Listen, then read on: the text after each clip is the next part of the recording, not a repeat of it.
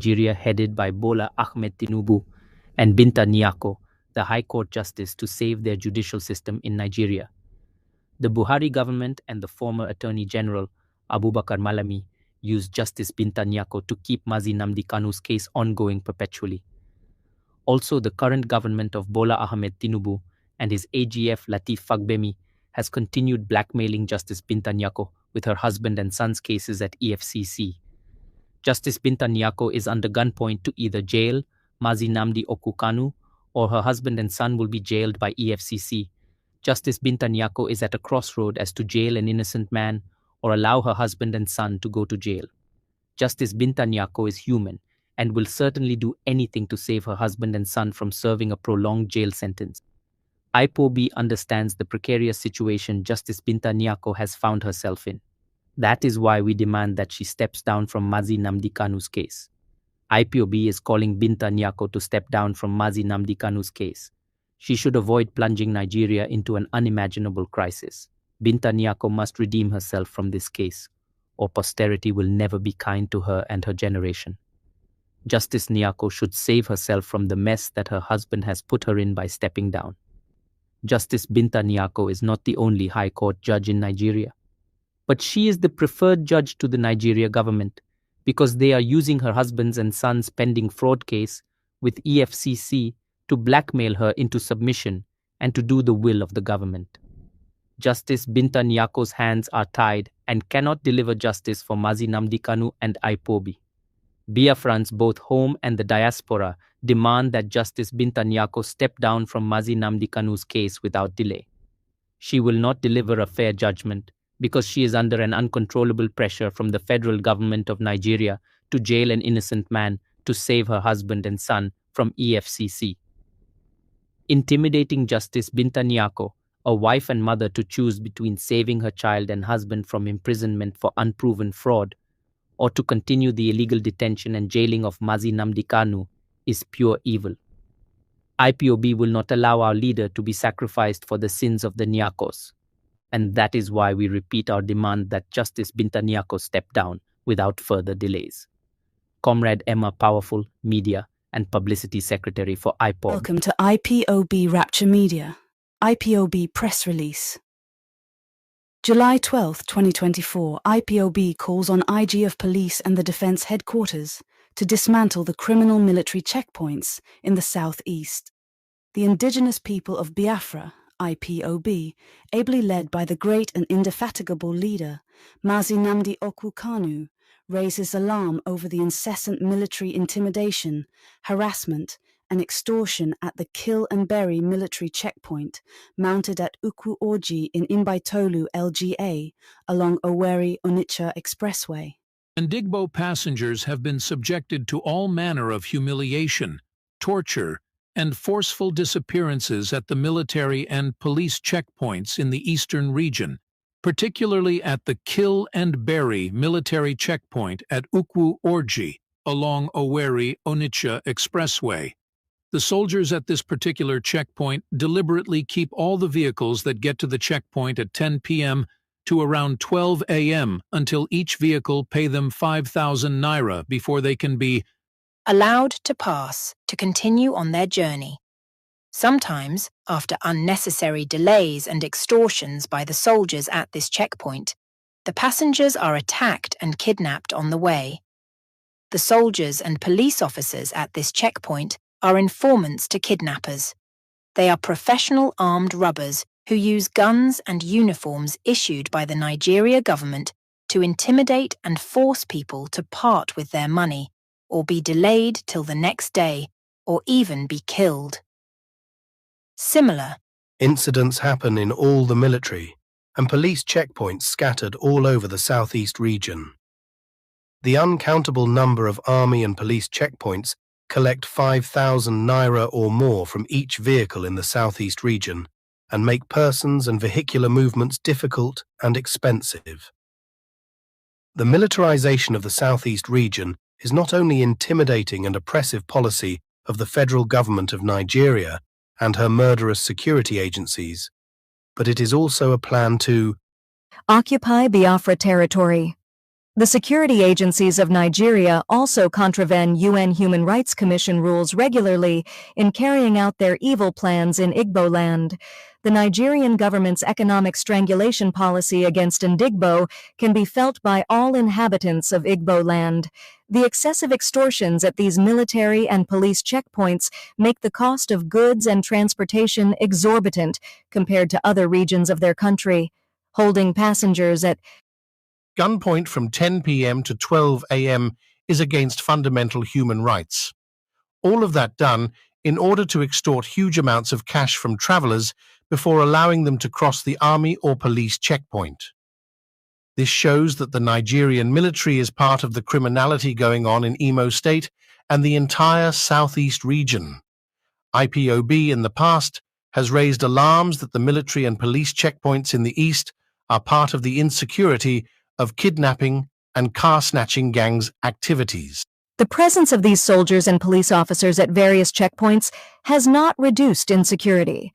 Instead, the Nigerian soldiers at the checkpoints are humiliating, intimidating, raping our ladies, extorting money, and passing information to kidnappers.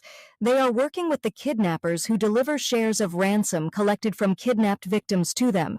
IPOB is calling on the Nigeria Defense Headquarters and the Chief of Army Staff to withdraw and dismantle the military checkpoints in the east, particularly the checkpoint at Ukwu Orji on Owerri Onitsha Expressway, if they care to maintain their remaining integrity. The Nigerian soldiers deployed at that checkpoint are part of the insecurity in the southeast region. The checkpoints are meant to protect innocent civilians while checkmating the activities of criminal elements terrorizing the communities. Instead of stopping the insecurity, these military men and women at these checkpoints are fueling insecurity, kidnapping, angering, and frustrating the civilians on the roadways. The military checkpoints are extortion toll booths and information gathering for the kidnappers. Therefore, IPOB demand that the Nigerian army and police dismantle all the indiscriminately positioned criminal militia. Please don't forget to support the ESN at www.ipob.org. Thanks to IPOB Rapture Media. IPOB press release, June 13, 2024. Don't set Biafra land on fire. No governor should allocate grazing reserve to Miyetti Allah militia IPOB. The noble family and movement of the indigenous people of Biafra, IPOB, led by the great prophet and resolute leader, Mazi Nnamdi Kanu, wish to caution the eastern governors to shun the recent demand from Miyetti Allah terrorist group for the governors to allocate grazing reserves in their respective states. To them, no governor in Biafra land should mortgage the safety and security of Biafrans by allocating land to the terrorists for Ruga in disguise. The indigenous people of Biafra, IPOB, is asking the southern and middle belt governors to reject the demand for grazing reserves by the Fulani Miyetti Allah terrorist organization in Nigeria. Fulanis claim to be Nigerians. Why would they want grazing reserves from other states instead of utilizing their own ancestral land for their grazing reserve? Any governor in Nigeria that yields to this selfish demands of these terrorists has mortgaged the future of their generations to come. That governor will be mortgaging the future of their children to mass slaughter and mass burial, and that governor must be receiving consequences of his or her actions. Any state or clan that allocates land to the Fulanis today for whatever reason have willfully sold his state to invasion and displacement. Both. The governor and his future generations will not live to tell the story of yesterday by the time the terrorists will launch attacks to take over their state. People must learn from history. History always repeats itself. According to history, the indigenous Hausas welcomed and hosted the nomadic Fulanis from Futa Jelon in the 18th century. Today, the indigenous Hausas have been reduced to slaves in their own land. In today's northern Nigeria, Fulanis have displaced, killed, took over, and renamed many Hausa communities. Almost all the northern opinion leaders, political leaders, traditional rulers, and religious leaders by Fulanis and Hausas have no other place to call their place. The same deception and voodoo the Fulanis used on the Hausas in the 18th century is what they are using on the political elites in the rest of Nigeria, and if such voodoo works on other Nigerians, it won't work on Biafrans as long as IPOB ESN exists. If the indigenous people in Nigeria think that the political class have all the powers to stop the marauding Fulanis and their Fulanization agenda, then the people must be out of their minds. As we bring the attention of the governors and politicians in the South to the Fulani's dangerous moves to grab people's land, the people themselves must rise up to defend their ancestral lands or be doomed. As for us, IPOB, the Fulanis, knew that Biafra land is a no-go area for their deception and voodoo. We are certain that governors in the year Biafra land will not mortgage the future of our generations to come. But if they dare create any grazing reserves for Fulanis, they would have drawn the battle line with IPOB ESN. We are confident that they will never allow Fulanis to occupy or be in possession of an inch of Biafra land. President Ahmed Bola Tinubu, who created the Livestock Ministry for Fulanis, should allocate grazing reserves to them. The Livestock Ministry is a code name for Ruga. No Ruga in any format will be tolerated in the eastern region. President Tinubu can allocate Sambisa Forest as a grazing reserve to the Miyetti Allah.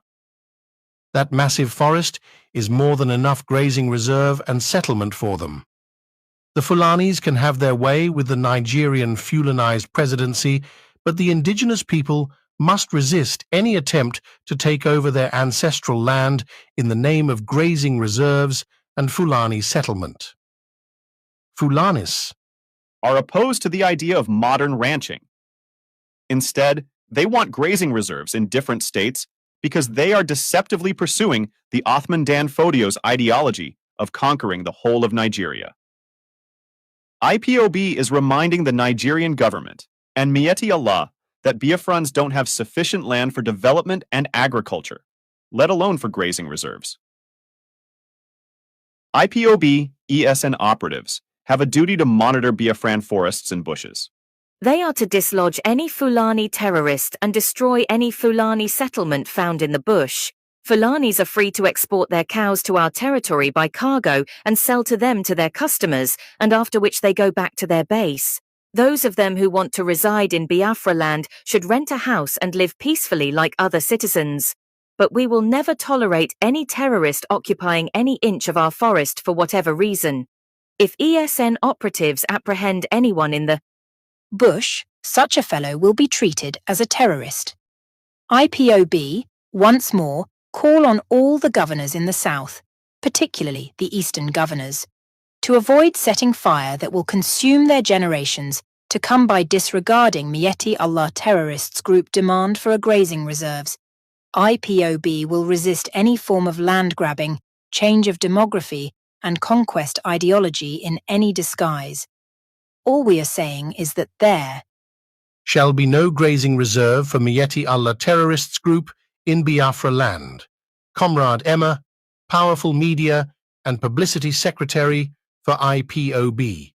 Please don't forget to support the ESN at www.ipob.org. Welcome to IPOB Rapture Media, IPOB press release. July 2nd, 2024. The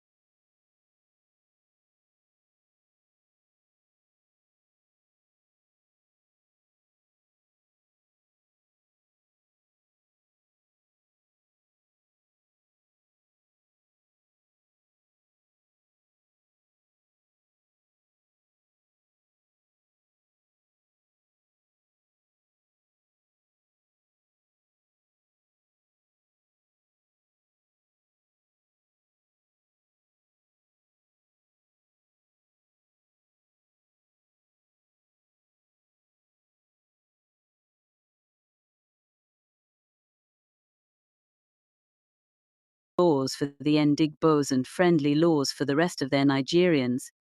The international community should investigate the murderous actions of the Nigeria defense apparatus. They should be questioned about the whereabouts of hundreds of unarmed Biafra civilians they abducted from their homes and forcefully disappeared. The Nigerian army should release the dead bodies of Biafrans they massacred in their respective detention facilities across the country. Also, they should release numerous Biafrans they abducted and dumped in various detention facilities in Nigeria. The Nigerian army are mass murderer of Ndigbo, and they have confessed to their crimes to the world. Comrade am a powerful media and publicity secretary for IPOB. Please don't forget to support the ESN at www.ipob.org. Welcome to IPOB Rapture Media. IPOB press release, 3rd July 2024. IPOB advised some Igbo politicians working against the release of Mazi Nnamdi Kanu to refrain the attention of the global family and movement of the indigenous people of Biafra, IPOB, ably led by the great prophet and resolute leader, Mazi Nnamdi Okwuchukwu Kanu, has been drawn to the efforts. Some unscrupulous politicians to frustrate the effort to release of Mazi Nnamdi Kanu, whom appeal court has discharged and acquitted, on 13th of October 2022. IPOB's M branch revealed that some criminal politicians visited Abia State Governor, Chief Alex Oddie, to persuade him not to support the quest for the release of Mazi Nnamdi Kanu from DSS solitary confinement. We wish to inform those criminal elements working against the release of Mazi Nnamdi Kanu to beware, because we know of their secret. Meetings and discussions against MNK. If they continue with their sabotage, their names will be made public soon. Also, some of the political jobbers in the southeast region working against the unconditional release of Mazi Nnamdi Kanu should know that we are following the activities closely. The unscrupulous individuals hold secret meetings with southeast governors to frustrate the Clarion. Call of the release of Mazi Nnamdi Kanu, who incidentally is the only political prisoner in Nigeria. Currently, we warn those sabotaging the unconditional release of our leader to stop provoking IPOB. The saboteurs should know that nothing happens in the southeast region without IPOB getting the intel ahead of time. Those Igbos involved in this dastardly act to frustrate the release of Mazi Nnamdi Kanu should retrace their steps quickly.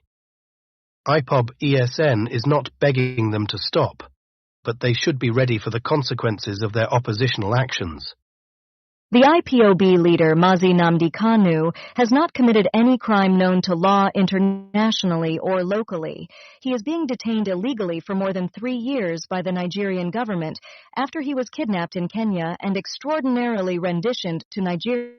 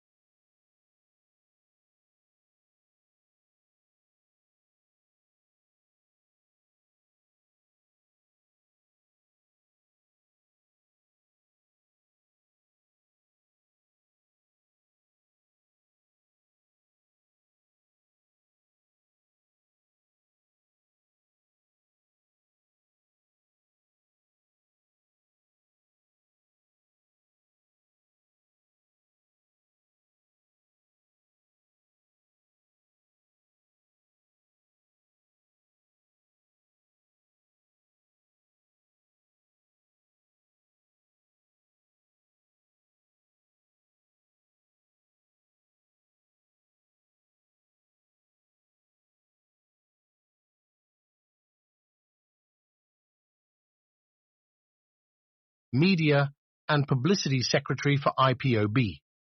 Please don't forget to support the ESN at www.ipob.org. Welcome to IPOB Rapture Media. IPOB press release, 9th July 2024. Dishonest Nigerian army arrested criminals in Imo State, not IPOB ESN.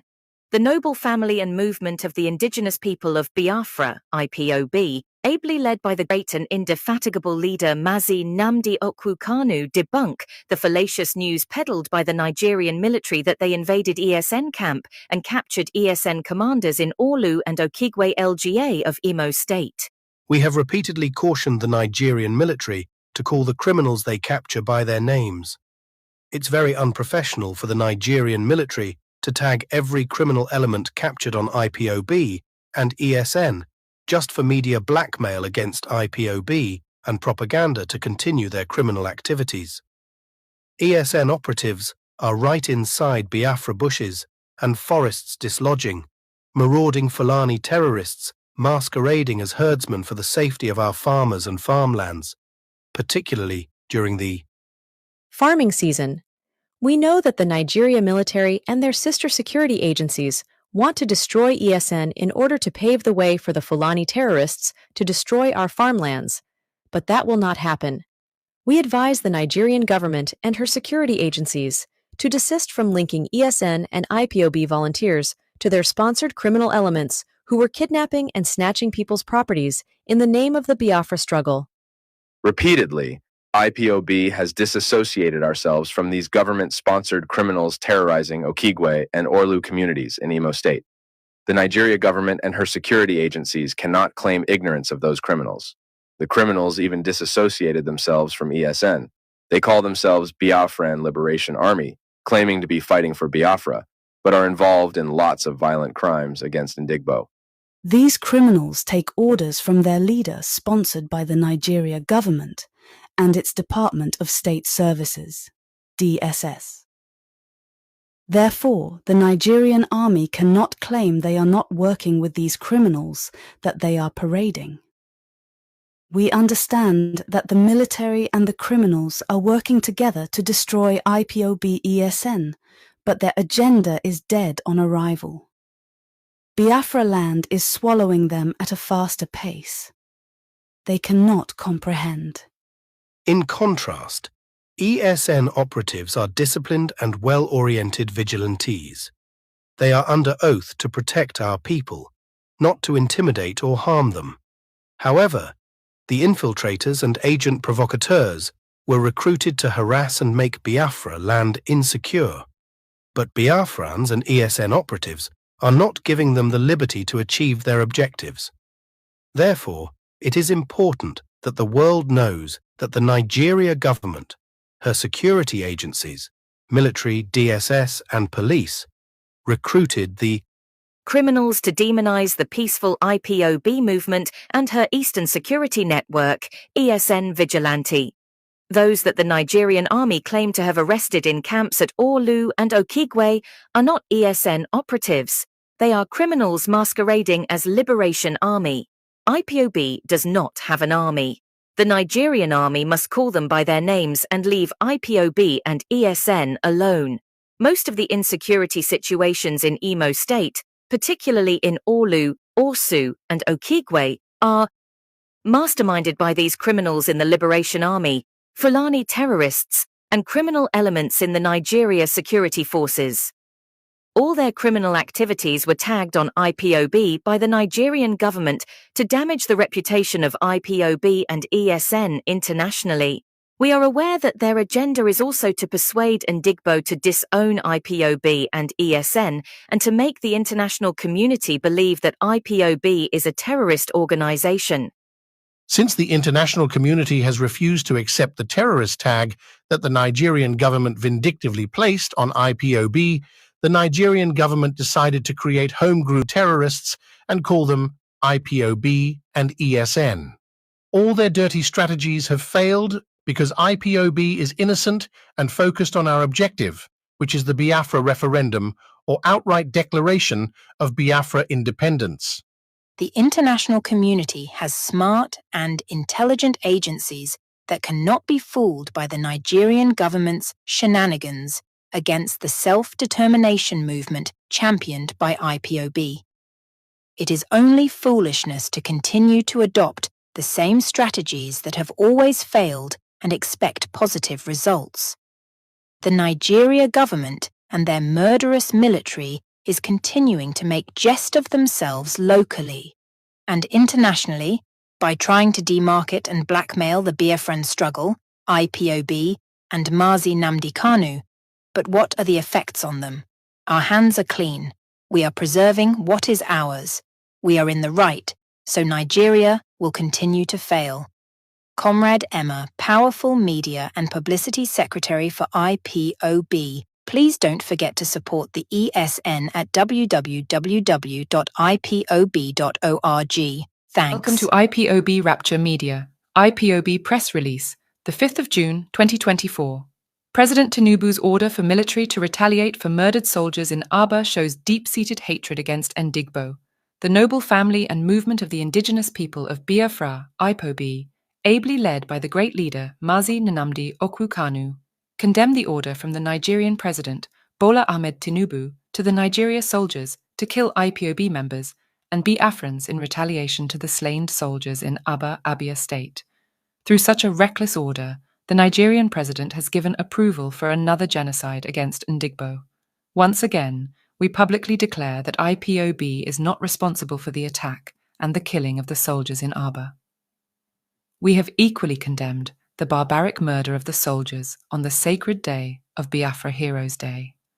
The hasty manner in which the Nigerian government and its murderous military pinned the killing of the soldiers on IPOB without any investigation shows that it was a premeditated plan to blackmail IPOB and Ndigbo.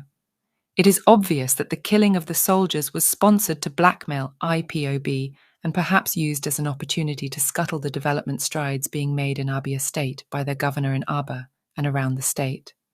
IPOB demands open and independent investigation into the murder of the soldiers to fish out the real culprits. The statement credited to President Bola Ahmed Tinubu ordering the Nigeria military to invade Abia State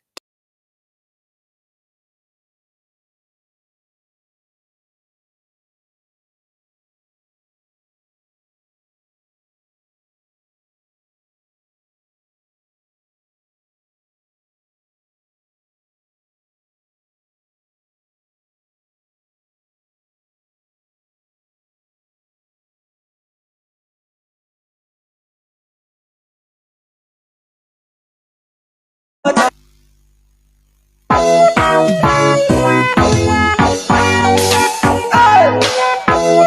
bricks.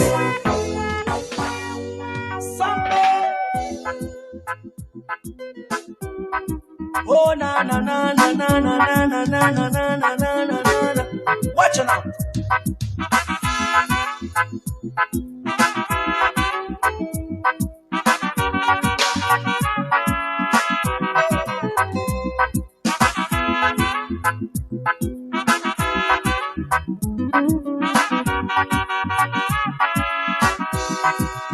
Watch me far away, see me far away. Shabada, tell me what you saw.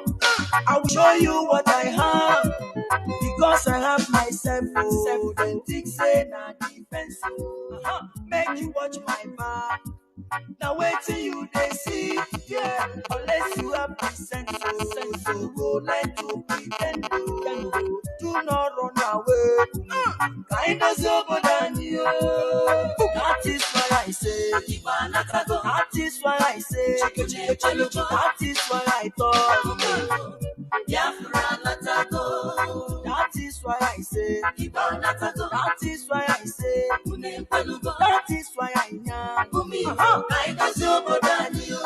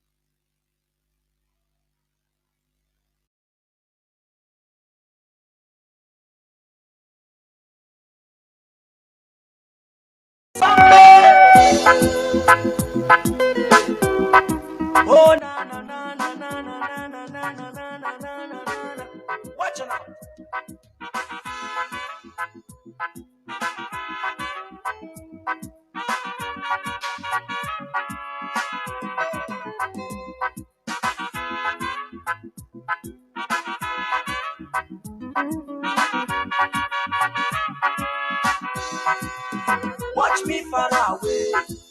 See me far away. Shabada. Tell me what you saw. I will show you what I have. Because I have myself. Self-authentic say na defense. Make you watch my back. Now wait till you they see, yeah. Unless you have the sense, so go learn to pretend. Do not run away. Kind of over than you. That is why I say, that is why I say, that is why I thought, Biafra. That is why I say, that is why I say, that is why I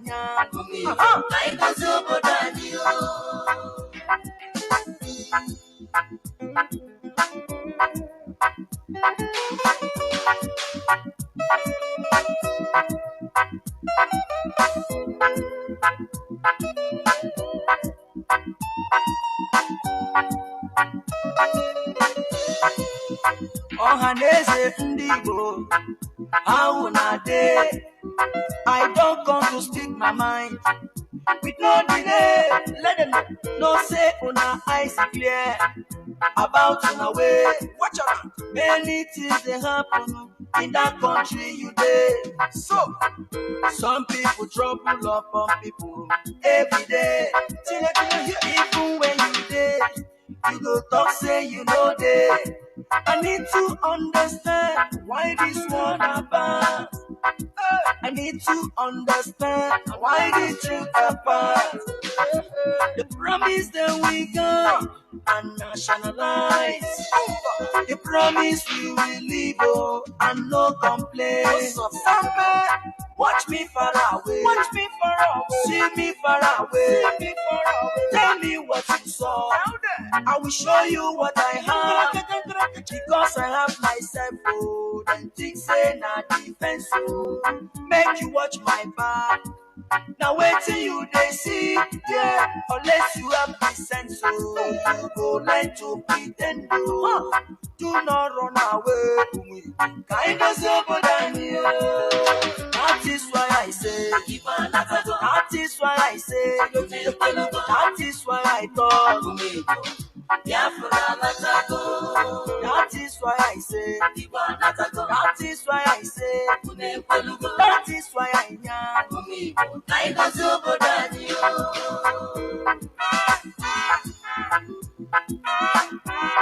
Samada, ta ta ta, kick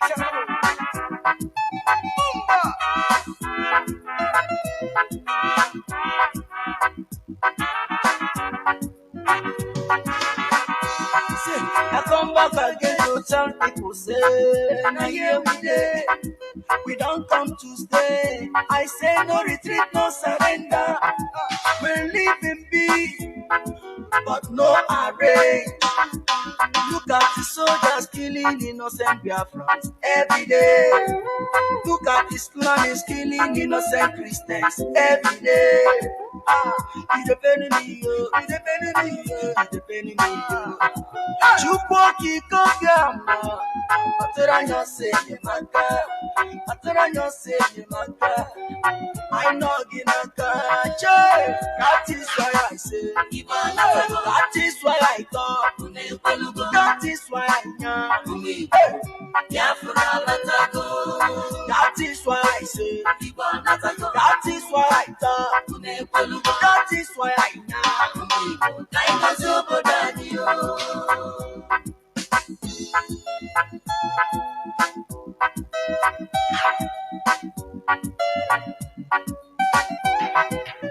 Mazi Nnamdi Kanu, Mohammadike one, Umu Biafra nine, Ayisigi Gabaniru, Onya Kaya Tocha, Welifeneme, Onye Naya Netuno Hine, Chuku Pamawaja, you are whiter than snow, Oku Kibesio, we stand where you stand, we say no secret trial.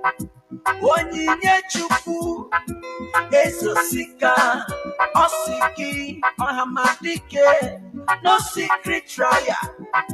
Prophet Yahweh's young Osiki, Ohamadike, Osiki Chisike, Matus,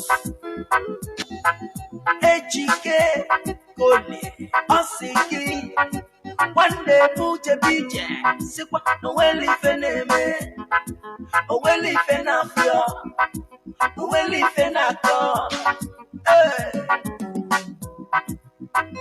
Esi one name, Victor, Chimesie, Okorochuku, Igbo Network Television, London, Osiki Chisike, Nahabugi Nazu, Umu Biafra Nile, Getting the Nova, Asiki Gabaniru, no secret trial, no secret trial, no secret trial, no secret trial.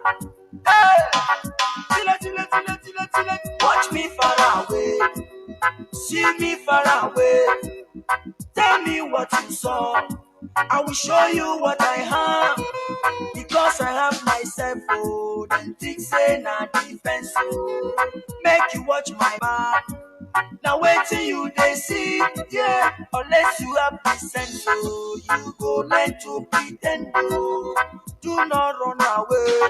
Kind of so that is why I say, that is why I say, that is why I thought, that is why I say, that is why I say, that is why I know, that is why I say, seek, now walking as Umu Biafra Nile, getting the Nova, Asiki Gabaniru, no secret trial, no secret trial, no secret trial, no secret trial. Hey! Watch me far away, see me far away. Tell me what you saw. I will show you what I have. Because I have myself, oh, then think say na defense, oh. Make you watch my back. Now wait till you they see, yeah. Unless you have the sense, oh, you go learn to pretend, oh. Do not run away.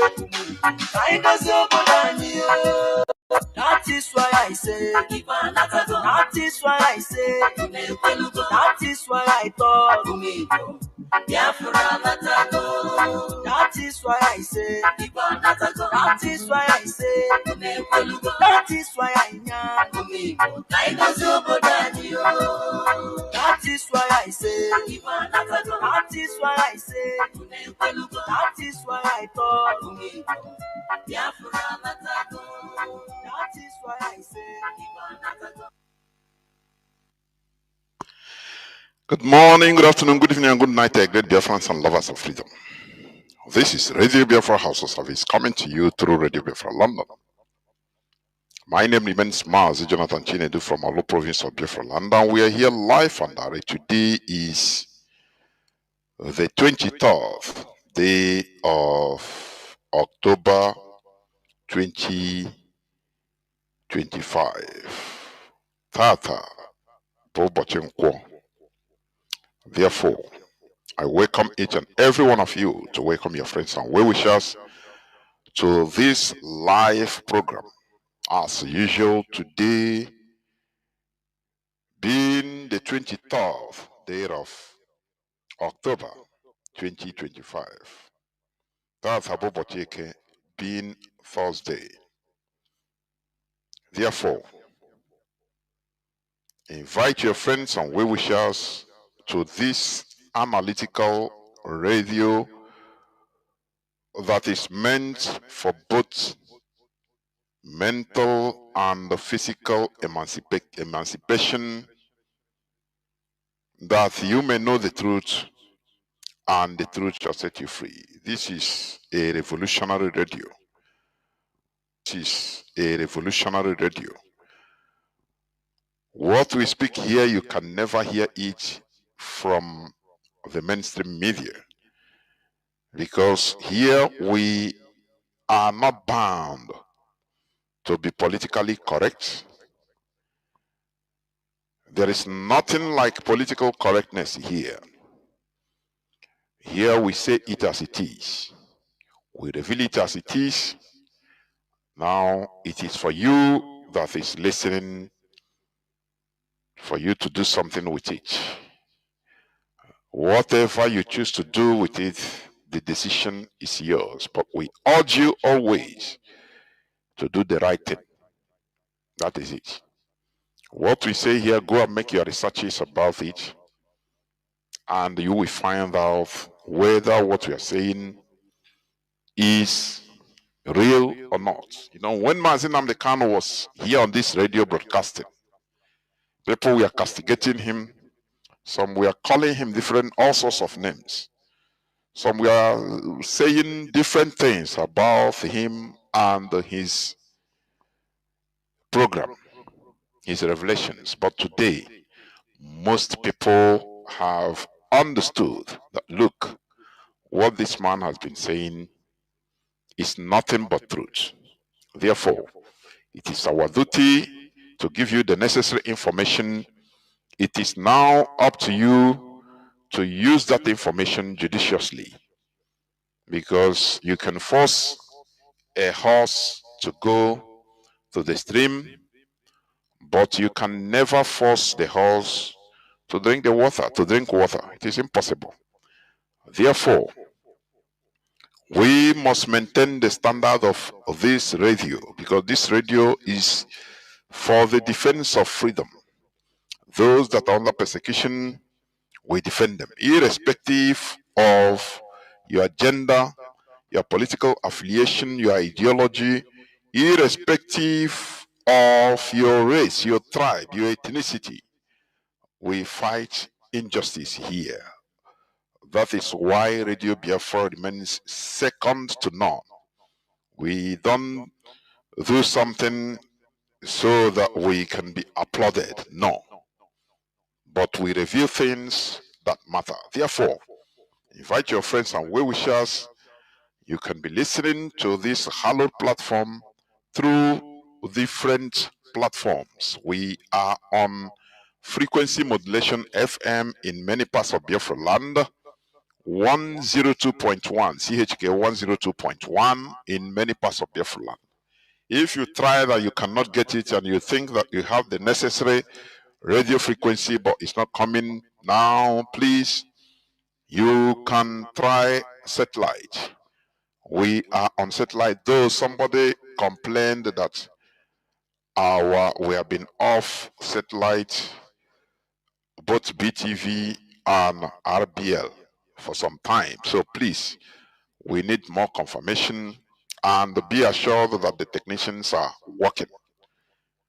Also, we are on our application IPOB Community Radio. It is a very low data consuming application that is specially made to accommodate our people in the ground zero, where everything is upside down. There is no electricity in Nigeria. That is the truth about it. A place where 230 something million people, according to recent statistics, is inhabiting the largest single concentration of black race. There is no constant central electricity. You go there, you want to go mad. You hear electric generators of all sorts. You see pollution. People are completely mad there, but they don't know it. That is the situation. You know, a mad person doesn't know that he is mad. Instead, he will be telling others that everybody is mad, like only him that is sane. But Nigeria is a place of insanity, because people endure different pollution, trauma, injustice, they endure all. And sometimes You don't but pity them. I'm telling you, even the reasoning capacity. So, you download IPOB Community Radio. It is on our, on Google Play Store, please. Some people used to complain that it is not in their iPhone, but it is. It depends. Maybe check, reboot your phone and check again. It's there on Play Store in your smartphone. Also, you can download Simple Radio. Download them. Simple Radio. Once you download Simple Radio, now you search for Radio Biafra London and you'll get us. You'll be listening all the time. In case if IPOB Community Radio is down, you can make use of Simple Radio. Also, you can also download Radio Garden and you'll be hearing this gospel or listening to this gospel. Therefore, you have no excuse. Also, moreover, you can log into our website, www.ipob.org. We are there live and direct. Once you click or log into this, our mother website, you will see where it's written live broadcast. What you need to do is just click there. Very simple. You are not going, it's not rocket science. You just click there and you'll be listening. Because Radio Biafra London is on 247. If there is no live broadcast, you'll be listening to old broadcasts. Also, beside the live broadcast, you also see beside it is written donate to ESN or support IPOB ESN through PayPal. You can also do the needful because it is not only so you try to support what we are doing. You should. It's not only listening and talking. No, you need to financially contribute. It doesn't matter you are not a registered IPOB member. That is not the problem. Support what you are doing financially because it is this project is going on through crowdfunding, through the support of IPOB worldwide. That is, imagine that we have 1/4 of the money by Nigeria, or a fraction. you know, we shall do more wonders, honestly. But we must continue. We must continue. Also, we are also live on different platforms, on X, on Facebook, YouTube, them. You can go to Biafra TV. We are live. We are on there. Also, we are on platforms like IPOB Rapture Media, the Biafra Digest. We are there, please. I know Abraham. And all others that are streaming our live broadcast. Because this gospel must be preached all around the world. That is the thing. And the end will come. What is the end? The restoration of the kingdom of Chukwokike in this planet Earth. Oh yeah, the coming of Biafra. Oh, can I hear the idea? Now that is the Freemasonry puzzle that you are reading. That the gospel must be preached around the world, and the end will come. That is it. The end is the coming of Biafra. That is the rising up of DCOG. That is it. Therefore, please, we must continue in this gospel. Now, before I dive into some, because today is the 23rd, as I said, the 23rd day of October 2025, being Thursday, Obochi Nkwo. We have seen many things that happened or that has been happening. You know, first of all, I want to read to public notice. The IPOB intelligence unit can be trusted to inform Biafrans worldwide that Hope Uzodinma, the Supreme Court governor of Imo State, and some certain southeastern politicians are rallying some naive, ignorant Igbos and Yorubas in Lagos and in Imo State under the guise of Oso people to head to Abuja and protest against the release of Mazi Nnamdi Kanu.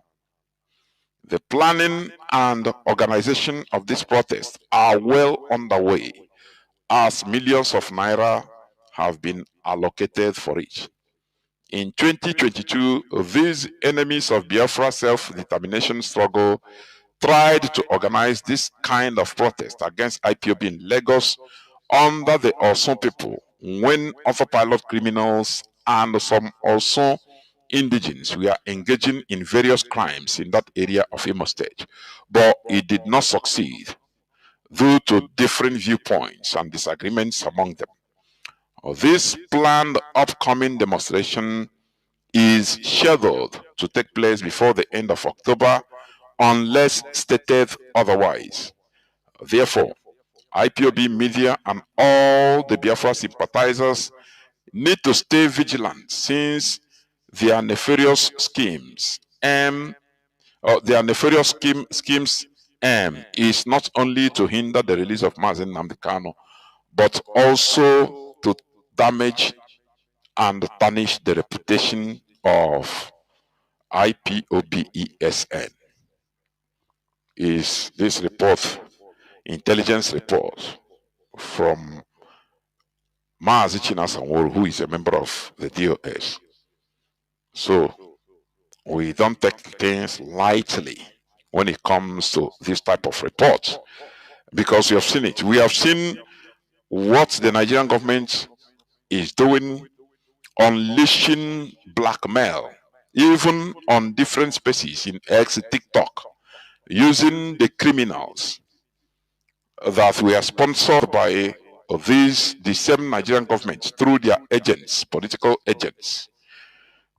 The aim, we have been saying, is to undermine IPOB, ESN, to turn our people against ESN, against IPOB. And that is what is going on. And I urge Biafrans, if as you have, because I know that most Biafrans that can read and write, most of us are on X space. Sometimes you go to this, Haruna Mohammed Abiaro, Haruna Mohammed Abiakutere Ugu Abadataga Muhammad. That is the thing. We need to be visiting all these X spaces that are, saying things, unprintable things against IPOB. I am telling you. I used to be in some of their X spaces, and I used to speak. Go there, defend what you believe. That is who we are. We don't fear. Because sometimes I see in all those spaces, because of the attacks that are involved, some people they say, they come in, they say, no, I'm talking, not that I'm an IPOB member, but what IPOB is doing is good, though. This and they start giving. I say, oh, they don't want to. Maybe, who knows? But I don't think that a real hardcore IPOB member will deny being a member, even in the most hostile public space. It is time for that is our space. These people, we should never allow our enemies in order to do what? To even try to intimidate us in our own sphere, in our own space. We invite, that's why we organize Radio Biafra Live space every Sunday by 5 p.m. Biafra time. So that even if you are a critic, even if you're a demon, come. We will not eat you raw. Don't mind what they are doing. You go to their space, they insult you. I have received all kinds of insults that we need to be exterminated. Just when you look at them, just very few of them.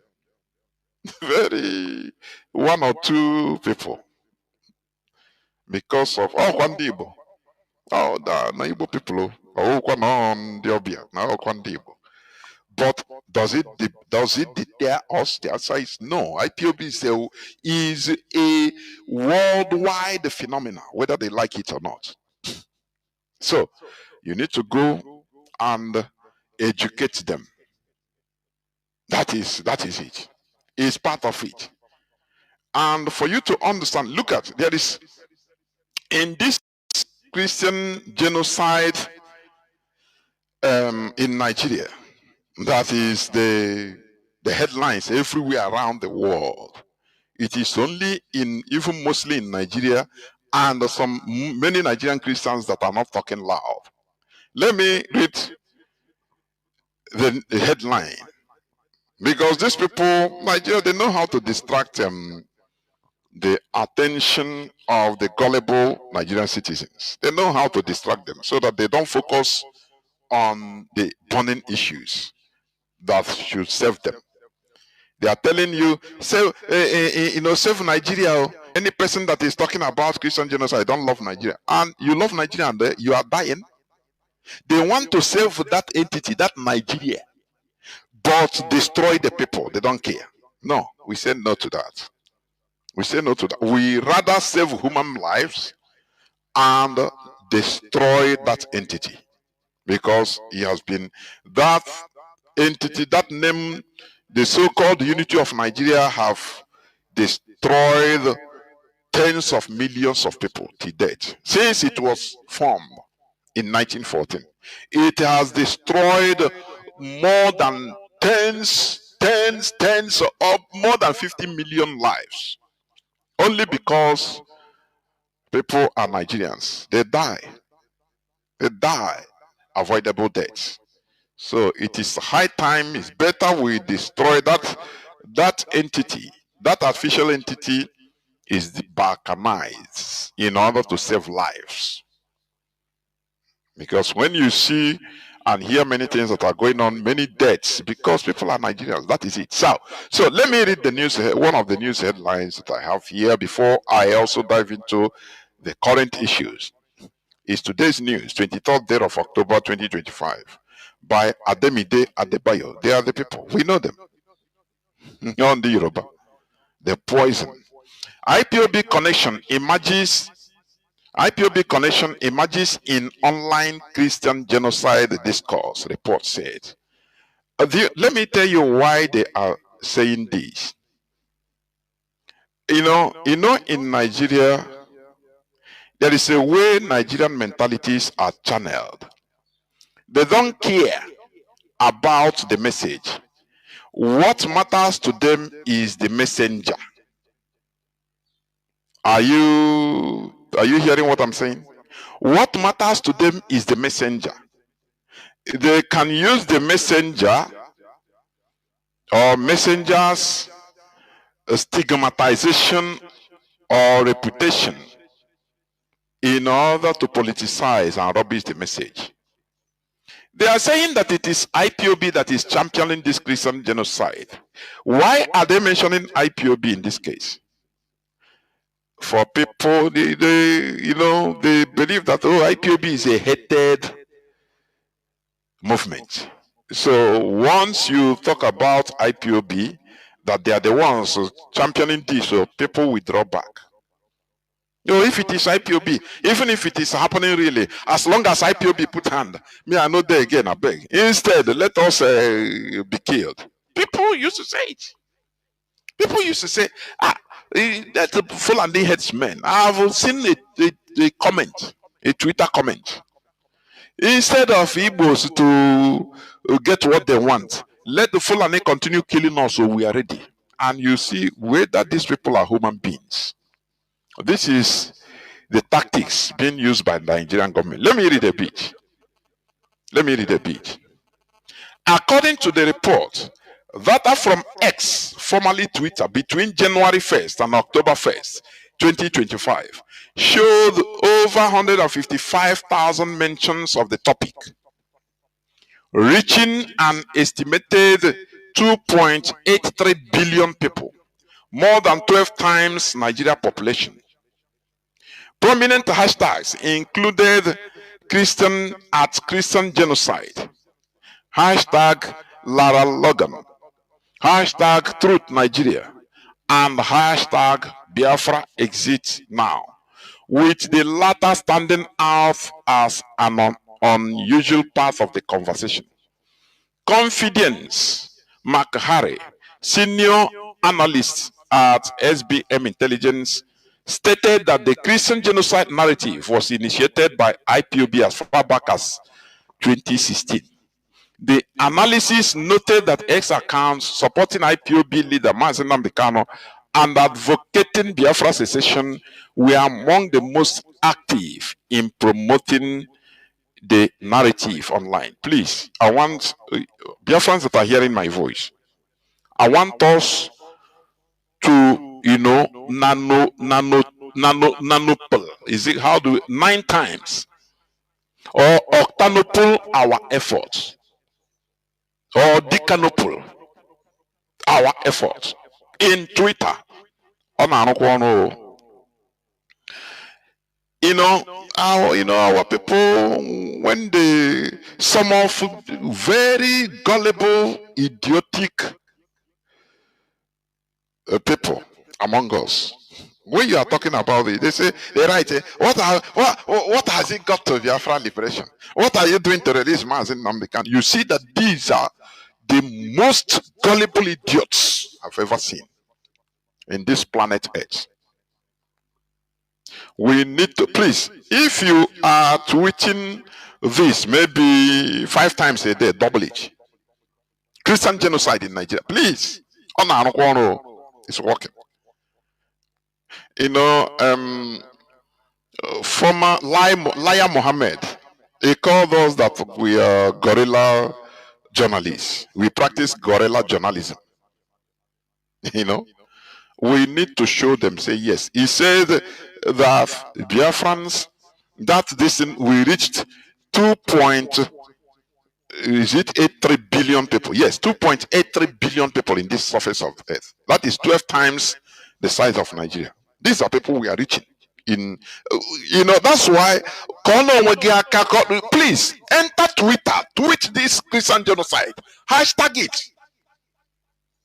Because what is happening, these people, why Nigeria is evil is this: they don't talk about the facts. Okay, this thing these people are talking, whether it's true or not, they don't want to argue or debate on that. What matters is where this message is coming from. That is what matters to them. So as long as it's coming from Biafrans, disregard it. Even if they are killing you, don't mind. You are dying for Nigeria or because of Nigeria. This is their narrative. We need to, if you don't have a Twitter handle, please prepare. Enter it. Tell somebody to do it for you. If you don't know how to set it up, tell somebody to set it up for you, please. Because you see Nigeria. You see Nigeria. Nigeria has been, is a killer of the indigenous population. For your information, he has been killing us for ages. This is the reason why we want a referendum. Are you getting me? So what these people are saying is, oh, this message is championed by IPOB. So as long as it's championed by IPOB, don't mind it. Whether it's true or not, don't mind it. These are story to the gods. Do you know that this is one of the reasons why they tried everything to undermine IPOB, blackmail IPOB through different ways, set up criminals in Biafra region in order to carry out their agenda? I am happy that Gentle the Yahoo is in their hand and he's vomiting. Are you getting what I'm saying? He's vomiting. He's reading Bible from Genesis to Revelation. So when you see all these, acrimonious individuals, even Igbo individuals, when they talk about IPOB, they say, IPOB have been killing us. He's a criminal. Before you know, they tell you, Gentle the Yahoo, 2021, 2022. I asked them on several occasions. You people are talking as if IPOB started 2021. Why are you people so hypocritical? So self-destructive like this? I have never had them, report about the slaughtering of Biafrans in different parts of Biafra land prior to 2021, when we were carrying only flags, marching, rallying peacefully. It happened in many places, in High School about Onisha Bridgehead, is it Oka, different other places in Biafra land. You police massacred us, of which they tried. Al Jazeera interviewed the late Buhari, tried to make him to watch the video of one of the massacres. He said he don't want to see it.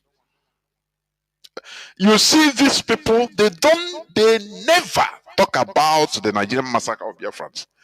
And these people are Igbo people. Sometimes I used to say it that, look, you see, if Biafra comes, there will be a faculty to study the brain of average Igbo person. The brain of Igbo man. What is there? Or is the DNA also? What is there? Is there something created? What is causing Igbos to be self-destructive? If you listen to some of them, you can hardly contain yourself, but you maintain, because if it is, for example, these unprintable names and lies and propaganda are being called IPOB by maybe even Fulani or foreigners, you will, in a idea, you will endure it. But these are Igbo people. That is where it keeps me wondering. They don't talk about how IPOB peacefully, on their peaceful protests, people were killed like shot and killed by Nigerian military like farm animals. They never mention that. Oh, go to us. And we have said this several times. This is a Nigerian secret service project where they invested in one place in Biafra region in order to carry out the agenda, so that it will be example, the sample area. And our people fail to understand this. This is why I say, we are not sophisticated in politics, in thinking. That's why we are not good in politics. We are always carried away by what we are seeing. Sometimes what you are seeing as reality is an illusion. I'm telling you. So, it is very sad. What the Nigerian government is trying to do is to rubbish the message by bringing up that hatred, that sentiment against IPOB.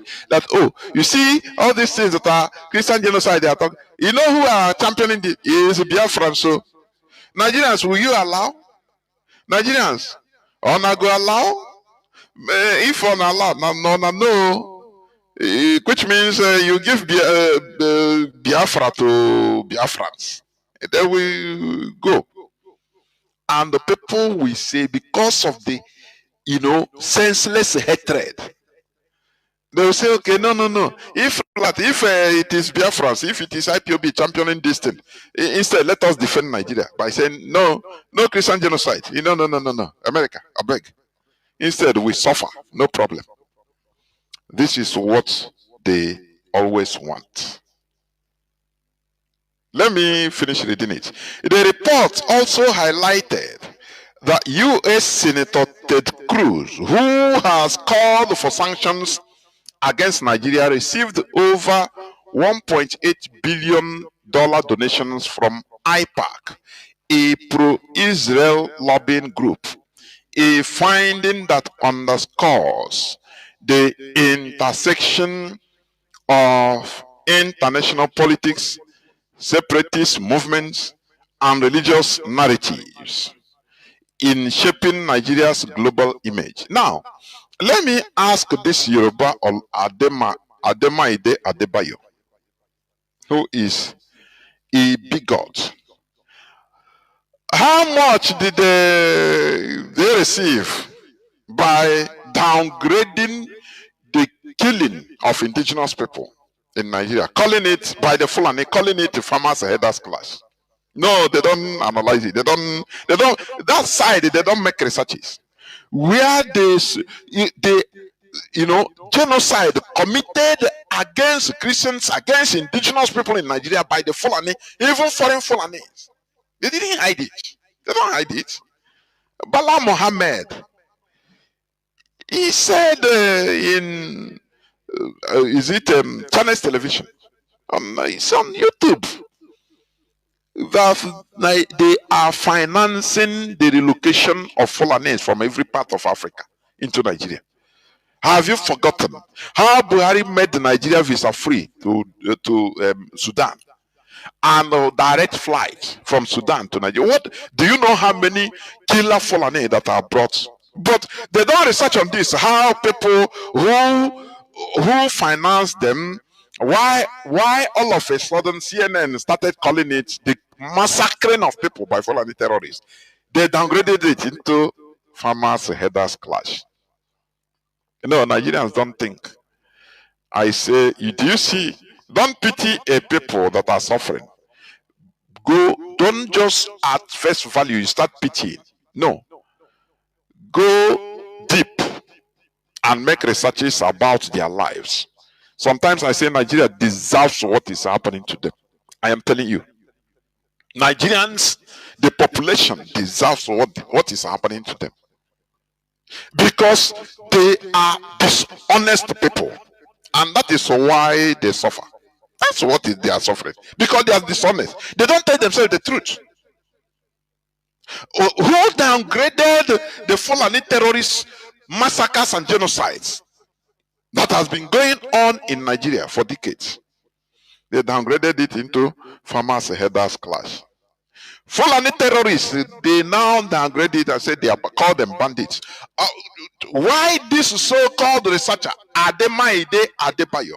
So he cannot research on who bribed who in the US Congress, so that they started calling it farmers' headers clash. They started calling bandits. No, they don't talk about this because they see that Nigerians are gullible. They are gullible set of human beings, and that's why all these hard things happen to them. That's the thing. The debate gained, I'm reading, the debate gained renewed attention after the Christian Association of Nigeria rejected comments by presidential aide Daniel Bwala, accusing him of misrepresenting its position on the issue following his visit to the association's headquarters in Abuja. My goodness me. Nigeria, I say, Nigerians, they merit what is happening. Have you forgotten when, is it Tinubu some time ago went to, or he sent somebody on his name to commiserate to people of either Plateau State or Benue. One of their kings there that opened his wide mouth telling Tinubu that how they killed the Biafrans for Nigeria. So they should come and help them. Do you see? These people that have been massacred, they were used one time or the other. You know? But they didn't know that it will come to this extent. Before they know, let me tell you, the Fulani Caliphate. Akbage eponozo. That is how there is no second chance. If they dribble you, you fall, they have gone, finish. They will use you in order rally you around them in order to get what they want. You think that it is they are fighting for their interest with your interest. Once they use you to get that, they turn against you and deal with you. That is what is happening to the indigenous people of the north, both north and north central. Because during the Biafra war, it is mostly the north central that comprised the bulk of the foot soldiers that fought, that killed the Biafrans. This is a fact. They know it. But today, they are regretting. But they will not tell you openly. Danjuma came, they collude. Danjuma killed the Agirosi. They collude. This is something that he helped to, the monster that he helped to establish. Today he's shouting, they are killing his people.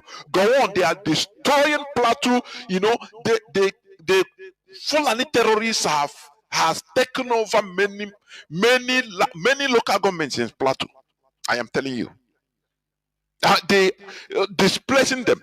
IDP camp, that is refugee camps, internally displaced refugees everywhere, from Plateau, from different parts of Middle Bend, Nasarawa, from different parts of the north. But these were the people they rallied, the Fulani Caliphate rallied around, say, let us defend Nigeria, defend Nigeria. This is Biafrans. If they go, Nigeria is a problem. So come, we are defending Nigeria, and they gathered. They used them. How many Fulani do they have power even to fight? Forget about the help they are getting from the Nigerian military. Do they have power to put a fight? How many of them? They are not plenty.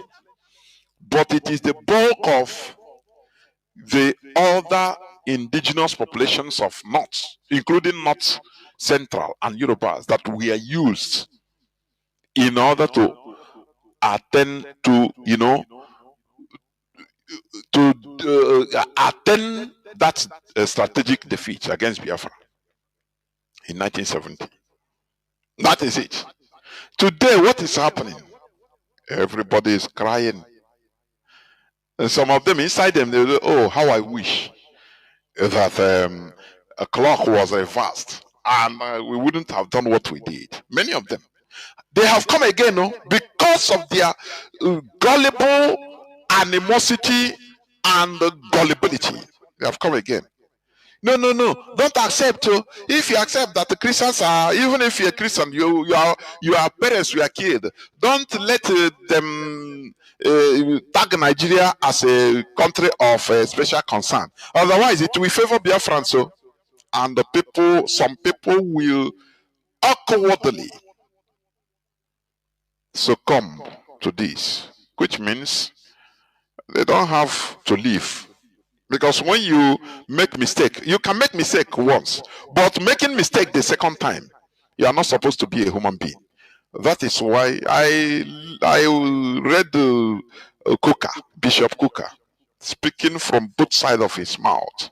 He will always the one to save Nigeria. I don't know whether these people, they are afraid because they are in the midst of the Fulani.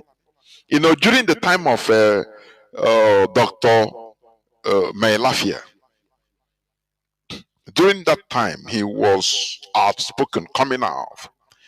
Even I tried, in order even to get his number, to give him also a suggestion that he should run away from Nigeria. Because he was more important to the population than to himself. I used to say this. When I see people that say, nah, nothing mega, I know the fear. Don't worry. Ihe anyị nọ were ịma aka is strategic. Are you hearing me? Ihe anyị nọ strategy. And you should be alive. A real hero onye aha dị ndụ wee nweta ihe ọ chọga. That is the real hero. Strategically, if you can, you be alive. Dr. Obadiah Lafia, when he died, I was annoyed even for him. Because, you are in the midst of demons talking against them. They killed him like a rat. He should have run away. Before you know, he said, I'm going to medical this and that. There now, he will be organizing from outside. Let me tell you, many coups, change of governments, even freedom fighting has been done, have been conducted from abroad. That is what some of our people don't know. Because if you are inside there, they'll crush you and you can't do nothing. Are you getting what I'm saying? If you imagine that the DOS, all the DOS are in Nigeria, they will be hunted like rats. There will be no escape for them. Imagine, just imagine for yourself. For people that are saying, no, you are outside, come now. You are foolish. You don't know. That's why sometimes, from time to time, I bring Mazi Austin so that they come and they at least calmly open your eyes on the world of politics, international geopolitics.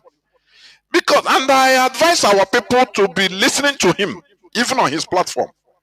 Because, many of our people think that the world is rolling around this your small sentiment.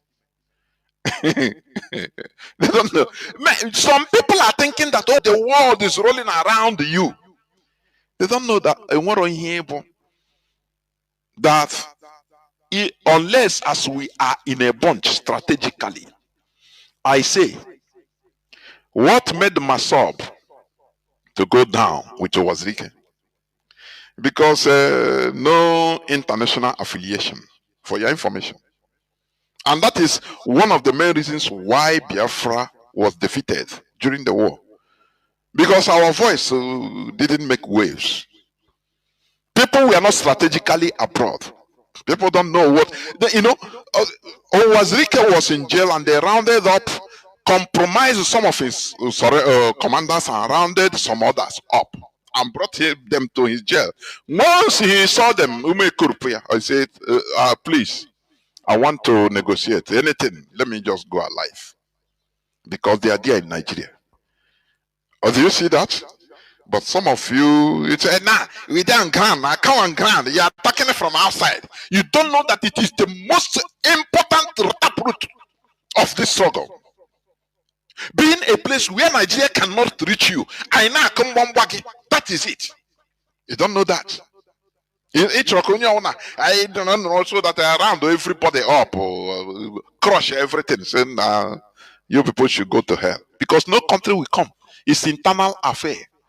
But from outside, we make it international affairs. That is why Nigeria have been trying everything to libel, to blackmail IPOB, so that it will be called international terrorist organization. International. So that once you're outside, you say you're a member of IPOB, the government, the country where you are will come after you. The people don't know the war, the battles we fought. People don't know. People think that it is a simple thing. Are you getting what I'm saying? And they didn't get it. They tell countries, name your price.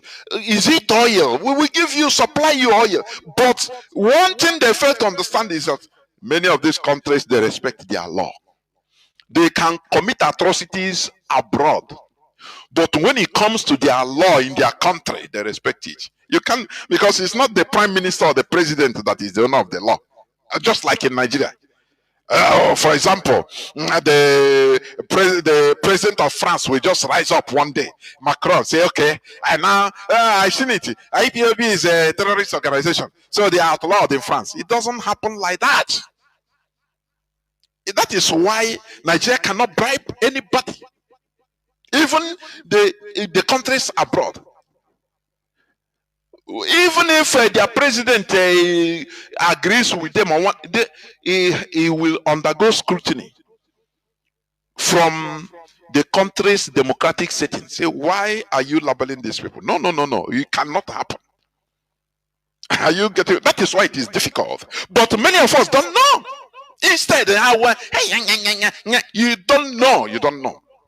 The fight from outside is more than even more, far more. The fear. That is why, don't you see their report that the Twitter of Biafrans worldwide reached an estimated 2.83 billion people, more than 12 times Nigeria's population, all over the world. we need to reach 8 billion people, please. That is all the whole world, in short, on this Christian genocide. It is real. So they want people to downgrade that reality because IPOB is involved. Do you see that? That is what they want. They thought that it is like Nigeria. As NSAS protests, don't you see that they are using it to persecute Mazi Nnamdi Kanu? Because he supported them openly. And IPOB led the last protest on 2020. Many people were even coming, even privately calling, Mazi, waiting IPOB, you need to organize the people now. Tell IPOB members to go and they shout, come on, get out. Do you know anything? Can't you learn? If IPOB put mouth in that Free Mazi Nnamdi Kanu protest officially, I am telling you, I have to say here another thing. They will say it's IPOB. They will bring out the official record where IPOB put it. They say, it's IPOB. It's a proscribed organization. So we didn't need to ruin Nigerian thing because it's organized by Showore. We didn't need to ruin it by putting. That's why the DOS, IPOB officially kept mute. Let Nigeria do their thing. Because in Igbo adage, you say, a snake being seen by only one person. If he's describing, maybe he's going out in his footpath, he saw a snake, very little snake. He will run, throw his waist and come back and start telling people, now if you see the snake I saw here, hey, if you see it, he reached 3 meters. But maybe it's a baby snake of maybe 10 centimeters. He will describe it. He will exaggerate. But if many people saw it, you can no longer exaggerate it because people will witness the reality. Oh, no, this is a small snake. Look at it now. I saw it. The other person say, yes, I saw it also. This is what we are doing in Nigeria. People don't know. People don't know. They want everything. IPOB put them out. Oh yeah, come on there. Oh yeah, come in forefront. There are some of them are reasoning from their anus. You think that IPOB will now? We have passed some certain stages in this struggle. Are you getting what I'm saying? We no longer try. Do you remember Mazi Chinedu? I think his broadcast of is it first day of January? He said that IPOB is no longer here to satisfy you, to make you happy as a person. When you see what I say, we are no longer there to entertain you or to make you happy. What we want is result-oriented things, actions. Anyhow, result-oriented. Are you hearing it? Aren't you seeing that? Look at what they are writing today. That it is, this Nigerian genocide tag, which has been taken up by not even an American president. Before 2016, it was Donald Trump that took it up. Now, as the president. In America, once he enters the senators into the parliament, there it becomes serious. It's more serious than ordinary only president talking about it. Do you hear when anytime IPOB leadership came on air, start blasting, they say, oh yeah, we must show Nigeria that we will deal with them. No, quietly things are moving on the ground. Here now how result. Time has gone when you want IPOB to come and please you. We talk, hey, maybe Mazi Chinedu, I want to put Mazi Chinedu put out, say, hey, Nigeria, we will deal with you. No, just to make you happy. No. And working stages on things for your information. During the time of childhood, we behave like children. You cannot be a child of 5-6 years behaving like an adult of 14 years. It is impossible. It doesn't matter. It doesn't go like that. You can never be a child of 8 years behaving like an adult of 18 years. It's impossible, which means it's abnormal. So when we were children as IPOB, when we were children, we make the necessary noise. Mazi Nnamdi Kanu will come here, whether it's done or it's not done. It's a part of it because it was part of it because it is the time. It is the time. You understand?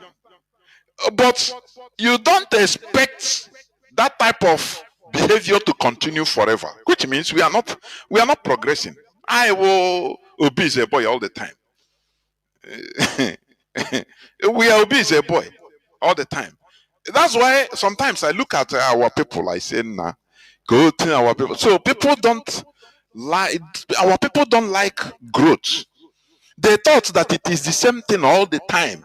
The same, if it is entertainment, come and entertain them, tell them what they need to know. That is why they fall victim to experiment. Because he continued giving them entertainment, telling them when Biafra will come. We are buying jet fighter. Now, I saw people that are supposed to know. They fell victim. Now I say, what type of people are these? So, don't you know that there are stages in life? When a child, a baby, we start sucking breast, yes. That's the time. That is his own time of sucking breast. A time will come, the more if you cry for breast, the mother will say, hey, I cannot give you breast. You will give him solid food. You will give him a gari. Say eat. Even if he's crying, he said no, eat. Because the time of eating akpo has come for that child. You don't expect the time of eating akpo, you will give him breast. Which means the mother don't want the child to grow. For the child, it's very difficult. No, you need that sucking breast. But the mother said, no. This is the lesson of life. You have to learn it. Though it's difficult, the milk is very simple, sugary, but you cannot, if you continue like that, which means it's abnormality. That is what IPOB is. Many people don't, some of our people fail to understand it because they are highly sentimental. They don't reason, they don't think. Once that blood of sentiments reach their brain, they no longer think. They no longer think anything. They don't know that there are stages of things. The stage we are in is not the stage of every time the leadership will come and say what we want to do, like Mazi Nnamdi Kanu used to do. Hey, now you must be doing like that. Otherwise, you are doing nothing. Ignorance or say, hey, when our people know something. But I'm happy that many of us are understanding. Are you getting what I'm saying? If it was not written here, will you understand all this? It is a result.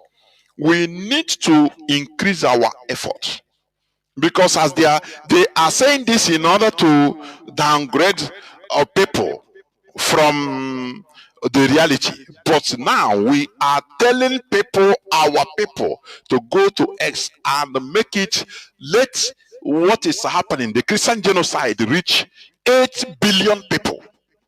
Don't fall for their digression or distractions.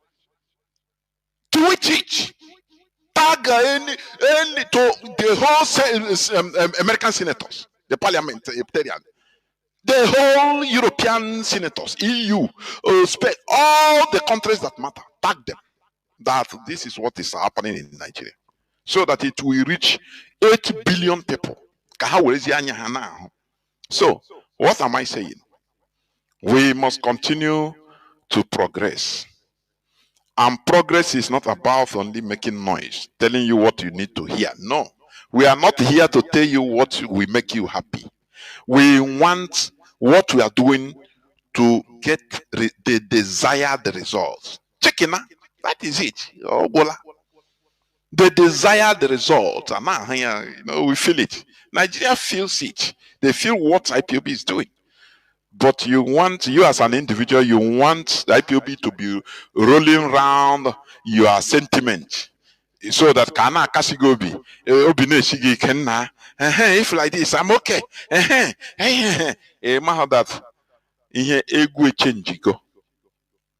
So please, if you are not on X, go there. And it is also your duty, in order to be entering all these X spaces that are discussing things, talking unprintable things about Nigeria. And another, on this headline also, there is another headline, today's news. Federal government Senate leaders head to Washington to stop US sanctions over Christian genocide. Do you know one of the reasons why they are agitated? These politicians, it's not that they love Nigeria, far be it, never. All of them, all the Nigerian politicians, high-ranking politicians, they have houses in, if not America, Europe. Let me put the West in general. They have bank accounts where they stash money there. They know that while if Nigeria is recognized as a country of special concern by America, they will some of their money will be blocked. You don't know, they are doing this as if they love Nigeria. That is what pains me. When they meet the Christian Association of Nigeria or Nigerian clergies, they use them. No, it's of Nigeria. Do not fall to them. Say you're a Christian, but tell them that Nigeria, there is no genocide against Christians in Nigeria. You don't know that they are trying to save their properties, their looted funds. Because once this happens, there will be restricted access to their funds, to their private funds in America, where they have bank, where they have accounts, not only in America, in Europe, in many other parts of the world, even in Arab world, because the West controls it. They tell them, oh boy, you cannot, you put your card to get some money, $1 million. They tell you, so boy, or zero. I say, I'm not read that now you Adamu's card no more. It's no more. That's your account in Spain. That's your account in Dubai. No more. What is the reason? A core reason. A core bank. John reason. I say, your country, you have been labeled as country of special concern, which means you are funding even Christian genocide. So you don't no longer have access to your money. This is what they are trying to protect. But do Nigerians know that? No, they don't know. Do they know that? That is where education is very, very important. Awareness is important. So that's why federal government, Senate leaders head to Washington to stop US sanctions over Christian genocide. Ask yourself, the whole Fulani terrorists killing Nigerians. Nigerians have been shouting. Do you see them heading to America to tell them to stop the Fulani terrorists terrorizing everybody? The answer is no. I say the caliphate, they know how to rally people around. They will use the sentiment of Nigeria. Do not allow Nigeria to disintegrate. The unity of Nigeria is the top priority. Let us go. It's our Nigeria. You don't know that they are using you in order to get what they want. And when you help them to solve that issue, you think that you have done it for Nigeria. Before you realize it, it is too late. They are moved on. This is the time for every indigenous person in Nigeria, the whole indigenous peoples, both Christians, in order to gather to make their voice heard. Why I am surprised is that the Jews, they are not talking. The likes of Enoch Adeboyo, all of them, those that fought heavily, openly against their fellow Christian, who is a good Lord Jonathan as a president of Nigeria, they fought, they protested. Sometimes I say, what is happening? What is happening? But this time around, they keep quiet. Instead, they are absolving Nigeria that no, there is no Christian genocide. No, we there on ground. No. These are evil people, honestly. Let me read a bit. The headline says, Federal government Senate leaders head to Washington to stop U.S. sanctions over Christian genocide. To stop as if they have the power. It's lies to bribe. They will bribe more of the countries. Instead of taking 2 million barrels a day from us, we'll be getting more, we double it. But leave this, please. They are protecting their personal interests. They don't have anything to do with Nigeria. They don't love Nigeria. Do you know that any president or any administration that comes in power in Nigeria, leave every other thing, put electricity 24/7 in Nigeria, which means he loves Nigeria. Are you getting what I'm saying? Obasanjo used Nigeria electricity to put light and squandered, collected $16 billion and squandered it. They shared it. But they love Nigeria. Didn't they? They love Nigeria. Nigeria, oh, our Nigeria. Ordinary, do you know, 21st century, no electricity. Everywhere is like mad people's kingdom. Engine, generators sounding like where mad people are. You say, what type of place is this? They don't care to put ordinary electricity that you enjoy anywhere you are in the whole world. You don't even know that people are paying in Nigeria to charge their phones. Oh, Chineke. When you tell this to some people outside, they will not believe. They say, no, it cannot happen. Say, no. Do you know that in Nigeria, to charge your phone, that people, you pay because there is no electricity. In our, they purposely put you in that suffering so that you cannot rise up. You can no longer have time to even question them. It's purposeful. For your information, they love Nigeria. Tell them to put electricity now, 24/7. Tell them to put electricity.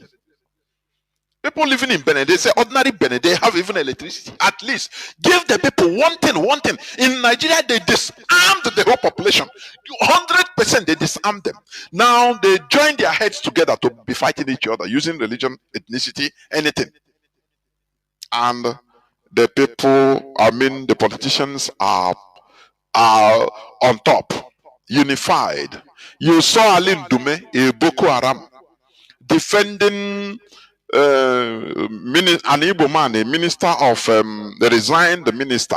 Is it minister of work? No, not works. Minister of technology, or if I'm not mistaken, because of forged certificates. She will ask him, what do you have to say about this guy forging his certificate? He said, not only us they do, politicians. You that is asking me, do I know whether you have forged certificate? Which means not be only us, all of us not the same thing. Differently, because that is what you imagine a teacher. Do you know that in many countries of the world, teachers receive more salary than than the parliamentarians. Do you know that? If I'm saying it, people in Nigeria will think that we are joking. Teachers, they are more respected than your politicians. You don't know. They receive more salary, more remuneration than than parliamentarians in some countries. Because do you know what is a teacher? For you to qualify to be a teacher in some country, hey, you will be vetted and vetted. No, it's not an easy job. But in Nigeria, to be a teacher is a mockery. It's a mockery. Now you do a call like a teacher. Hey, it's a mockery because Nigerians hate knowledge. They hate knowledge. That is why they mock teachers. A teacher in Nigeria receives 100,000 naira. 100,000. Where they will cut herself. Sometime they pay them 70,000 in some states. And a Nigerian politician, a senator, receives 30 million naira a month. And you tell me that that country is sustainable? I think we need to be discussing about the sustainability of Nigeria. I'm telling you, even in our exit space. Is Nigeria sustainable? Then Nigeria is not sustainable. You look at Burkina Faso, Ibrahim Traore reduced the salaries of high-ranking public servants by 50% and increased the salary of basic salary of lower people 30%. Do you know what it means? This is people that wants to survive, not like Nigerians. In ordinary Nigerian, he thinks that being a politician, once you become a local government chairman, he need shasha. Now you wow, now you big okay. Now get money now. I beg you for some money.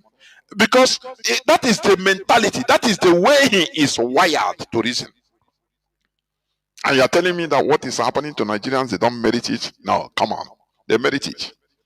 Until they come to terms with the modern 21st century lifestyle of building a nation, a country. They come to understand that. You will see a politician, even ordinary minister. Hi, Chineke. Ordinary minister in his motorcade, he can do anything. He can, he can order his police escort to shoot or military escort to shoot anybody. And you say, which kind of people are these? And they love it. So why will you pity Nigerians when they are suffering? Why? Let me read a bit. Top officials of the federal government and the National Assembly are set to travel to Washington, D.C. in a diplomatic move to stop possible United States sanctions over alleged persecution and genocide of Christians in Nigeria. The high-powered delegation, which includes federal lawmakers, senior military officers, and heads of security agencies, will meet with members of the United States Congress to clarify Nigeria's position and counter the growing narrative of Christian genocide. Please, this is our time. You see this night. Please go to Twitter. Go on Twitter now. Go there. Tweet this Christian genocide. That these people that are coming, they are vampires. They are liars. That the Christian genocide is real. Tweet any photo, any video of the massacre in Kaduna, southern Kaduna, in any part, in Enugu, in a plateau, in Benue. Tweet it. Please. We are fighting for survival. These people, do not allow them. Nigeria is an oligarchy. Fulani hegemony is on the move. According to sources, the delegation will present evidences to prove that the security crisis in Nigeria is not religiously motivated, but rather a result of terrorism, banditry, and communal conflicts. The team is expected to depart Abuja next week. Let me wait. Let me play one video, which I even put on my timeline, please, about how what the military that are fighting, they are shouting it that Nigerian politicians, they are playing, politics with their lives. Are you getting what I'm saying? So let me just listen, please. Let me play it. Let me play it. It's on my timeline, Jonas Raphael, on Facebook. Let me play it. Let me play it. Voila. Yes, yes. Let me play it. Let me play it. Here we push you and show you where to fail. Are you getting it? So listen. These are Nigerian military. Enough is enough. Thank you. They are playing politics with people's lives. There's so much into this. Enough is enough. The Nigerian military is saying in the field. Say they are playing politics with their lives. Listen again. People like there's so much into this ground. With that armor, with that ammunition. We have to cop this very particular area within a tinkle of a second. I know what kind of us can do. Good or fine. I know what kind of us can do. Good to go. How many bandits are inside this booth? Good to go. They are playing politics with people. These men are eating money at the pub there. Politics with people like there's so much. Enough is enough. Thank you. They are playing politics with people's lives. There's so much into this ground. With that armor, with that ammunition. We have to cop this very particular area within a tinkle of a second. I know what kind of us can do. Good or fine. I know what kind of us can do. Good to go. How many bandits are inside this booth? Good to go. They are playing politics with people. Big men are eating money at the pub there. Saying that we should not even do that. We should not go after them. This Nigerian military personnel, you see them. He said they are shouting, not only one person. Look at them. He said they are playing politics with their lives, people's lives. That they don't even give them enough arms and ammunition. And with the one they have, even they can push this. He said these people they call bandits. Who are they? He said, who are they? But they receive order from above, say, no, do not go after them. These are people that are saying, no, there is no Christian genocide. Oh, we are suffering from terrorism. Who is giving this order from above, from Asorok? That they should not go after the terrorists. Always. This is not the first time. This is not the first time. It has been like that. That's they will be restricted from pursuing these terrorists. The order from above say, no, leave them, don't go. How many times did you hear eyewitnesses that whenever there is terrorist attack, Fulani terrorists on the rampage, committing genocide in communities, they will call the army. The army say, we don't have power. They say we should not come. Pump and play. They say we should not come against these people. So you people should suffer like that. It happens everywhere. Right from north to Baba Zulum, the governor of Borno here. I've said this several times. That he used to call whenever he saw there is attack. He called the Nigerian military, but they don't come. They don't come. The governor of Katsina State, he said it several times. That the military know where they are, these Fulani terrorists. But they don't want to go there. They give them intelligence, so they know where but they don't want to go there. They say, no, we don't have any other to go and pursue them.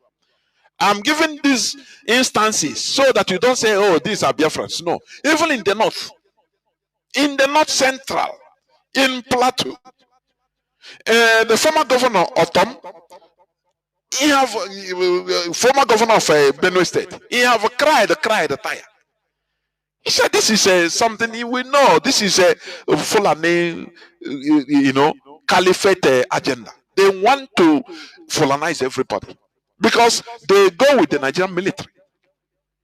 Whenever they are attacking, they attack in concordance with the Nigerian military. It is when they finish committing genocide in a community, now some people that come out, that survive to come out to fight back, Nigerian military will come to wage them. It happens in Enugu. It happens in Kwara, everywhere in Nigeria. But Nigerians now they are saying, no, there is no genocide. There is no Christian genocide in Nigeria. And you want to support them to save Nigeria, destroy Nigeria and save the lives of the indigenous population. Otherwise, the same sentiment they use in rallying you around in 1967 to 1970 to suppress Biafra, today you are suffering, you are crying. It's the same thing they are doing. That is it. So the choice is yours as a Nigerian. The choice is yours as a Nigerian. Please. Here we tell it to you, we expose it. We expose it as it is. Let me also read this. Is today's news headline also. Reps, that is representatives, raise alarm over unidentified security operatives at Southeast South checkpoints. Let me read it a bit. Because they are coming down. They are coming. They are coming. When you listen to useless set of some Igbos in X space, few of them, insulting IPOB, you know, that they have Nigeria, they don't know what is in stock for them. They don't know. They don't know. The House of Representatives, let me read. The House of Representatives have Mazi, why are you calling me? I'm on air. The House of Representatives has expressed deep concern over the growing presence of unidentified and ununiformed security personnel at checkpoints across the southeast. I hope my voice is coming out. Let me see whether it's a notice. Let me see, please. I hope my voice is coming out. Yes, my voice is coming out crystal clear. The House of Representatives has expressed deep concern over the growing presence of unidentified and ununiformed security personnel at checkpoints across Southeast and South regions of the country, warning that the situation poses a grave national security risk and undermines public trust. Raising the motion as a matter of urgent public importance, Rep. Ibe Okwana Osonwa drew attention to the unprecedented rates of security officers, particularly from the Nigerian Police Force and the Nigerian Security and Civil Defense Corps, NSCDC, manning roadblocks and conducting stop and search operations in plainclothes, jeans, or incomplete uniforms, often without name tags or identifiable ranks.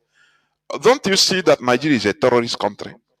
Where their police, their so-called security forces are dealing with citizens without no name, they cover their faces. Don't you see that Nigeria is sponsoring criminality?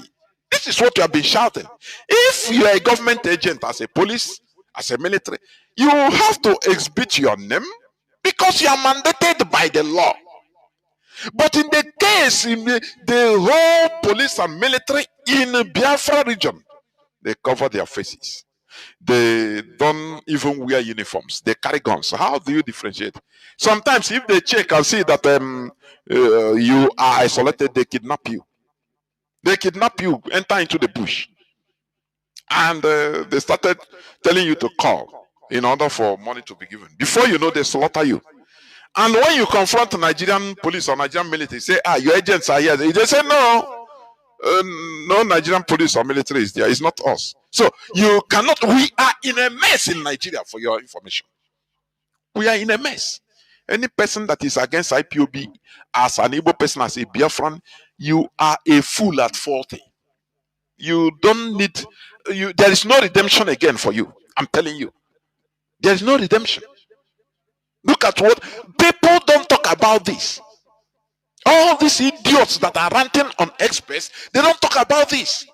They disappear our people. If they see you as a young person, as a young man, which they corner you. And after wiping out your deposited money in your account, they slaughter you and say your organs. That is it. And take your car. And that is it. And they will say, ah, they have been kidnapped, not knowing that it is all this Nigeria. We are under occupation. The international community is only talking about Gaza, Palestine, but Biafrans are under heavy occupation. How can you send the government security forces in a region? They don't have to mention their name. They don't have to write their name tags. They don't have to bring it out. They don't have to wear uniforms. They carry gun. Some wear jeans. Some wear different types of. Some you look at them, they are like criminals, and they are criminals. They are. They can kill you at any time. I will play some clips, please. Let me rush through this reading. The current trend, according to the lawmaker, the current trend of plain-clothed officers at checkpoints creates a dangerous climate of ambiguity. The motion stated, it makes it almost impossible for citizens to distinguish between genuine security personnel and criminal impersonators, thereby constituting a serious risk to public safety and national security. The House worry over rising cases of extortion, harassment, and abuse of power by some of these unidentified officers, noting that the lack of proper identification makes it difficult to track and discipline errant personnel.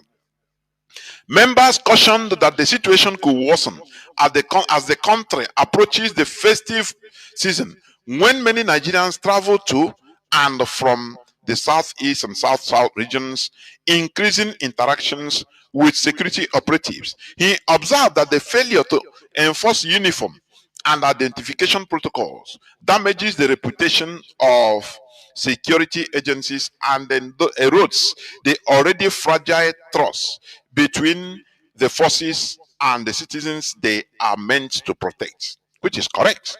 Following deliberations, the House mandated the Inspector General of Police and the Commandant General of the NSCDC to immediately enforce existing laws requiring all officers on checkpoints, patrols, and stop and search duties to appear in full uniform with visible names, ranks, and identification tags.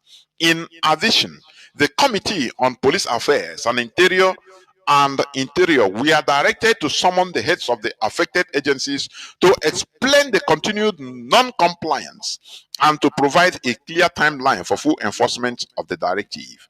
The committee are also to conduct an oversight visit to the affected regions to monitor implementation and report back to the House within 6 weeks.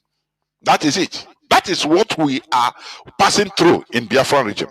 And some of our people are not talking about this. They are talking, oh, everything is IPOB. They don't. What about all these criminals they call police and military that are in our zone? They don't have no name tag, no number, no uniform. You know, they dress like criminals they are and carry guns. So how will you distinguish? Normally, a government functions in a responsible way. But Nigeria government, they function in a criminal style way they are. How can you distinguish kidnappers from Nigerian police? No way, you can't distinguish them. Have you forgotten one time the Nigerian police went on a rampage in a house, I think in Oka, in Anambra, in order to rob somebody? They jumped his fence, and they are not wearing uniform. They weren't wearing uniform. They carry gun. So the guy has a legal arm, and he thought they are thieves, and they are thieves. They are criminals trying to climb to his one-story building, his apartment. He shot them and killed one of them. He's a Fulani. Without it, they just carry him and now say, oh, they come to search for Yahoo boys. Now you ask, is that how to arrest Yahoo boys? And people don't ask questions. When people talk, they don't mention all these. It's very, very sad indeed. Now, we must continue. Let me enter into the last batch. And I want you, yes, and I want you to listen. Listen attentively. I want to play this clip Because some of our people do not understand what the time is. Some Biafrans, some mostly Igbo Biafrans, they do not understand what the time is for them in Nigeria. I am telling you, they continue moving like mugus they are in Nigeria. They continue moving like mugus, zombies, mugus, thinking that everything is okay. Now, listen to this. This is somebody, I don't know which state he is. Somebody, but he's in a northern Sharia, whether it's Kanu or which place, I don't know. But maybe we shall know, but I don't know. The Sharia law wants to auction his house. He has had earned the money. As an Igbo man, he started shouting on social media, on camera, come and help us. So this, I said, when I was watching him, I was laughing. I said, this kind of person, maybe, who knows? Maybe, it's my view. Maybe if you tell him about IPOB and what IPOB represents, he'll tell you, IPOB is not doing the right thing. You tell him, what is it? Like the other day I was in the Express. Somebody said, an Igbo man, he said, no, this IPOB refrats. He called us refrats. I wanted to explode, but I kept calm. But I spoke. I requested to speak and I spoke to them, identifying myself as an IPOB right from 2013, 2014. And I'm proud to be so. So, he said everything. What is happening to Igbos is not good. This and that. Nigeria is not bad. Now, he said, but he don't know what the solution is. He don't have any solution. But when it comes to IPOB, he said, no, what IPOB is doing is not the right. Now you ask, and there, it's your this noise. He said, India, this type of it's your You know that we have a problem in Nigeria. You know that we are being marginalized. You know that bad things are happening to us. What is the solution? He said he don't know. They don't have any solution. What about what IPOB is with the way? He said no, IPOB is not. He don't support IPOB. IPOB is not doing it right. It's a nice issue. Listen to this man. Listen. Yes, young boy, area council. I was in my shop. Yes, young boy, area council. I was in my shop 3 months ago. Some people just carry motor gun. Said they are for Sharia court of Kapi Gudu. That they are cheap litigation and children different as also my shop. I told them that I don't have any case. What did they auction my shop? I built this church in 2012 our rent. Sorry, this is in Abuja, the capital of Nigeria. Being ruled by in Sharia. I was thinking it's Kanu. No, in Abuja. Sharia is operating in Abuja. Hey. Nigerians, you merit what you are receiving. Sharia in Abuja. I was thinking it's maybe in Kepi or in Borno. This is in Abuja, Gwagwarada. Yes. It's in Abuja. Sharia is operating in a so-called secular country. And they are telling this is a Christian. And they are telling you that there is no Christian genocide. And the so-called Christians, Kuka and Bishop Kuka, love them. Evil people. They are telling you that there is nothing like that to save Nigeria. He opens their ass, honestly speaking. He opens their ass. This man is crying. In Abuja, the capital city of Nigeria, Sharia is taking place. There is Sharia law. In Abuja, listen. I was in my shop 3 months ago. Some people just carry motor gun. Said they are for Sharia court of Kapi Gudu. That they are cheap litigation and children different as I auction my shop. I told them that I don't have any case with them. Why did they auction my shop? I built this church in 2012 our rent their phone shop in number. I rent one to somebody. They said the person in the shop, he saw it and credit. I told the person owner, why can't you protect his goods? That the goods in that shop. They don't think about the goods. They say what they know is they want to take that shop. I tell the person should come to the court and tell them the owner of the shop. To come to how can two principalities working, two captains in a boat? Nigerians, so whether wanna get bread, Sharia is in the capital Abuja, persecuting a Christian. They are using Sharia and they are using secular law. How do you think that these two can compromise? It's impossible. Divergent values. That is what is that is a confusion in Nigeria. When you tell our people the reality, say Nigeria is not for us. We have tried to live as Nigerians, as created by Britain, but it's not possible. This Igbo man, a Christian in Abuja, the Federal Capital Territory, he's shouting, he said this is a shop he built with his hard-earned money in 2012. Some people just drove to his shop, say they are from Sharia court in Abuja. It's not in Casino, no, in Abuja. Do you see how they encroach? They have done Muslim tickets. Christians are docile. They are waiting for crumb. They are docile. It is high time for people to write. That's why IPOB, that's why we are hated, because we say the truth. And we fight injustice. It doesn't matter who suffers it. Now they have bribed many that the Jews that look, if you join to say this Nigeria, you see this your advantage benefits we are giving you, parking jet, your private jet parking spaces will be removed. You will be paying, your private jet, you will no longer use private jets. So you better help us downgrade this report. This is it. So the people made it what they suffer. Listen. Go there, even though I'm a Christian.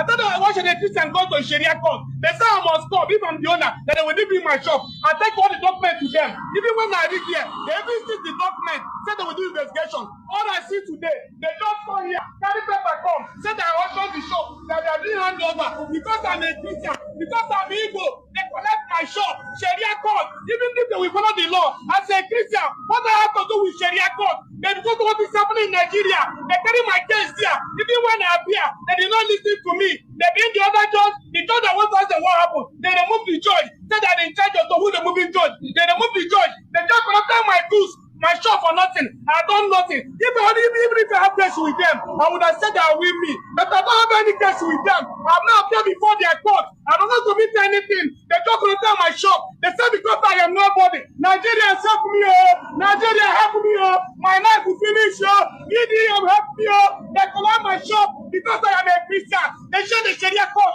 I'm taking my shop. God help me, God help me, God help me, God help me, God help me. Can you tag this video? It's part of the Christian genocide, the agenda. Tag this video, please, Biafrans. I know what we can do. Tag videos like this to Ted Cruz. Tag it to American senators, please. They say we are sponsoring this propaganda. Tag it to them. It's part of it.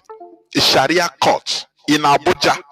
And they say there is no Christian genocide, no ulterior motive, no agenda.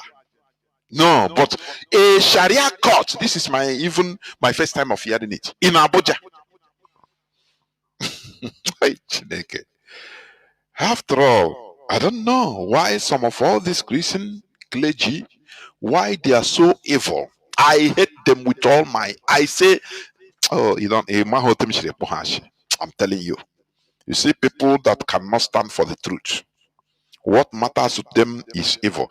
When you look at people that can open eye and be telling lies to their congregation, to ordinary people, to be collecting their hard-earned little money. People, some of them come with some problems, instead of it, they lie to them and collect that little one they have. These are evil people. Don't see them as the way they think you think they are. No, they are evil. They are evil. See, some of most of these so-called GOs, prominent pastors and clergymen, they are evil. They are evil human beings. I'm telling you, Sharia is in Abuja. Sharia is operating. This man said he has his own shop with documents he built 2012. He rented for, it is for, but he rented to different people. One of the persons he has probably is owing, is his private business. Somebody in your shop, you don't care, he's doing his business. You don't need to go and start inquiring, are you owing somebody or you are not owing somebody? That is not your business. You say the Sharia people, they come, they say the man, this the owner of this shop, or I mean the shop owner. That is not the house of the shop owner, the shop owner. The person selling there, he owes them. Say they want to auction the shop. He told them, but look, I am the landlord, the owner of this building. If one of my tenants own you, he owes you. He has a goods. Take it. You regulate with him. Take his goods. He said, no, they want to auction the shop itself, the whole shop. Don't you see? And there is no Christian genocide. Is that what you're telling me?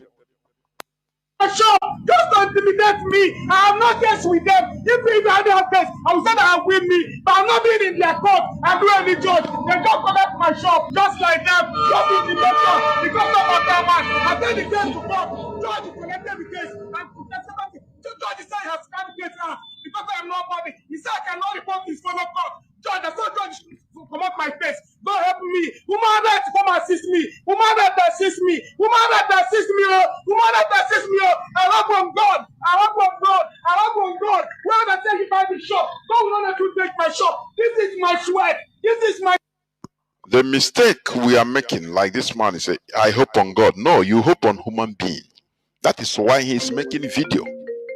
So that the human being will come and save him. There is no God that will come from heaven to save you. If he didn't do this video, no human being will see him. He can stay in his house and pray till thy kingdom come. Without telling it to people, God will not do anything. For your information. It is we are the gods. Are you getting it? They are persecuting him because he's a Christian. He's an evil man. In Abuja, I was thinking it's in Castina or in Sokoto, but this is in Abuja. In Abuja, the capital of Nigeria. And people are talking otherwise. It's a pity. It's a pity. I don't know why Christians are so, they are sarcastic. They are so casual. Kwumi life. No, nothing that happened. Jehovah, where is it? No. It is human being that came. They work hard according to the former governor of Kaduna State. That they work hard in order to install Muslim tickets. That is Muslim governor and Muslim vice governor in Kaduna and the same in Nigeria as a country. They work hard, very hard to achieve that. And he boasted that it will continue for more than 20 years. This is it. Christians are reticent. They are, they don't care about Kwumi. No, nothing that happen. Now make I do my business. It will concern you. If you see evil, you don't fight injustice. It will come to you and visit you. And you'll be shouting for people to help you. This is why IPOB is exceptional. We fight evil. We fight injustice. It doesn't matter who is suffering it. Today there is Christian genocide that is happening. Igbos are being targeted. Biafrans are being targeted everywhere in Nigeria. And people are not talking about this. They will tell you, no, Nigeria is this for everybody. No. There is institutional genocide or fight against Christians, against Biafrans. It is institutional. God help me, God help me, God help me, that should come and help people in this community. To know if the person that's in that shop is the owner of the shop. They do not make any inquiry. I thank God to make inquiry before they do something. This court will not make any inquiry. They just go here, say that I go to newspaper, that I'm taking my shop. Nigeria help me up. Nigeria help me up. Nigeria help me up. God help me up.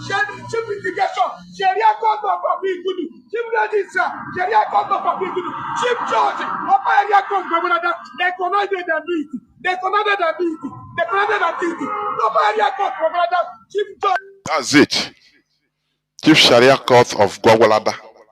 As an Igbo man, they say he is nothing. He is nobody. That is it. Let me play another clip for you. Let me play another clip for you, please. Yes, Let me play another clip. I was in my shop 3 months ago. Some people just carry motor gun. Let me play another clip. I don't know why. Some people just carry motor gun. Say they are for Sharia court of Abiy. My goodness me. Sorry. Okay, let me play another clip, please. Listen to this. One of the people that went to free Mazi Nnamdi Kanu on 28th, please listen. Listen. What he suffered. Listen. Making some statements that I had of. For instance, when I was in their van, listen. They handcuffed me very tight and they were making some statements that I had of. For instance, how could a policeman be telling me, oh, you are even an Igbo man and you are protesting in Lagos? As if they have forgotten. When Jonathan was in power, it was in Lagos we staged the protest against him. Do you see the stereotyping, the profiling of Igbos? When we say this is what we are suffering. Some of our Igbo brothers, they downgrade it because it never happened to them individually. This is one of the reasons why we are in Nigeria today suffering. I will tell you, I will say something, you know, how I wish I have more time, but continue listening. This man, he the protest in Lagos, say he is even protesting, he's even an Igbo man, protesting in Lagos. So as an Igbo man, you don't have any right in your so-called country. Listen, let me start afresh again, please. Listen. I was in their van, they handcuffed me very tight, and they were making some statements that I had of. For instance, how could a policeman be telling me, oh, you are even an Igbo man and you are protesting in Lagos? As if they have forgotten. When Jonathan was in power, it was in Lagos we staged the protest against him. It was in Lagos we started all the protests that brought in democracy in this country. Why all this? Coming from police officers. I was even highly disappointed at the commander of Mopo 20, one ACP Idris. When he came with all his men. He said, bring him down, and I was brought down from the van. He said, remove his handcuff. Let him start his protest. I'll kill him here right now. Do you see the type of hatred and animosity that we suffer in a country that we call our own? There is no rule of law. A policeman, Idris, this man is a Declan Ihekire. Yes. Talking. He said, they brought him down. They say, bring him down. Oh, it's an Igbo man safe. Oh, yeah, remove his handcuff. Protest now. I will kill him now immediately. And nothing will happen. And that's it. You will kill him and nothing happens. This is the situation we are in Nigeria. And I will tell you one of the main reasons why we are in this mess. Listen, please. Listen. He was telling me. They told you to your face. He told me, the ACP told me. He said, I will kill him right now. Remove his handcuff. He took the intervention. Assistant Commissioner of Police. He's a high-ranking officer. Idris. He's a Fulani man. Oh, a Northerner. The hatred they have for the Igbo people. I have never, since I've been researching, I never see a people, a race, a zone, a tribe, a community that fought a bitter war in order to get out of the country and they continue staying in the country and things are okay. No, I never see. It's only Biafra. I'm telling you, that is why we are suffering. Because we are Bakwumi people. Listen, let me of the area finish. commander of Iriaji, who happens to also be an assistant commissioner, to have said, please let it be. And I want to give kudos to the CP who made a call to the area commander, and the phone was handed over to me. And he asked me what was the situation. And I told him, I spoke with the CP, and the CP immediately ordered that the handcuffs should be removed and I should be treated in a VIP way. And I was taken in the area commander's personal vehicle down to my place. But I want to tell you, Dapo, if we must get it right in this country, we must begin to remove ethnicity. There is no Igbo man. Get sense now. Until when will you continue being Mugu? There will never be a time in Nigeria where ethnicity is removed. This only comes out from Igbos. You remove ethnicity. You remove it. What set of people are these? Will you continue to be Mugus forever? So you become the tribalized person, citizen. This man, imagine that he's not a known person. Imagine that he's an ordinary person as Nigerians, because they don't know about citizens. They tell you you are either somebody or you are nobody. That is Nigeria for you. So had it been he's a nobody, ordinary citizen, they would have killed him direct and nothing will happen. They will say maybe he wanted to attack he have guns. He wanted to attack the assistant commissioner of police and he was shot and killed. And it will go like that as an Igbo man. And Chinese television will spearhead it. Arise, all of them will carry it. Oh, an Igbo man. Oh, even he's a member of IPOB. He went to attack the police with all these sophisticated weapons.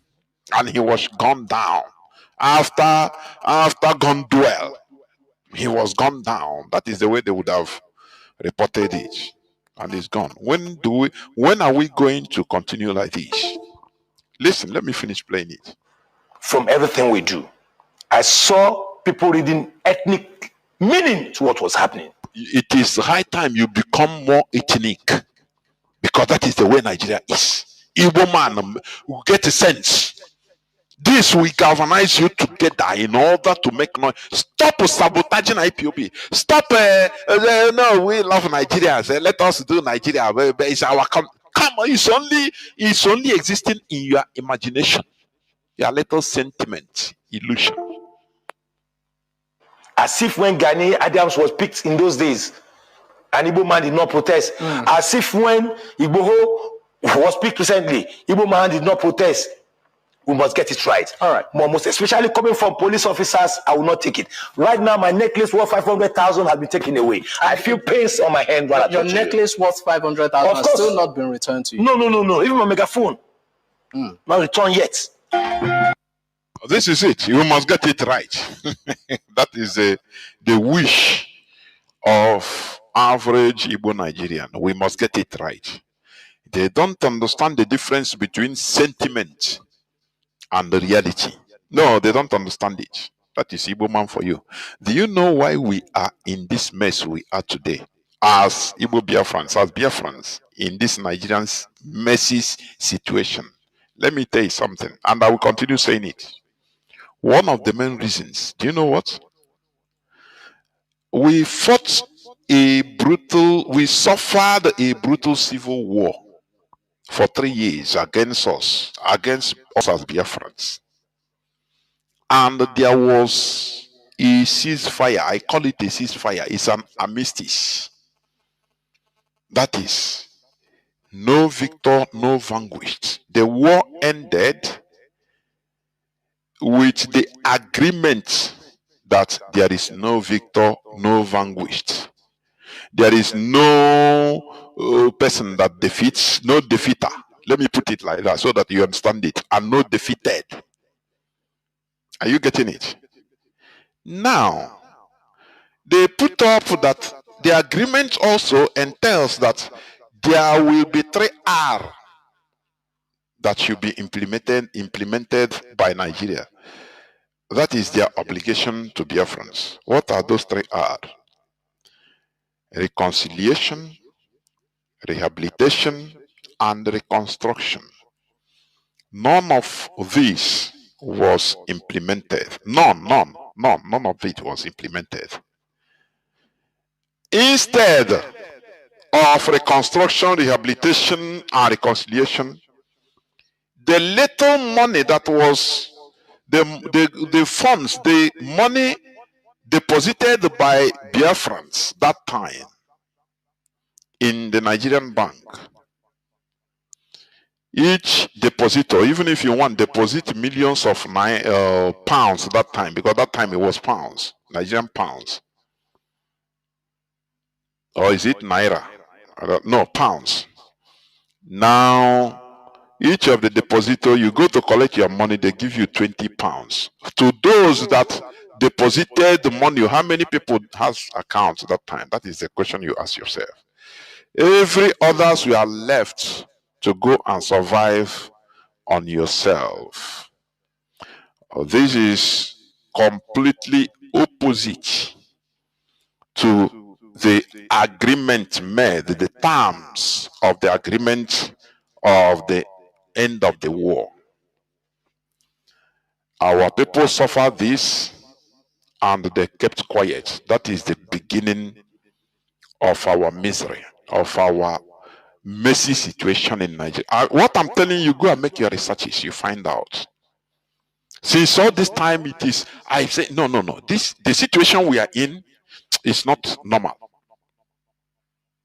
The cause is we neglected and ignored the very important issues that should have been addressed by our political representatives, that should let our people, the ordinary Biafrans, to know that, look, the terms of agreement is this, that, but Nigerian government is not respecting it. So what do we do?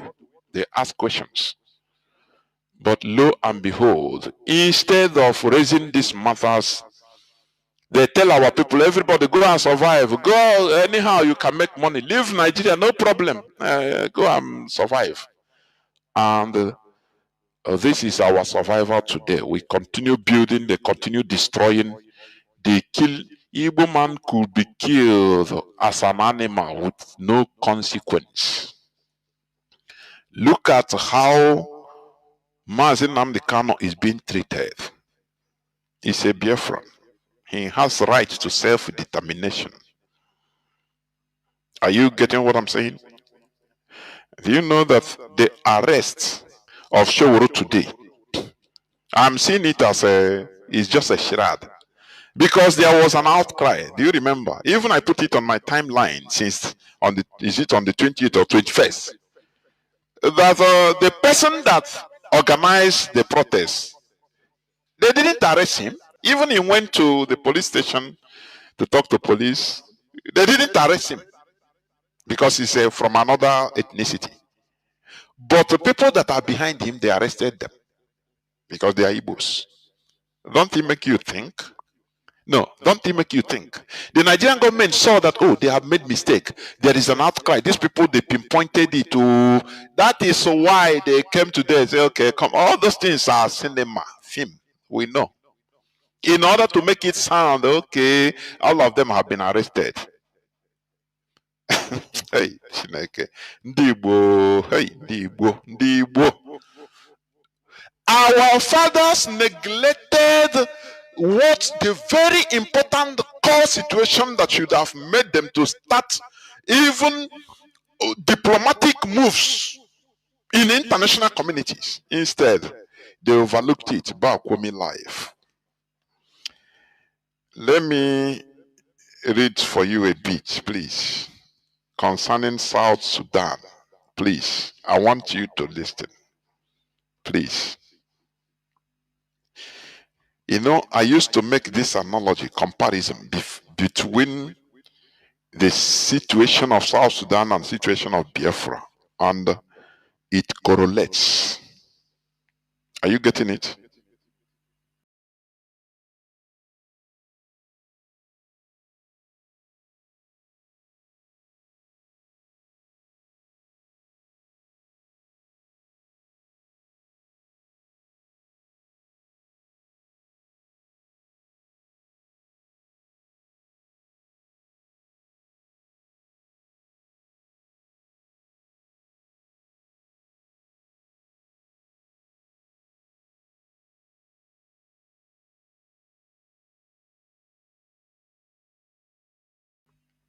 Okay. Now,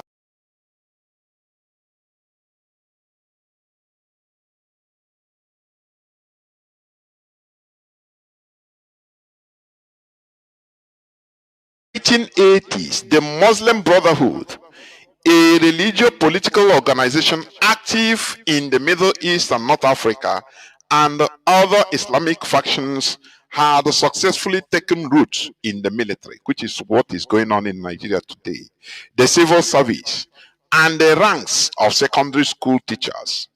In the traditionalists, in the face of the deteriorating relegations or deteriorating relations with both the Southern Sudanese and the traditionalists in the north, Nimeri or Nimeiri was the then president of Sudan, which South Sudan was also part of. It's a region. It was a region. Nimeri turned increasingly to the Muslim fundamentalists for support. This is what has been going on in Nigeria. He also embraced an increasingly dictatorial approach to government, which includes the repeated dissolution of Southern Sudan's regional legislature, as well as the national parliament and the imprisonment of many who oppose his rule. In the south, there was widespread disenchantment with Nimeiri and his government, which was riddled with corruption and was contemptuous of Southerners by South Sudanese. There have been sporadic uprisings in the south since the signing of the Addis Ababa Agreement in 1972. 1972 was when their first war ended. Ours ended 1970. Ours started 1967 and ended 1973. South Sudanese war started 1955. He said 55, and 1 year before their flag independence, because they had a foresight. Their politicians, their political class were at alert, and they fought a 17-year-old war, and they came to a negotiating table. The same thing, they had agreement, no victor, no vanquish. South Sudan continued being part of Sudan. I want you to understand something. Why even I need time to even educate us on this issue, honestly. I need time. I need time.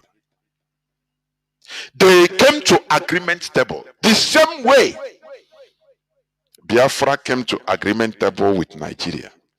And they signed different accords that, okay, South Sudan, now you have your legislature, you have, they give them a little bit autonomy in 1972.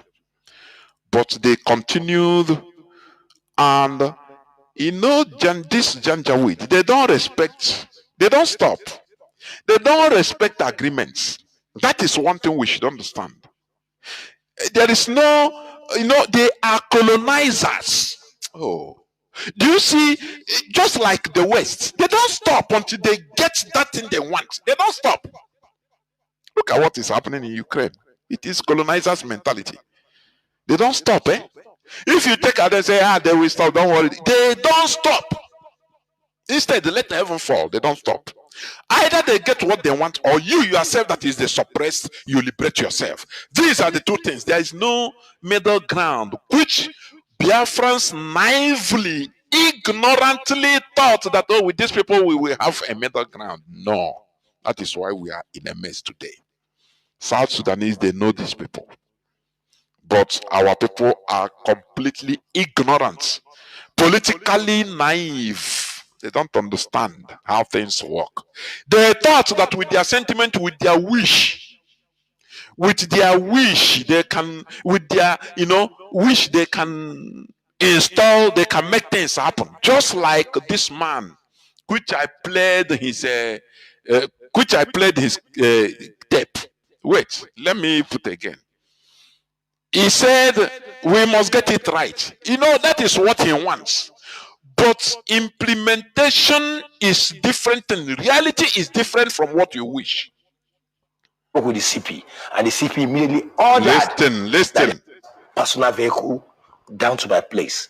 But I want to tell you that, if we must get it right in this country, we must begin to remove ethnicity from everything we do. I saw people reading ethnic meaning to what was happening. As if when Gani Adams was picked in those days, an Igbo man did not protest. As if when Igboho was picked recently, Igbo man did not protest. We must get it right. He said we must get it right. That is the wish, the will of an Igbo man.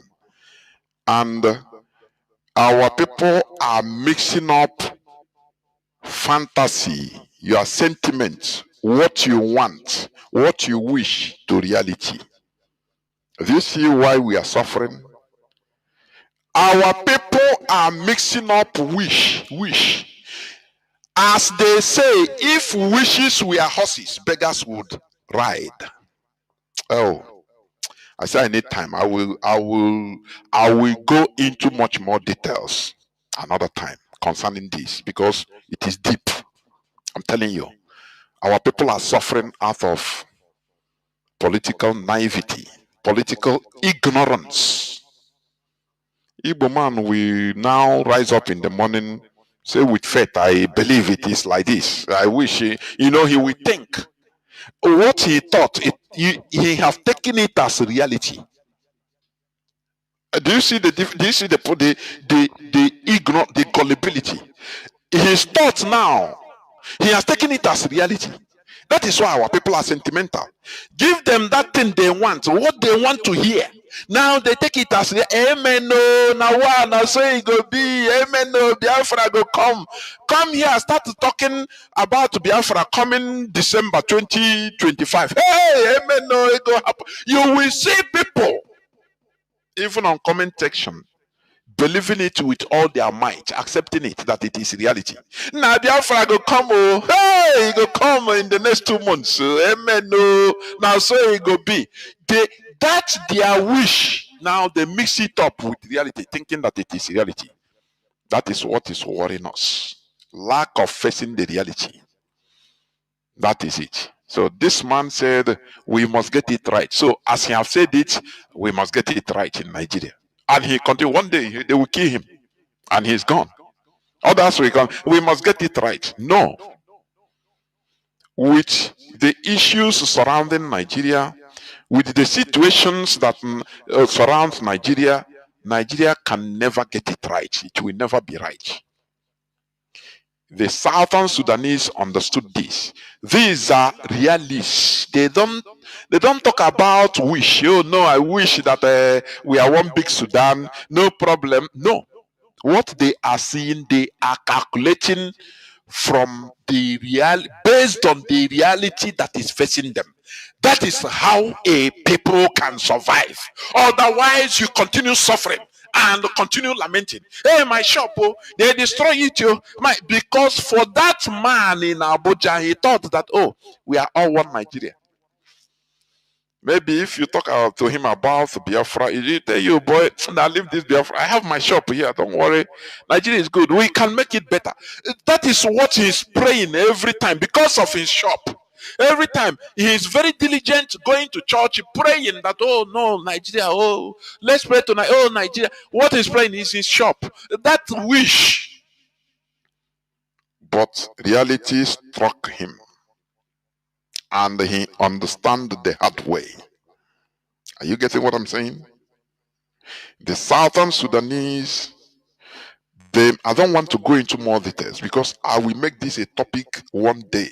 To enter into deep, profound, so that our people can understand many things. Southern Sudanese, they are not into wishy-washy superstitions and God will do it. No. They are judging from the situation. They are realists. And I'm very happy that this is what the DOS is today. I can tell, I'm not sentimental. I can tell you beyond reasonable doubt. You see the DOS, You see the DOS? They are not people you can come with this. And that is why when some of our people are complaining, although they keep quiet, they know what they are doing. They keep quiet as if they didn't hear. They don't want to make a mistake, make a step that after they will regret. No, no, no, no, no. They consider things 360 degrees before taking decision, because we have learned the hard way. Are you getting what I'm saying? Mazi Nnamdi Kanu is the leader of the indigenous people of Biafra. He is a single human being. There are mistakes that needs to be corrected. That is true. From America, when he was traveling to Kenya, he didn't tell no DOS member. No, they didn't inform the DOS. People that they made Nigeria works onion do from America. They use both to superstition, but telling him, prophet this, be careful, the people that near you, they will kill you. Even don't tell you your movement to these people you trust, so they will kill. You see, Nigeria, when they remember you, hey, you need to be at alert. That's why today DOS is a body, is an institution. Are you getting what I'm saying? Are you hearing me? No, some people don't want to hear the truth. It doesn't matter whose ox is God. That is not our problem. Our focus is to make sure that our goal is reached. Are you getting it? Without no sentiment. People that should his lieutenant that should guide his back defense, he didn't inform them anything, because they rounded him up, even right from America, with Nigerian agents coming with money. Oh, we will donate. Oh, don't worry. Chema had the genuine. Chema had the genuine. You don't know that they are from politicians, agents of politicians. Are you getting what I'm saying? This is it. So the Southern Sudanese, they were always at alert. They signed that agreement to go back to one Sudan in 1972. They signed that agreement. But they continue being watchful. They are not like Igbo people. They are not like Biafrans that are, once they say, everything is one Nigeria. Don't you see Asaba massacre? Why was Asaba massacre? They quickly deceived our people in Asaba. Ndi Igbo in Asaba. That, no, don't worry, come out. Everything is okay. They cannot decipher. Stay inside bush. I know they go. Our people are easily deceived because they don't suspect anything. When a man he never have a defense. You are not a man. You're supposed to have something. Defense in you doubt everything. That is how things are. But our people, they have no reserve. They came out to welcome. Oh, now we are one Nigeria, thinking that they don't think that these people are coming with rage. They don't think, oh, these people can do anything. All of them came out.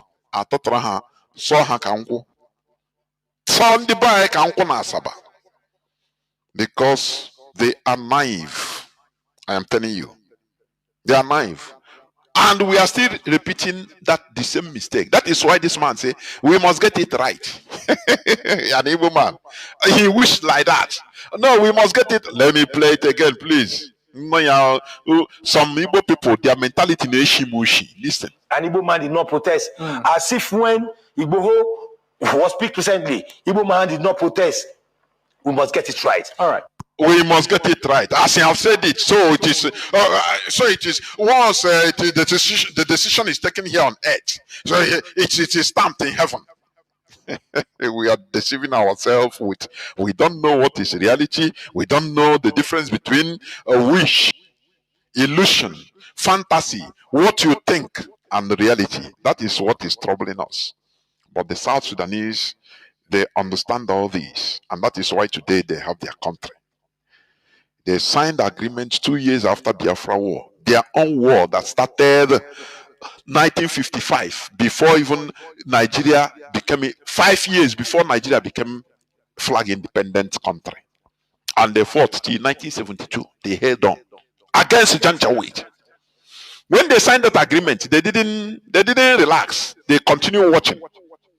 They didn't tell their people, no, one Nigeria now, one Sudan, everybody, you can do your, go and buy and sell, no problem, relax.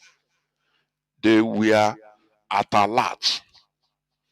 And in 1983, however, the civil war between the South Sudan and Muslim Arab North resumed with greater ferocity than before. They waited from 1972 to another 11 years, and they saw that the situation that led to the first civil war is still being repeated.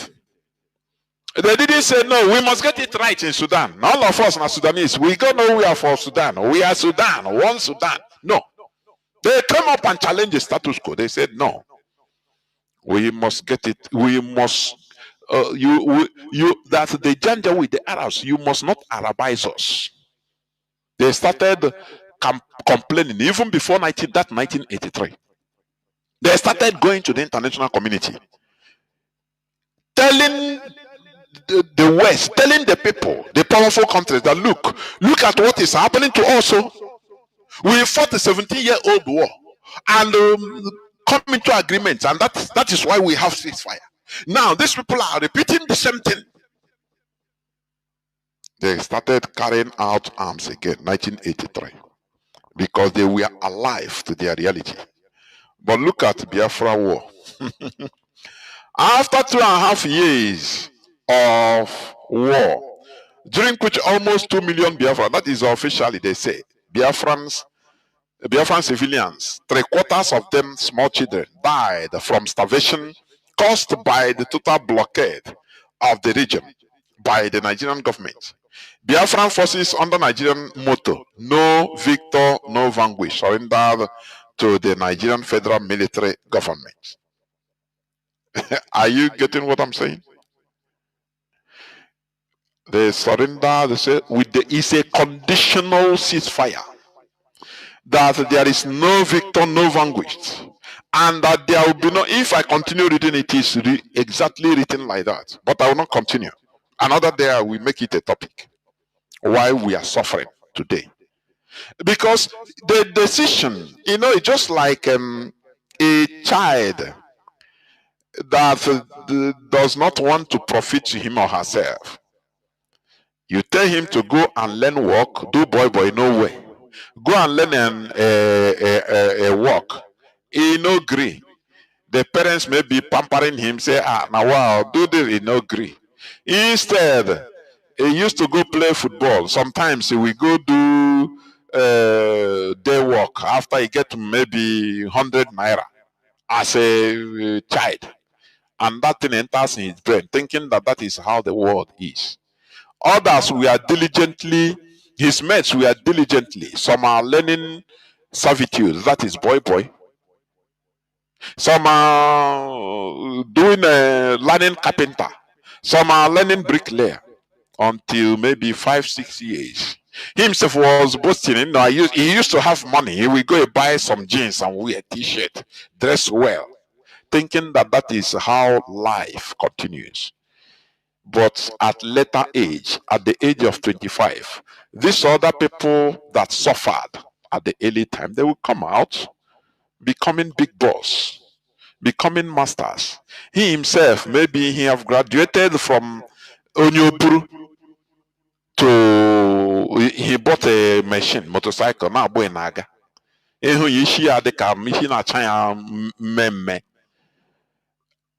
He facing because he laid the foundation of what he's suffering. The other people he was boasting for before, when they were little, telling them, you people are they don't sabi anything. They make money. He faced money.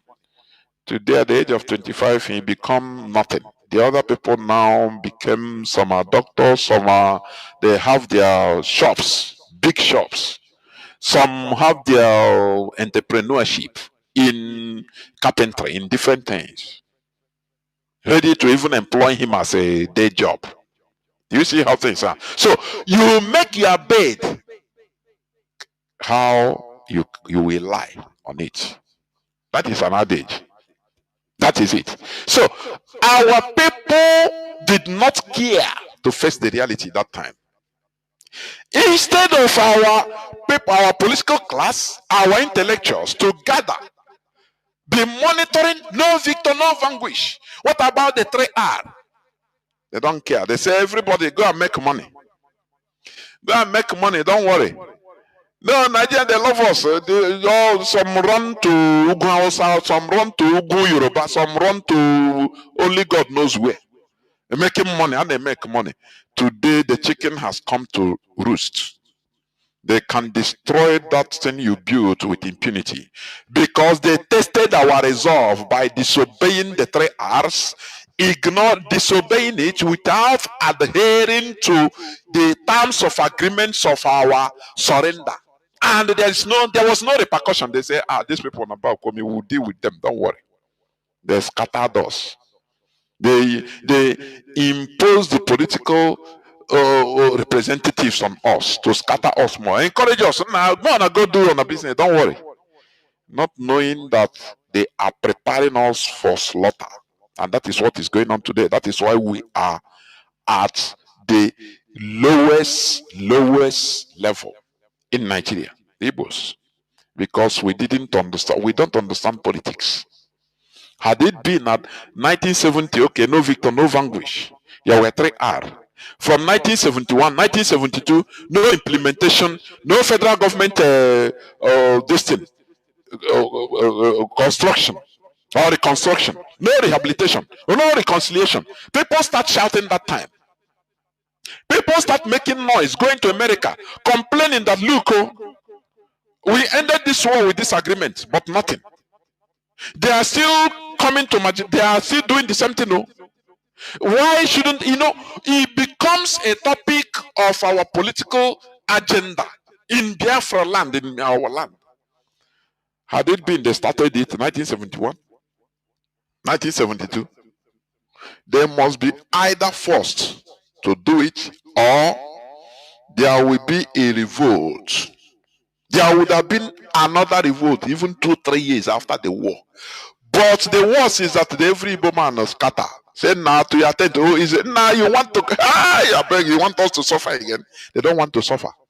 South Sudanese suffered first 17 years. They endured another 11 years.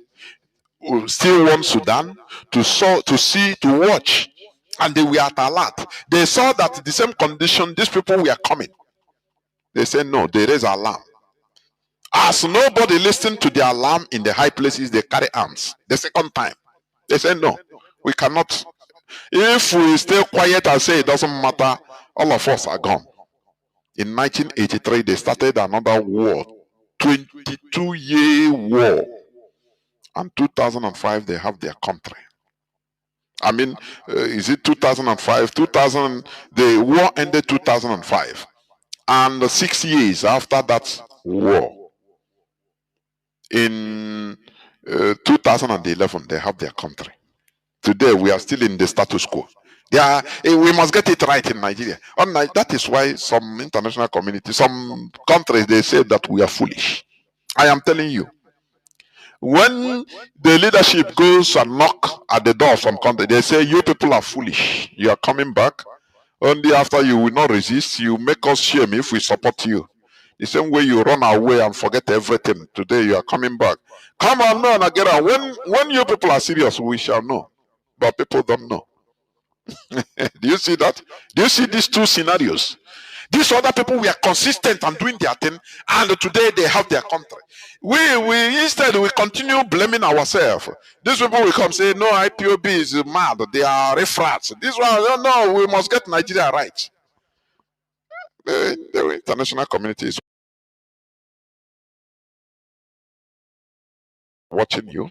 After all, our land is filled up with natural resources, and the West is they are already handing, as they see foolish people, Bakwumi people, They help Nigeria, the caliphate, to make us more stupid as their mugus. And today we are crying one. If you want one person, if you go tell a normal Igbo man, a trader in trade fair, he will tell you, I beg, that Biafra thing. Biafra of a thing, leave it. Leave it, I'm doing well. When his shop is being destroyed in trade, you start shouting. You see, because I'm Igbo man, you see, foolish people.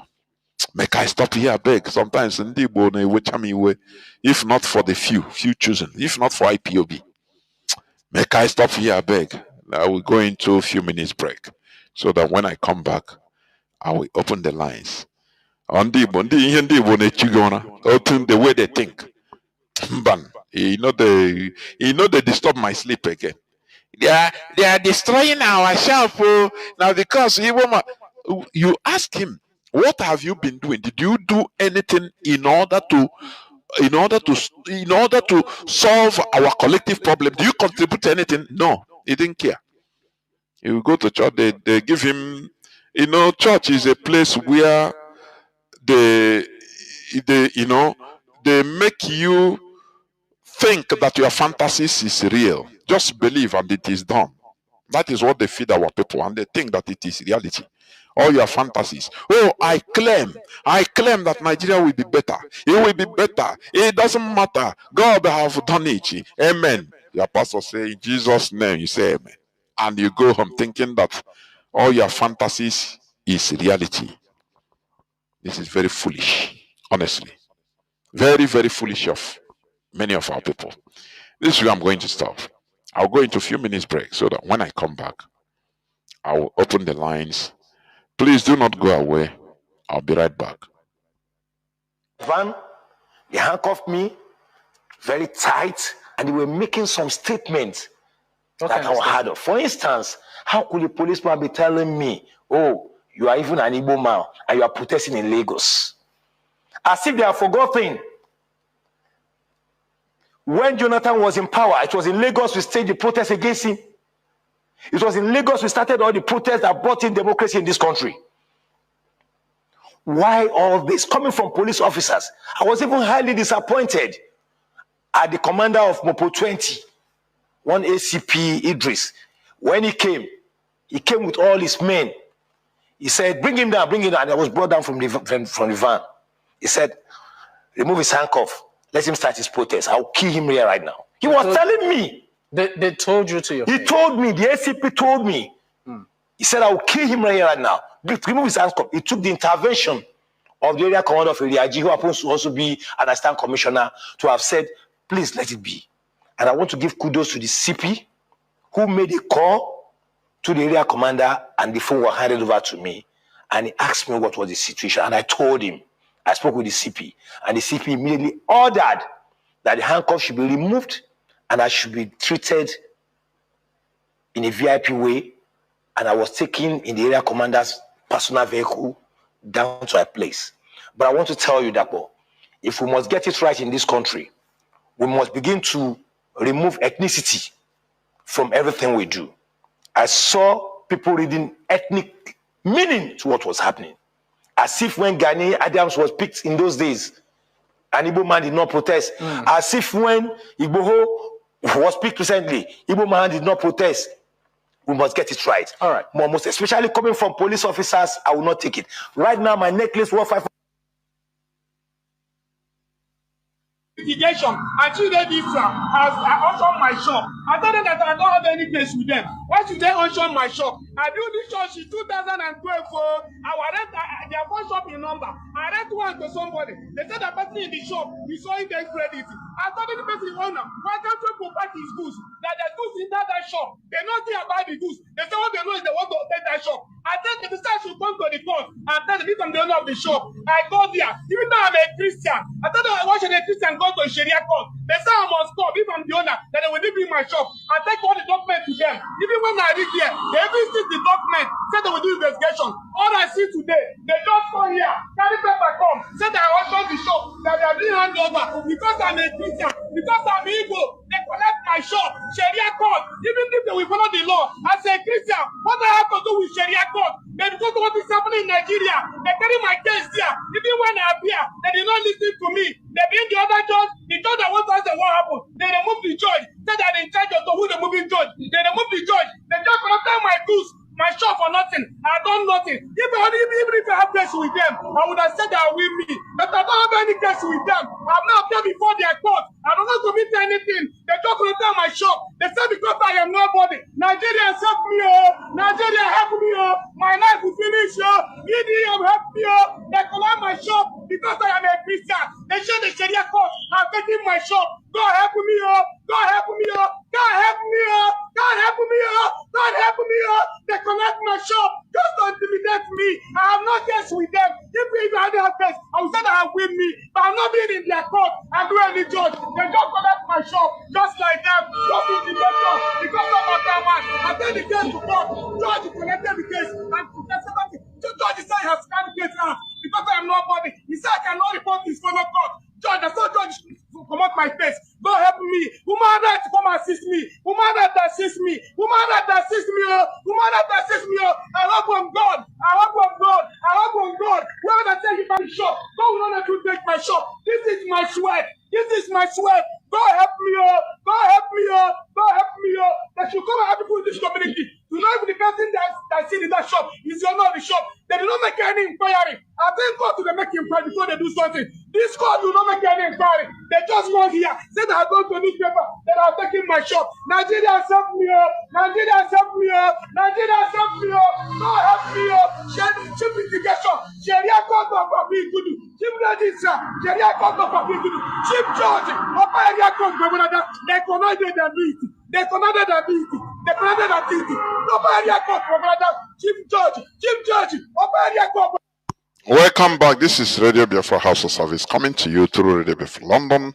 My name remains Mazi Jonathan Chinedu from Alo province of Biafra London. We are here live and direct. Today is the 23rd day of October 2025.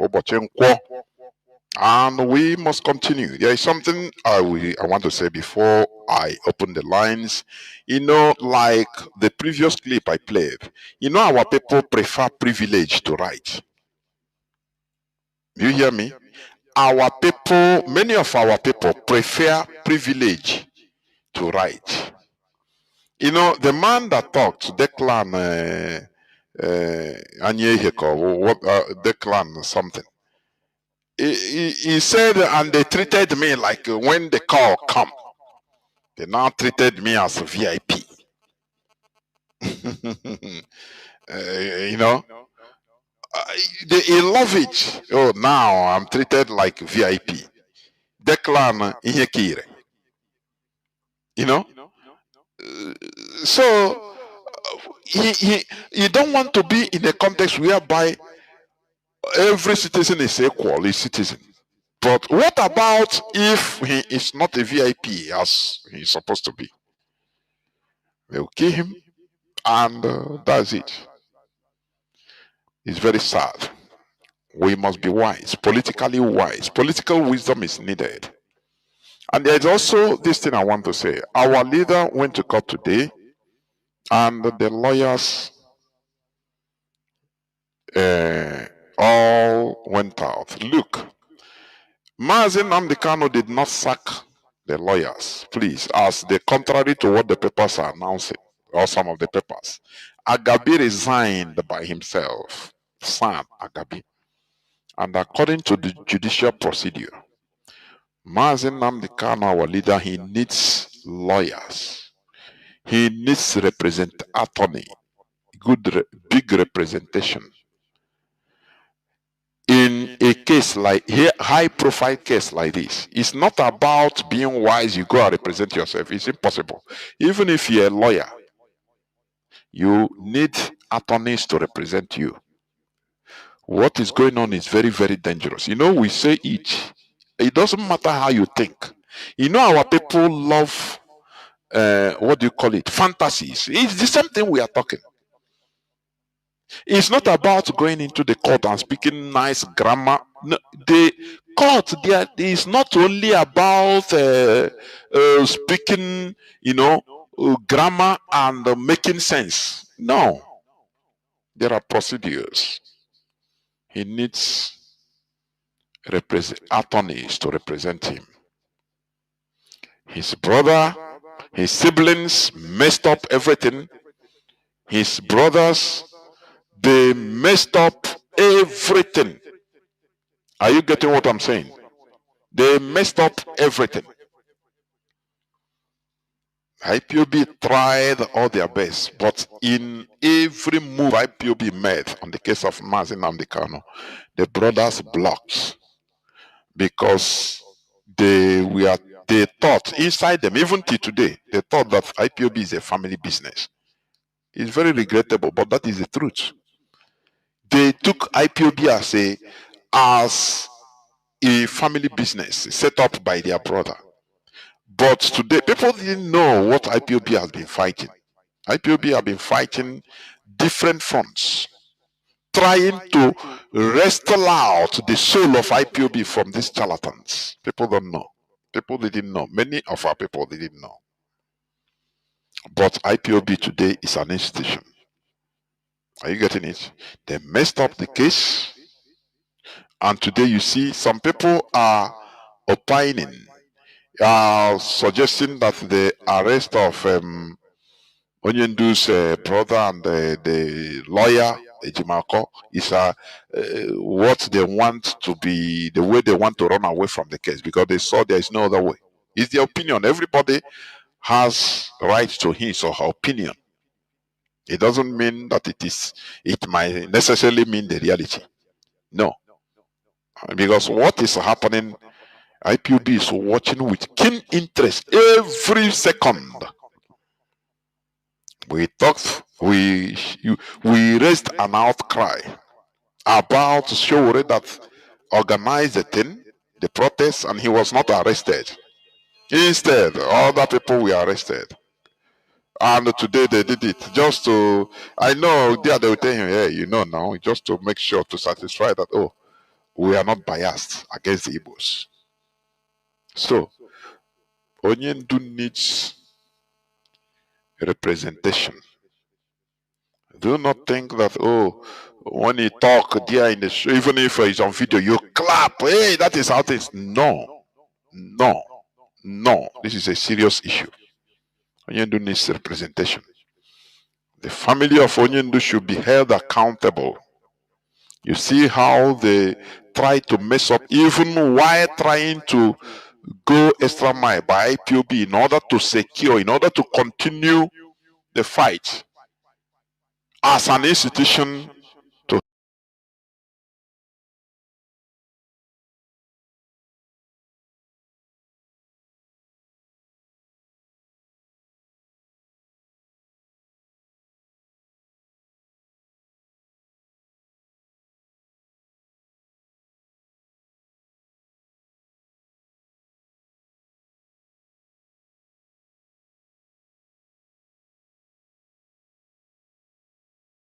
help Onyendu, our leader. His brothers were blocking.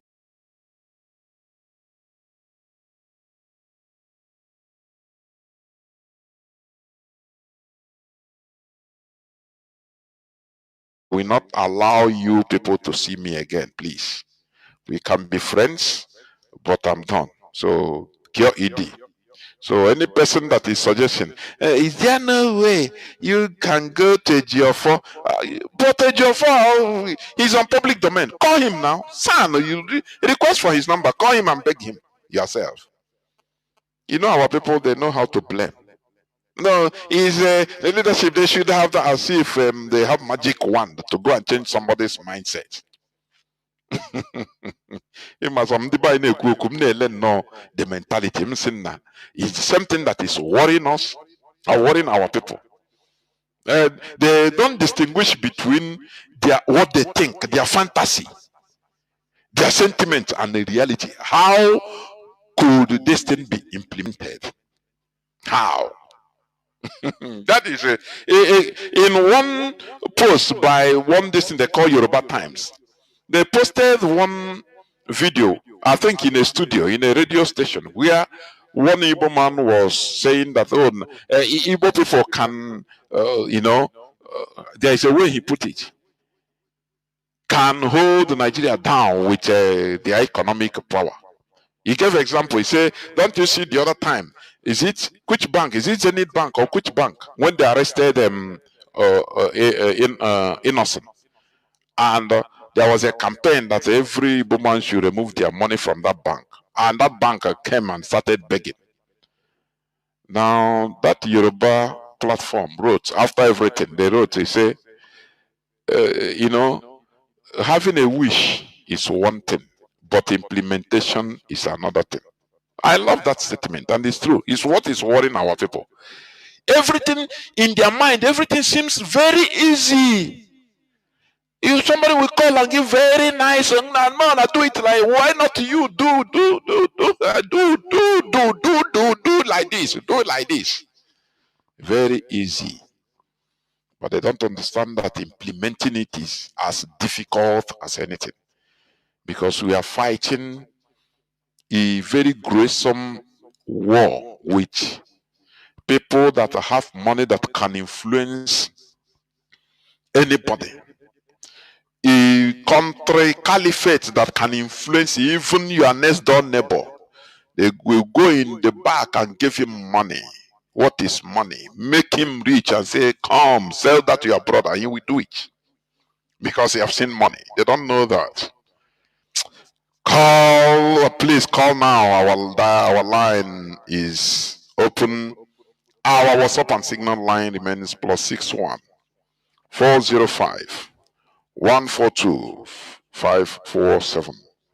I repeat, +61 405 142 547. I repeat for the third time, +61 405 142 547. Please, you can call now and give your view on the issue discussed, including the unfolding events that we have been seeing all these days, because things have been going very fast. But IPOB remains at utmost alert. At alert. That is how IPOB remains. Because without being at alert, we are all gone. Caller on WhatsApp, you are the first caller, please. Mazi Scavenger, please start by giving us your name and where you're calling from, if you may, and goes to your point. Mazi, yeah. There we go. Yeah, Professor Jonathan, thank you for taking my call. You're speaking to a brother who's the scavenger. I'm calling from Africa Sud. Africa Sud is South Africa. I need a Muslim Kanu, a prisoner of conscience. Who set up this Radio Biafra? A citadel of knowledge and spirituality to educate us. And that is what you are doing for Jonathan. Maintain your blessing because you are blessed already. Professor Jonathan, it's just like what you said regarding our brother who the Janjaweed police, the Nigeria police are they're terrorists already. The terrorists, after manhandling him, he's not talking about his right. He's talking about privilege because he thought that carrying him in VIP will be a justice for other people because he don't want to use this man supposed to be used to give an example because he's a threat by saying he can shoot somebody.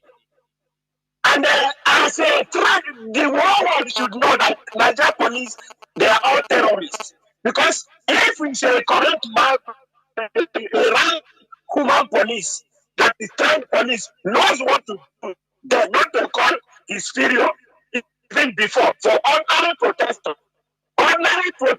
he's calling his superior for on the street. Who don't call? What if we say, you can see how our brother was, that he's privileged to treat him like a VIP. This English they speak, I don't know if they understand the English. He said, we must get it right. He's not even saying if we can or if we should try. He said we must. That is with the confidence. With confidence, where are you confident on? Are you confident on another state? Because the Nigeria you're talking to is what Ahmed Bello said, that this country called Nigeria is their father's estate. You must get it right on whose estate. You must get it right when these Fulani have said that they will not allow you to rule Nigeria. They will not even allow you to rule yourself. They will not even allow you to determine your own future. Since 1991, this message was, and that is what they are doing today. They are killing you. And the one that is crying in Abuja, Professor Jonathan, you know when we talk about how the Fulani rule, you don't know. Do you know that this Abuja we are talking, Suleja, and up to Suleja is now Niger State, but they are all carved from, this Abuja was carved from Suleja. Did you know that this Abuja we are talking today, Wabulada and all those areas, it's not a Fulani area, it's not even outside place, outside area. The people who own that land is Kwang, but they are now judging people there who are looking like them, judging them with their own law. Can you see what we are seeing in Nigeria? The whole world should hear when they do this half of representatives are coming. This the representative of Fulanis, the representative of the Janjaweeds, the representative of these terrorists, they are coming. They are military senators. You must not allow your hands to be frustrated. These people are cancerous. Because when they come, they're going to entice you with so many things. Look at what they did to the United Nations from Nigeria, and that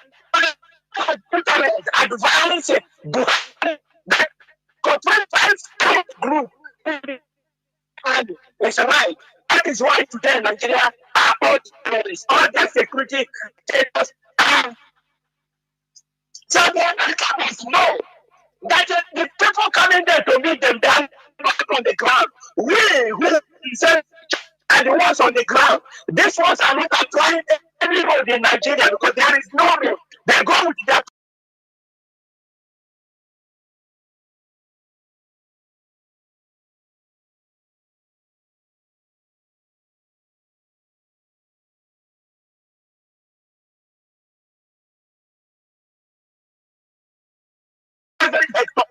helicopters. They earn how many millions? But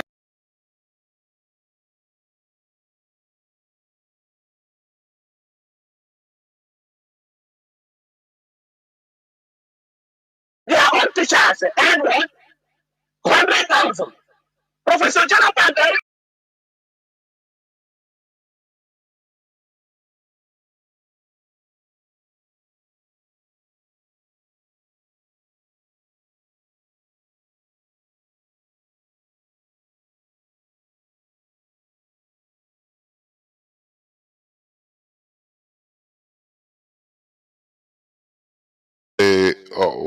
the microphone, I mean the telephone on your mouth. They remove it a bit from your mouth. Let it have small distance.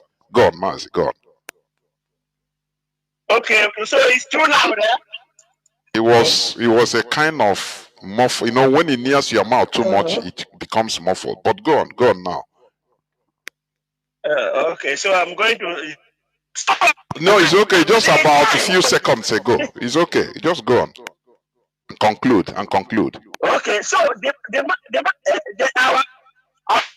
brother whom the police manhandled, he forgot that the person he went for the who called for the protest. There is a secret agenda against the Igbos in Nigeria. He never heard it. He never heard what Ahmed Bello said. He didn't hear that his people was killed since 1967 to 1970. He never heard that he have nothing his own. And he's speaking the English, saying we must on somebody's estate. Hey, these people are mad. They don't know what they are not educated enough, and that is why we must sanitize their head, their brain. They must know the way it can be sanitized. It's coming to Radio Biafra Because if you came to Radio Biafra, you learn the truth. You learn the history. You know, because only in Radio Biafra is where they will tell you, people like Professor Jonathan, Mazi, and Washineke, they will educate you and tell you what is ahead. How are you going to defend yourself? Not by God, not by anything. Just one simple sentence you make. A Fulani man with Shiva. That's all. You don't need to have God. You don't need to be shouting. Just one single statement. References you give to them, and we will be loading the America, their Senate and everything with the evidences of the people they have been killed. How Nigerian is talking about their senators and even their security agents call their own citizens bloody civilians.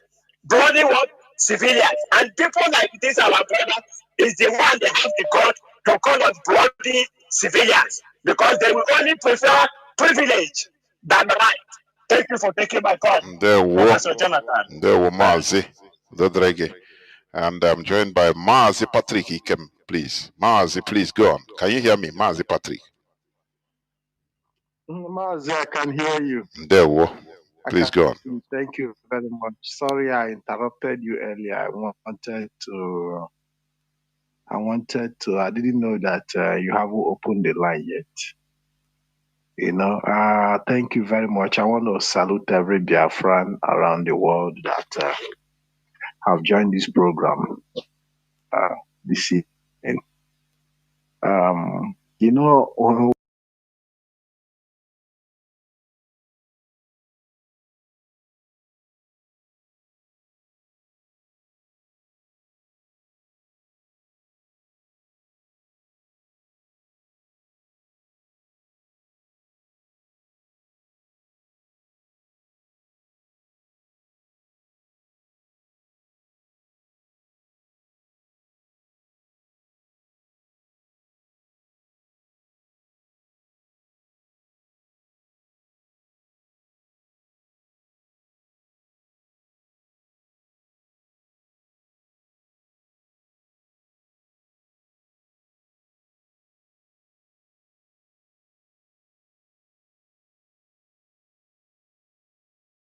we've participated in some of the ex-tweets.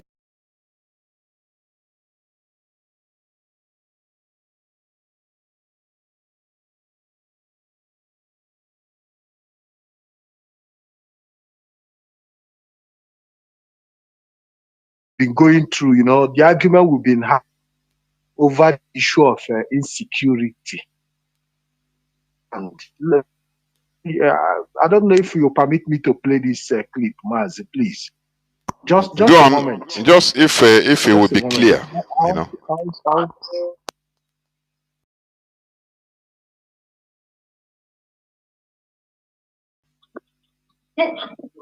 I have had members of my family killed by this thing, but again, and don't forget, I chaired the Truth, Justice and Reconciliation.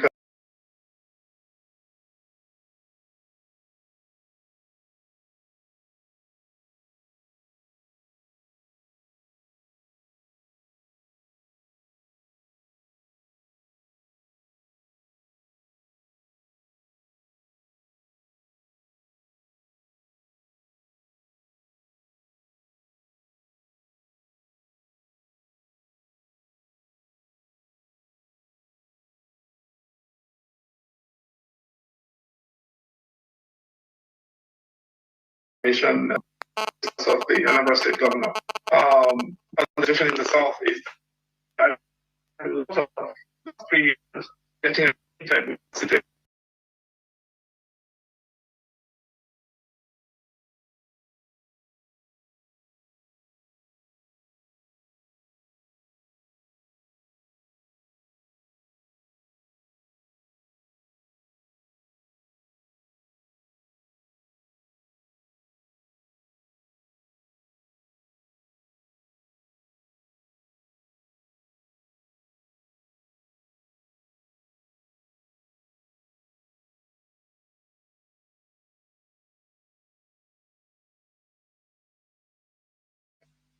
now the courts are the biggest single issue, and you don't have a clue how terrible the problem of courts in the southeast is at this particular time.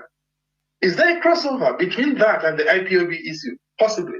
But calls financed by politicians, that is the biggest single security challenge confronting the Southeast at this time. Dr. Chinedu Kanu, a former chairman of the National Human Rights Commission, a professor of law, a writer, and a lawyer. Thanks so much indeed for your time tonight. I appreciate it. A former lawyer.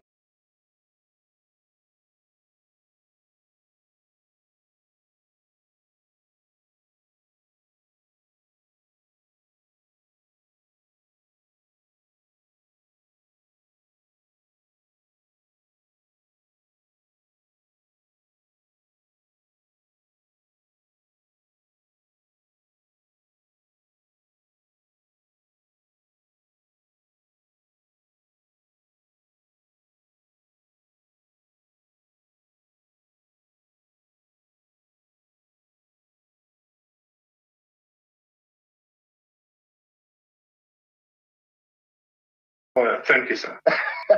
What's the lawyer? Mazi? Yes.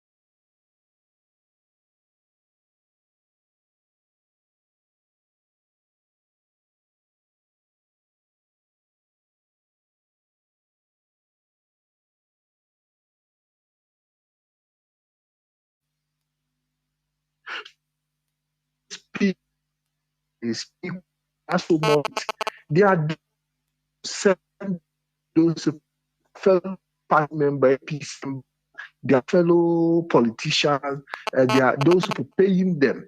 Look at in recent time how they have been able to organize an X space where they create that opportunity, create a platform to create this animosity.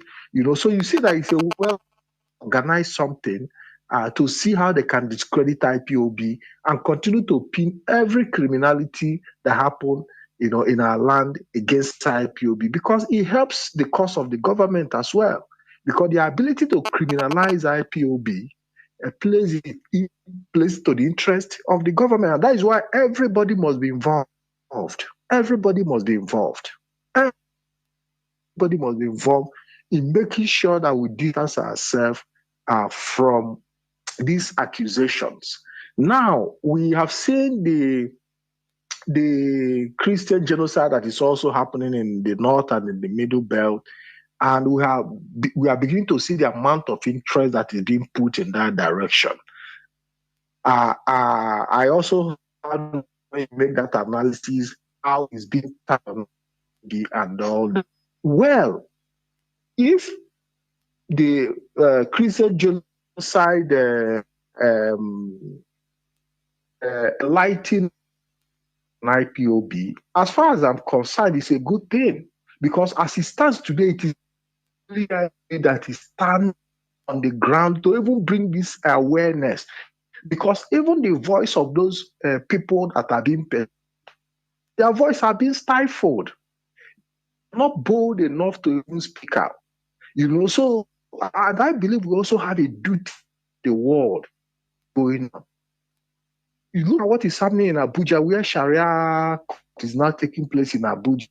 But when you hear this about Sharia, they will tell you that nothing to do with people of different faith.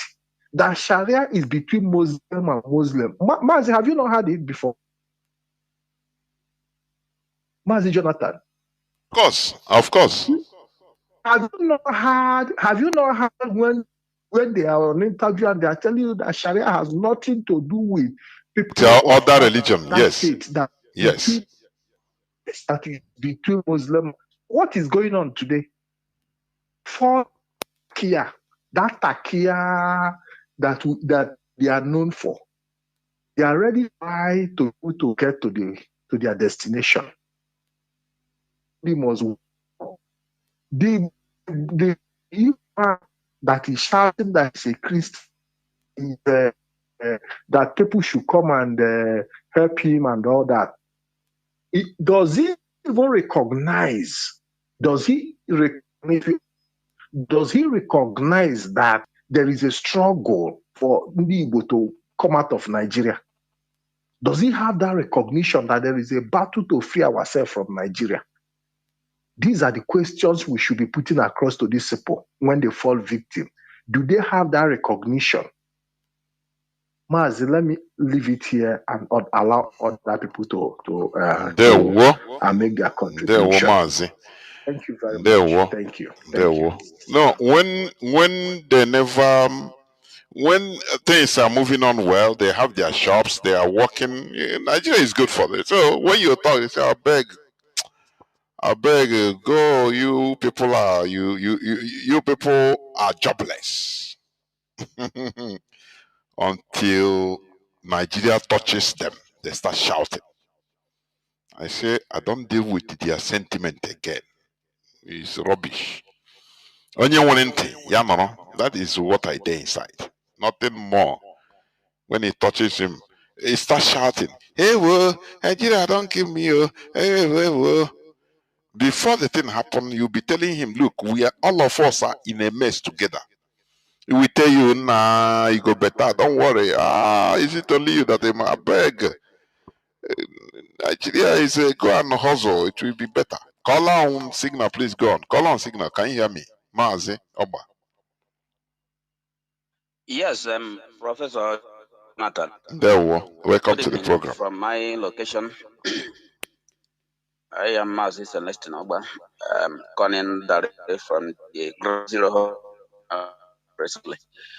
Professor Jonathan, thank you for the topic of today, although I didn't start time, but let me to I can. We must amplify our voices on the Christian genocide going on in Nigeria because it is a reality. We must not allow the enemies of humanity in of power in Nigerian government to downplay it. We must not allow the Fulani to downplay it. We must not allow the spiritual head of the organization in Nigeria, which is Sultan of Sokoto, to downplay the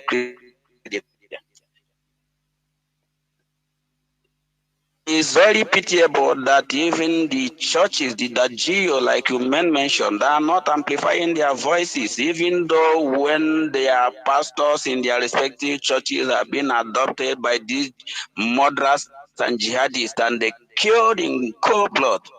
But it is very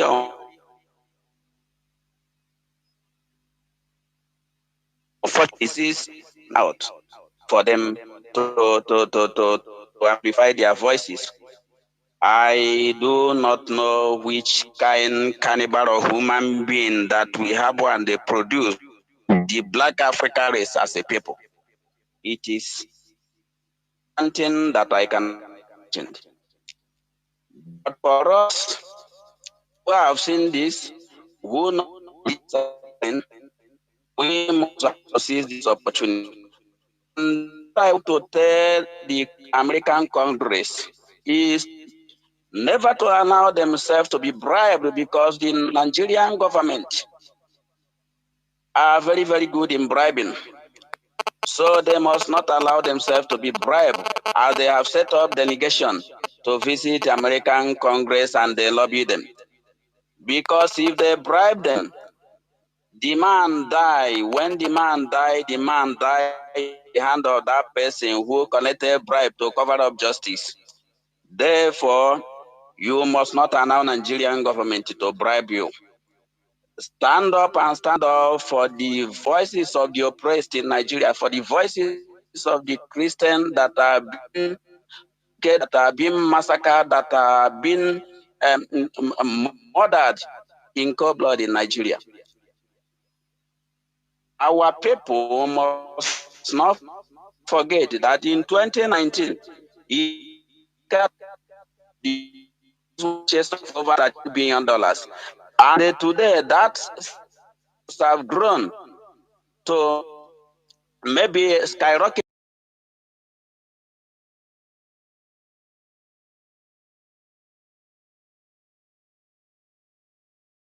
to double. What else with the phone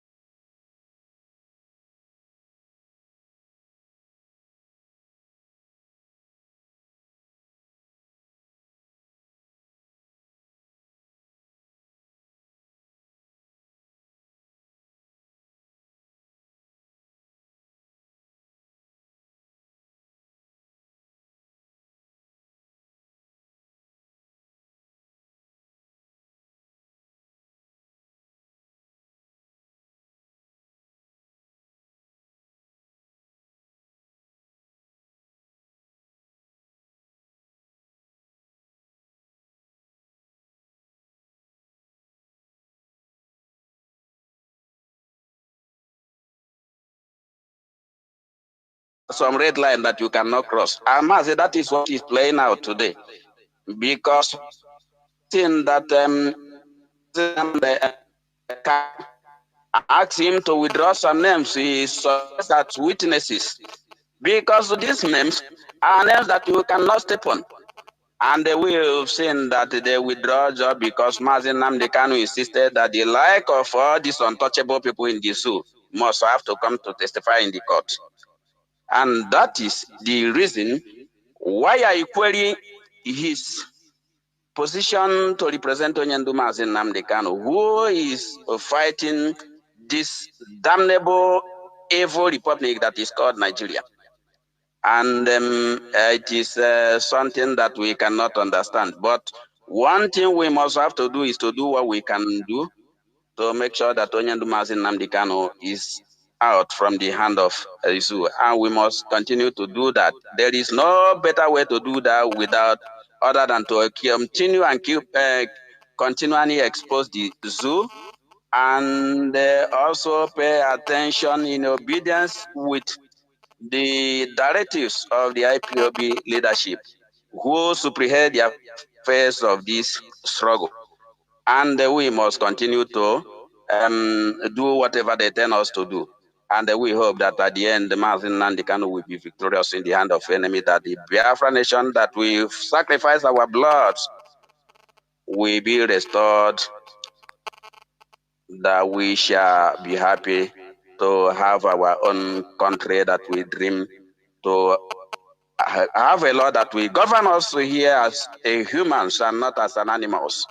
Because in any working system, law is supreme regardless. Law doesn't know anybody. It is not like zoo that you have some penal code for some set of people and you have a kind of what do you call yourself? Criminal code for some set of people.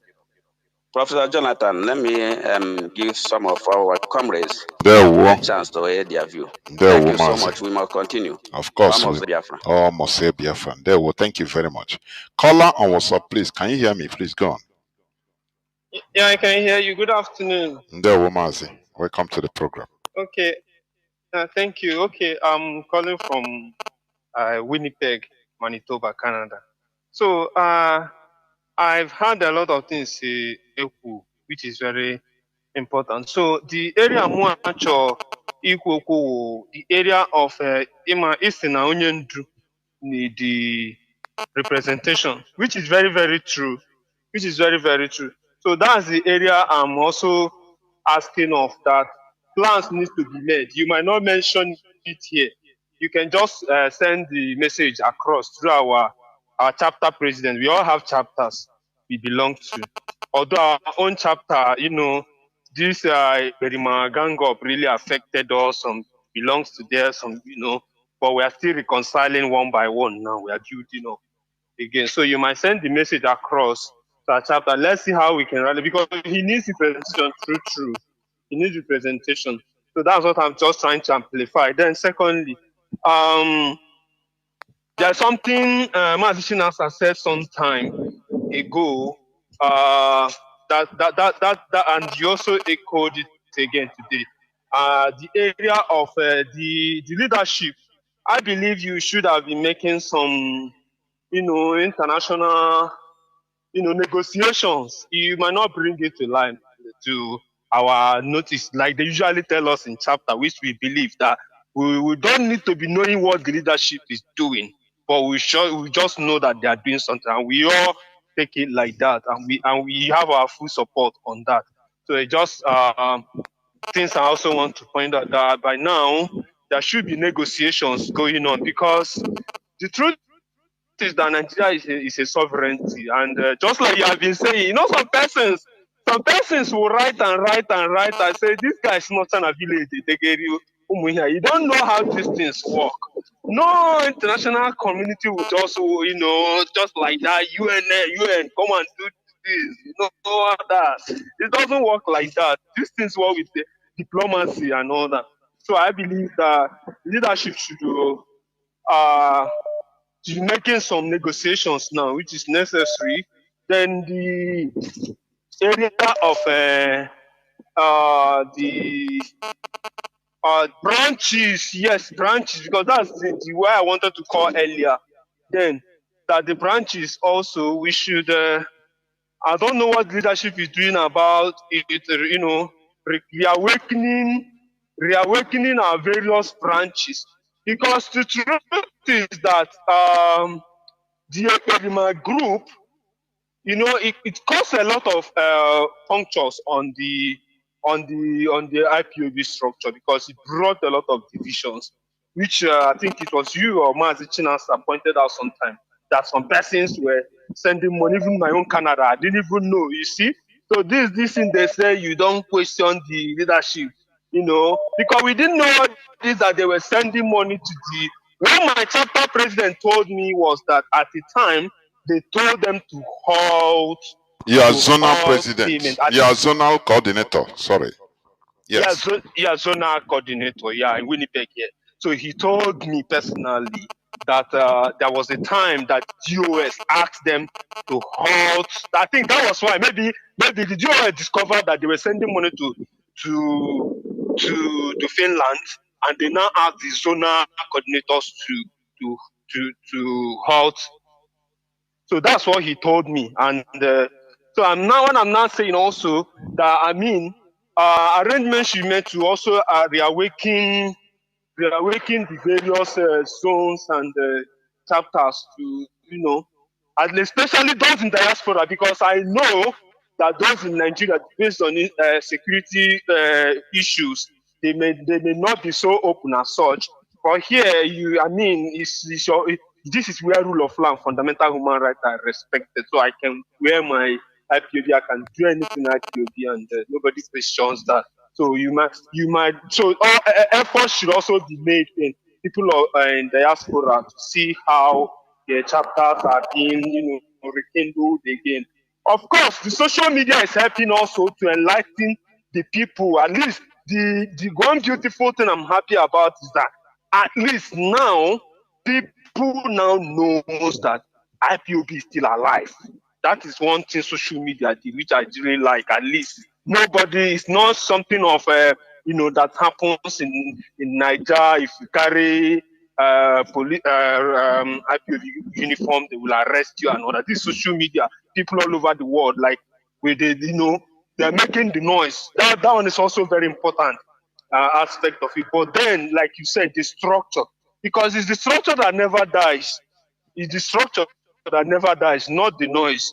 There should be people, coordinating this and all that. So you need to look into that, the area of the units, the chapters, how are they faring? You need to really look up to them to see how they will be built up. Because, for instance, our own chapter, we were up to, I think, 450, 500 before, but now our core in our group, I don't even think we're up to 20.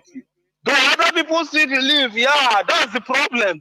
Yes, everybody looks up to Onyenduo. But when it now comes to GOS, so we say GOS are thief, the GOS are that. Then some people will not still believe in. So you see that division. Yes, everybody looks up to Onyendu. But when you now come to this, that's where that is where we should start doing the area of reconciliation and the rebuilding. It's very, very, There very, were very, Mazi. very There crucial. were. So And there were. I'm assuring you the DOS is doing something internally on many fronts in the diaspora, even mostly in Canada. The DOS know everything. They know everything that is happening there. They know. And, you know,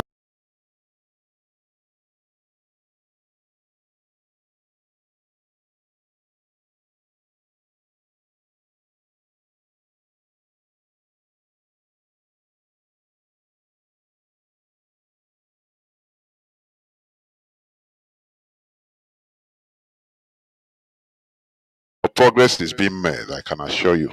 I'm telling you. So we must continue. You know, our people.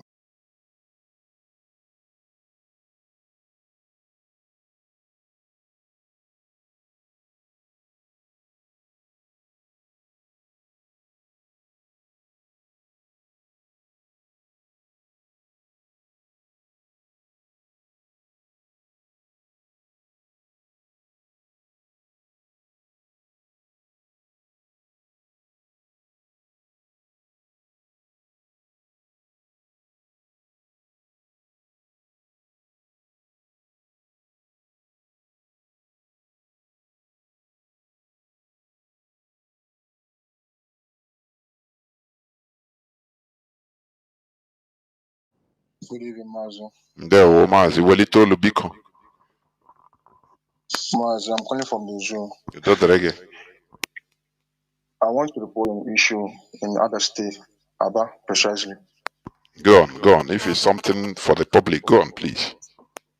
Yes, these police in Aba, they are harassing people steady. And there's most especially now, those ones from Omaya, Zone 9, they will just drive off from Omaya straight to Aba with a bus. If they see any flashy car, they will just stop the car. No call, they just undo you to Omaya. If they see anything like TikTok or anything on your phone, they just tag you a Yahoo boy or anything, just take your money just like that and let you go. No. It's a very regrettable situation we are in, and that is why we are doing what we are doing. Your report is noted anyway, but this is why our people should support what we are doing. We are under occupation, you know. We are completely under occupation. When you cannot have the freedom as a citizen anytime they want, anything they want, they do to Biafrans in our region. Because it is a mandate given to them. It is an agenda by Nigeria. They see young man with a decent dressing and maybe nice vehicle, they tag you a criminal. They want us to suffer, to be like Almajiris. People don't understand this. They want, when they see you are suffering as a Biafran, they love it.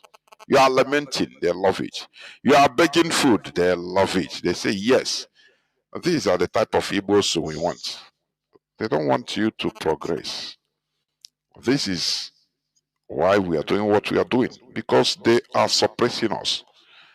They are pressing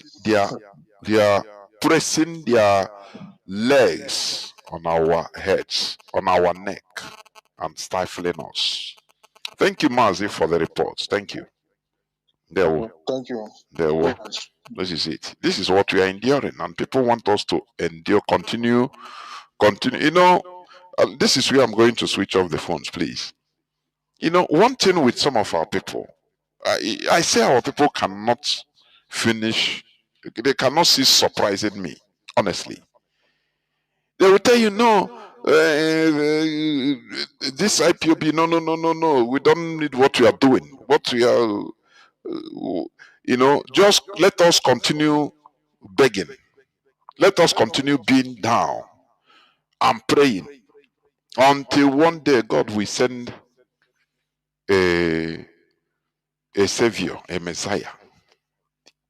You are watching, you are listening to somebody that feels that he is educated, that feels that he is wise, saying this. They no, we don't want bloodshed. And you are saying we are not shedding blood. They are imposing shedding our blood. They are imposing, stifling us, imposing their wish on us. And you say you don't want shed blood? South Sudan took the bull by the horn. Today they have South Sudanese passports. I think they played in the ongoing qualification. Is it World Cup or African Nations Cup qualification? They played South Sudan as a country. We are still crying, shouting. The same thing in 1966, in 1967. The same thing that, how many years today? How many years? 50 years. We are still back to the same place.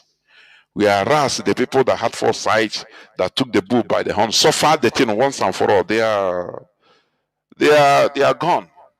They are gone. They have their government, they have their military, they have their passports, they are proud, they are sovereign, recognized as a country. And we are still suffering. We must get it right in Nigeria.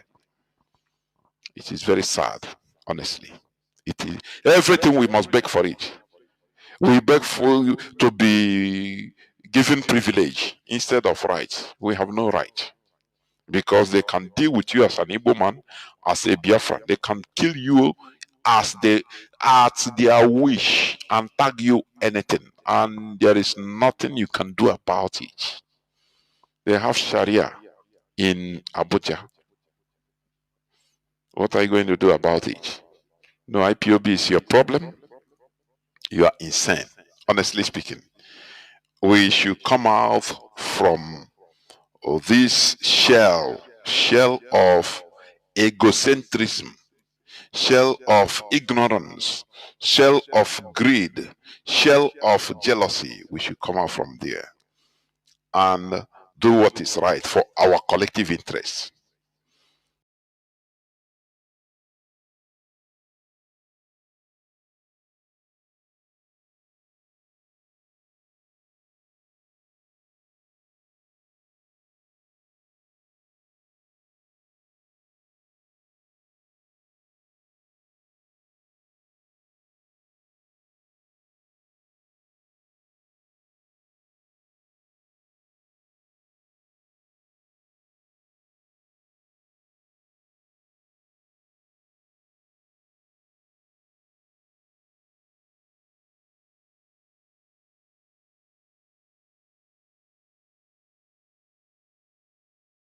Do not think it's happening to another person, it's happening to your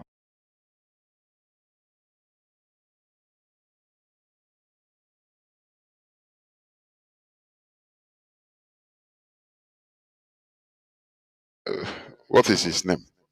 The governor of Abia State. What about Alex Oti? Yeah, what about Alex Oti? Is it not through voting that he entered? Look at what he's doing. I say yes. But have you considered after Oti? Oti stay 8 years. If he continues doing the right thing, yes, he will have a lifespan of in the office of only 8 years. Immediately he goes out. The next person that will come can, sweep away all his good deeds. He can leave the roads to rotten back, and everybody will go back to status quo and crying. That is it. When you don't take the bull by the horn and deal with issues comprehensively, you are dealing with the symptoms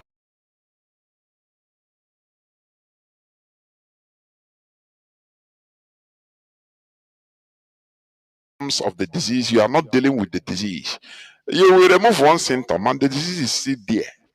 The Nigeria system is is eternally corrupt, is meant to be so. Go to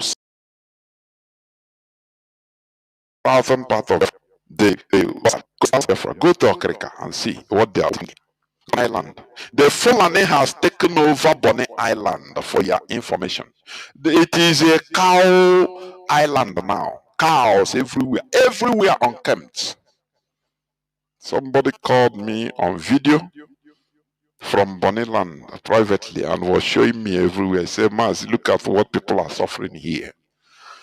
People are living like a church rat, very poor, whereas it is a place that they look at, you check everywhere, all the coasts, the seas are around, filled up with heavy tankers, loading oil 247. What about Okrika? The whole terminal, they are there. People are living in shanty towns, huts. They put one lord over them there as their agent. If the people try to rise up to protest for one thing or the other, he will invite military. Military will come and kill many of them. You cannot hear it on our Rise television or Chinese television.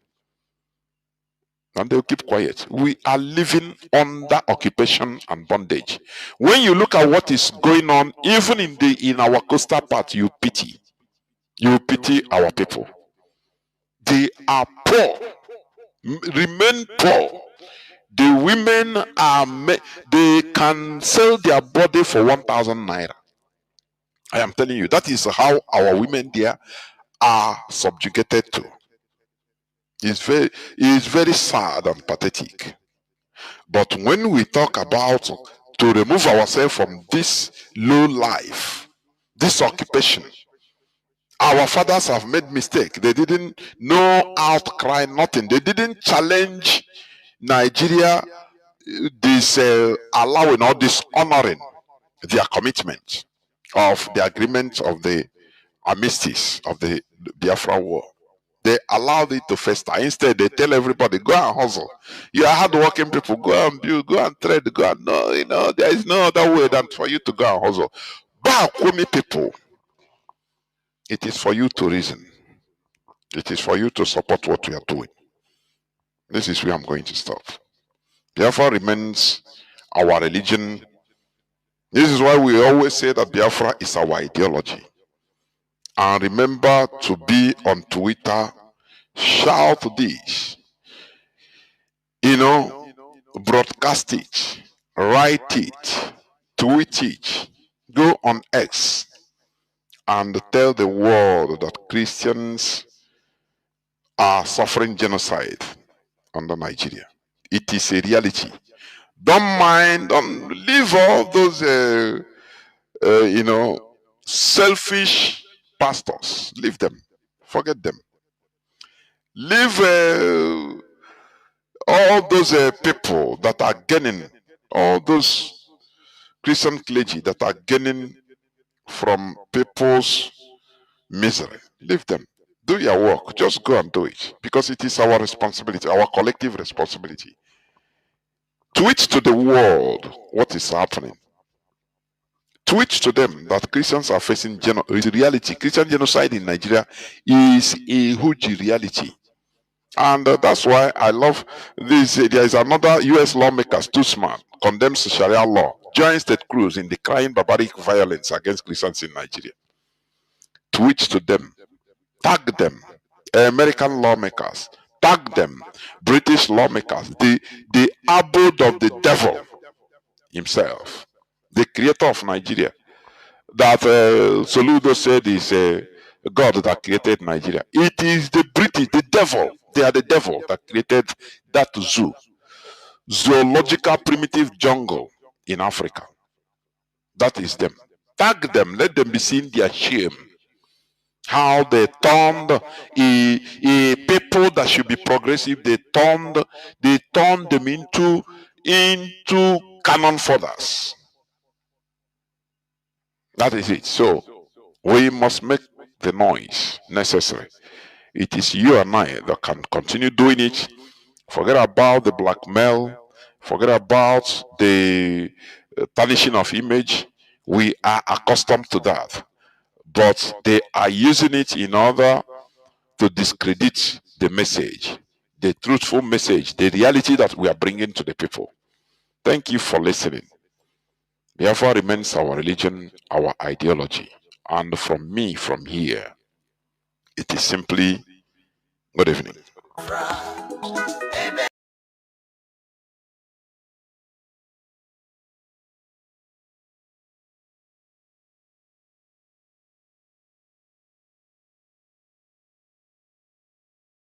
Welcome to IPOB Rapture Media. IPOB press release. The 11th of June 2024.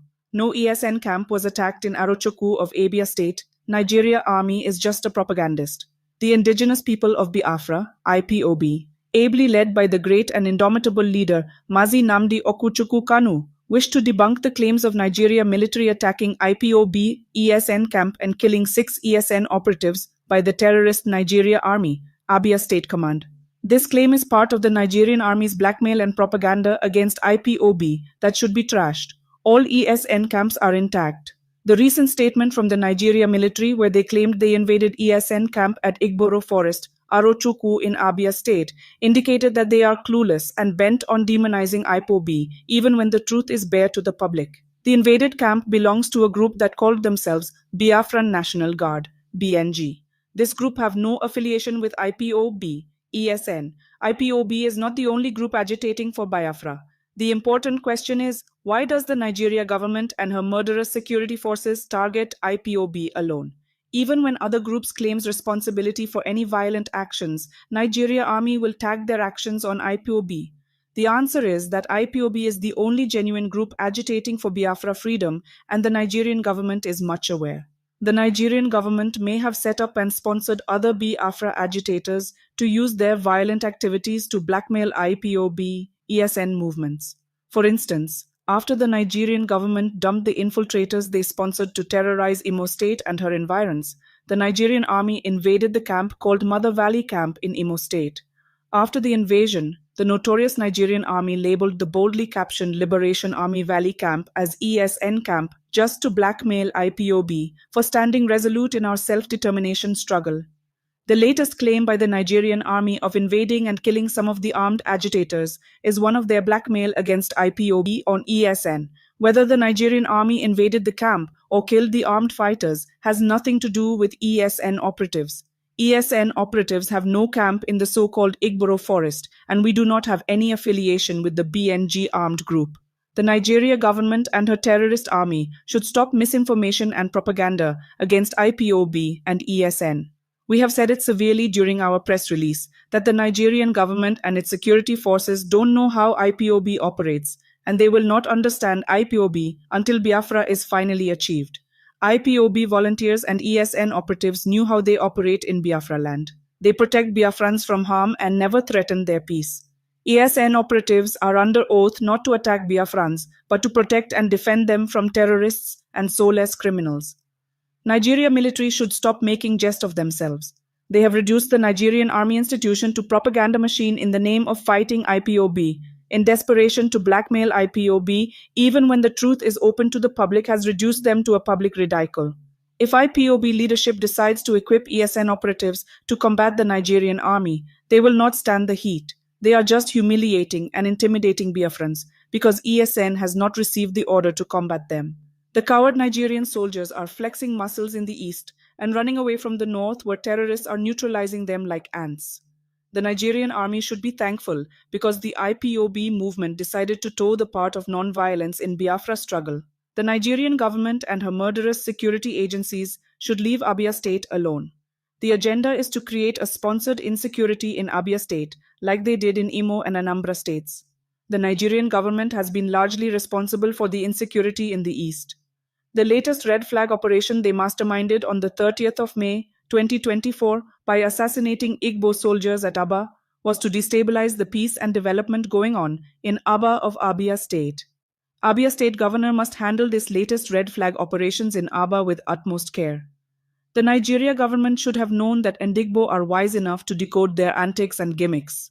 Stereotyping, profiling, and depopulation of Igbo youths is part of the secret policy of the Nigerian government. That's why the Biafra exit from Nigeria is very crucial for the survival and development of Ndigbo. Comrade Emma, Powerful Media and Publicity Secretary for IPOB, please don't forget to support the ESN at www.ipob.org. Welcome to IPOB Rapture Media, IPOB Press Release. June 15, 2024. Indiscriminate arrest and detention of Abia youths by murderous army, an ethnic cleansing agenda against Ndigbo. The movement and worldwide family of the indigenous people of Biafra, IPOB, led by the indomitable leader Mazi Nnamdi Kanu, condemns the indiscriminate arrest of innocent civilians in Abia State because of the malicious murder of Igbo soldiers at Obi-Kabia Community Junction on 30th of May 2024. The continuous intimidation, illegal arrest, torture, and forceful disappearance of Igbo youths by the Nigerian army is part of an ethnic cleansing agenda against Ndigbo. After the false flag operation that led to the killing of 5 Nigerian soldiers at Obi-Kabia military checkpoint, Aba, on the 30th of May, hundreds of Abia youths have been abducted by the unprofessional Nigerian army, sweeping the city and arresting innocent people in the name of falsely looking for IPOB and ESN operatives is a cover-up against investigation into the slain soldiers incident. IPOB and ESN are not involved in the attack and murder of the soldiers. It is unfortunate that the Nigerian army are belittling themselves internationally because of their hatred they have against Ndigbo. No amount of false flag operations and blackmail will make IPOB retreat in the quest for Biafra independence. The Nigerian government and the Nigeria army knew very well that the attack and murder of the soldiers was a false flag operation by the Nigerian army.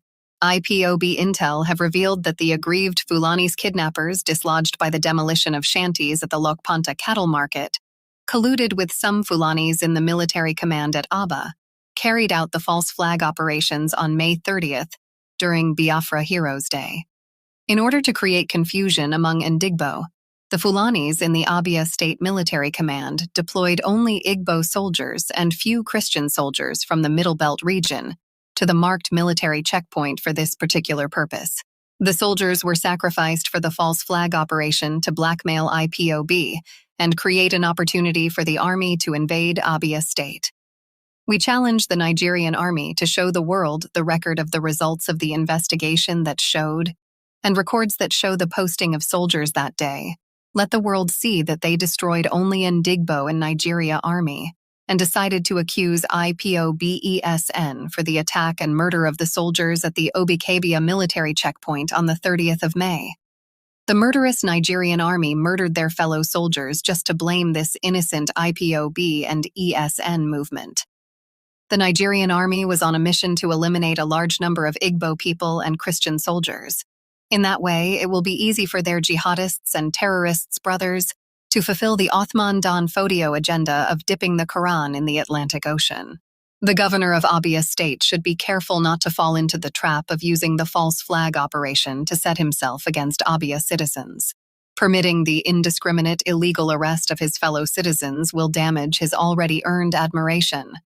Governor Alex Otti must be careful of working with retired General Ihajirika, who will turn him against the people to destroy his political ambition. Abia State must not be turned into a war zone as a result of false flag operations that the Nigerian army has adopted to justify the invasion of Abia State. The Nigerian army and their aggrieved Fulanis at Lokpanta want to divert Abia State governor's attention from their malicious agenda. Governor Alex Otti must not allow himself to focus on fighting IPOB and ESN, while the Fulani terrorists and Nigeria military perfect their strategy to destabilize Abia State and frustrate his development agenda. Dr. Alex Otti should look beyond the false flag operation that led to the death of the soldiers at Obi-Kabia military checkpoint, but be careful with his political adversaries before they lead him astray. Indiscriminate illegal arrest of Abia State citizens by the Nigerian army is targeted at pitting him against the citizens. IPOB therefore calls on the Nigerian army and the Abia State governor to release all the illegally abducted innocent citizens. The Nigerian army is using intimidation and indiscriminate arrest to force Biafran youths to flee from their communities so that the imported Fulani terrorists invade our communities without resistance. Igbo leaders should stop allowing the massacre of our youths for political correctness when other ethnic leaders are protecting their youths. If the propagandists' Nigerian army thought using false flag operations to blackmail IPOB and ESN would deter us from defending Biafran land against jihadists and terrorists, they are wasting their time. IPOB and ESN remain resolute and unshakable. Comrade Emma Powerful, Media and Publicity Secretary for IPOB. Please don't forget to support the ESN at www.ipob.org. Welcome to IPOB Rapture Media. IPOB press release, 17th of June, 2024. Ndigbo should ignore every deceptive lobby to invest in Lagos. The attention of the global family and movement of the indigenous people of Biafra, IPOB, new investments in Lagos State, where their investments are not protected. As much as IPOB does not oppose any genuine dialogue between the Yorubas and Ndigbo in Lagos State, IPOB will object to any dialogue that is intended to lure Ndigbo to continue in western regions of Nigeria. In the north, Ndigbo are always the victims of any religious and political riots, during which northerners destroy, loot, and burn down businesses and properties belonging to Ndigbo. Recently, in the western region, particularly of Ndigbo, many Igbo-dominated markets in Lagos have either been demolished or burnt down and taken over by the Lagos state government. On the basis of the aforementioned, any Igbo person investing in the northern and western regions of Nigeria needs to our youth. Biafrans have been an engine of growth in any society they find themselves in. In all parts of the world where Ndigbo resides, they directly or indirectly contribute to the development of that area. It's in our DNA. Welcome to IPOB Rapture Media. IPOB press release, June 19, 2024. The plans by the Nigerian army to bomb Ogburu communities in Anambra State is a premeditated genocidal action against Ndigbo. The attention of the noble family and movement of the indigenous people of Biafra IPOB, ably led by the great and indefatigable leader, and Mazi Nnamdi Kanu has been drawn to the genocidal plans to unleash military attack by the Nigerian army by bombing some peaceful communities in Ogburu LGA of Anambra State. Why will the Nigerian army plan to bomb a community in the southeast for petty crimes but refuses to bomb northern communities for the murderous activities of internationally recognized terrorists organizations like Boko Haram and ISWAP in the north? Sometime early this year, IPOB raised alarm through a press statement on the plans of the Nigerian army to bomb some communities in Ogburu LGA of Anambra State. The murderous Nigeria army retreated their plans, but have not jettisoned their wicked agenda to bomb Ogburu community in the name of looking for IPOB members. Nigerian army has no good intentions regarding Ndigbo. That is the reason IPOB cautioned the Anambra State Governor, Prof. Chukwuma Charles Soludo and other governors to stop importing the Nigerian murderous army into Biafra. Prof. Chukwuma Soludo thought that militarizing Ogburu LGA and other communities would stop insecurity. Instead, the presence of the soldiers has increased insecurity. The soldiers deployed into Ogburu are also involved in illegal oil bunkering, thereby contributing to the insecurity of the area. The planned military bombing of the communities is a cover-up to the involvement of Nigerian soldiers in the illegal oil bunkering activities in Ogburu, Anambra State. Therefore, IPOB is once again calling on the Anambra State Governor and the Nigeria Army to stop their genocidal plans of bombing any community in Ogburu, Anambra State, and Biafra land in general.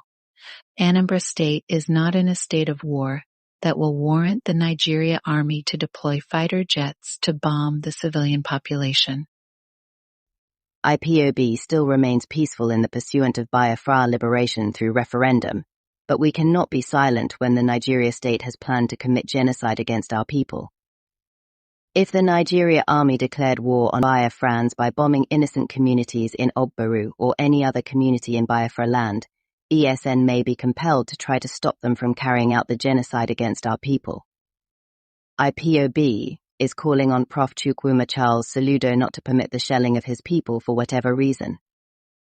If the Nigeria military has not bombed the communities in the north because of the activities of terrorists and bandits who are murdering the soldiers, police and civilians daily, What justification do the Nigerian army have to bomb any community in Biafran land? Prof. Soludo should not allow his desperation to win the second tenure make him allow the massacre of his people. Nigerian soldiers are one of the enemies of the Biafran people. Deploying them to stop civil unrest or petty crimes is like pouring fuel into the fire. There is no crime in Ogbaru LGA, only the crimes perpetrated by criminals recruited as Osamala vigilantes who are highly involved in criminal activities going on in Ogbaru Anambra State. Prof. Soludo should stop the boys he recruited into crime for his second-term elections, which is coming up soon. Prof. Soludo should call his ragtag soldiers to order because there will be retaliation if any attack happens in Ogbaru LGA. IPOB calls on the Nigerian military to stop the invasion and allow Ogbaru people to live in peace and do their farming business. Ogbaru is a farming and fishing community that produces food for Biafrans. Any attempt to bomb such an important community will be considered an act of aggression towards Ndigbo and will be collectively retaliated against anyone seen as part of the ugly plan against that farming community's water resources and or genocide against those Biafrans. But the Nigerian army is becoming a terror to Biafrans. The Nigerian military harassment and intimidation against Biafrans must be stopped before Ndigbo resorts to self-defense. Then the Nigerian army will realize that no one has the monopoly of violence. The criminal vigilantes in Ogbaru colluding with the military to destabilize the peaceful communities in Ogbaru will pay for the treacherous actions. IPOB and ESN are here to defend our land against internal and external enemies. No amount of threat or harassment will make ESN back down from their responsibilities. Biafra land belongs to Biafrans, and we must defend it with all our might until Biafra comes. Comrade Emma Powerful Media and Publicity Secretary for IPOB. Please don't forget to support the ESN at www.ipob.org. Welcome to IPOB, Rapture Media. IPOB press release. 30th June, 2024. ESN did not engage Nigeria police in any gun battle in Ebonyi State, as falsely claimed by police. The global family of the indigenous people of Biafra IPOB, led by the indomitable leader, Mazi Nnamdi Kanu, debunked the fallacious and fabricated claim by the notorious Nigerian police at Bakiliki Command of engaging in a gun battle when IPOB in Ishimko came to their station there in Ebonyi State. We want the public to ignore the false claims by the Nigerian police as IPOB-ESN did not engage the Zoo police in any gun battle, and no ESN operative was killed by the Nigerian police in Ebonyi State.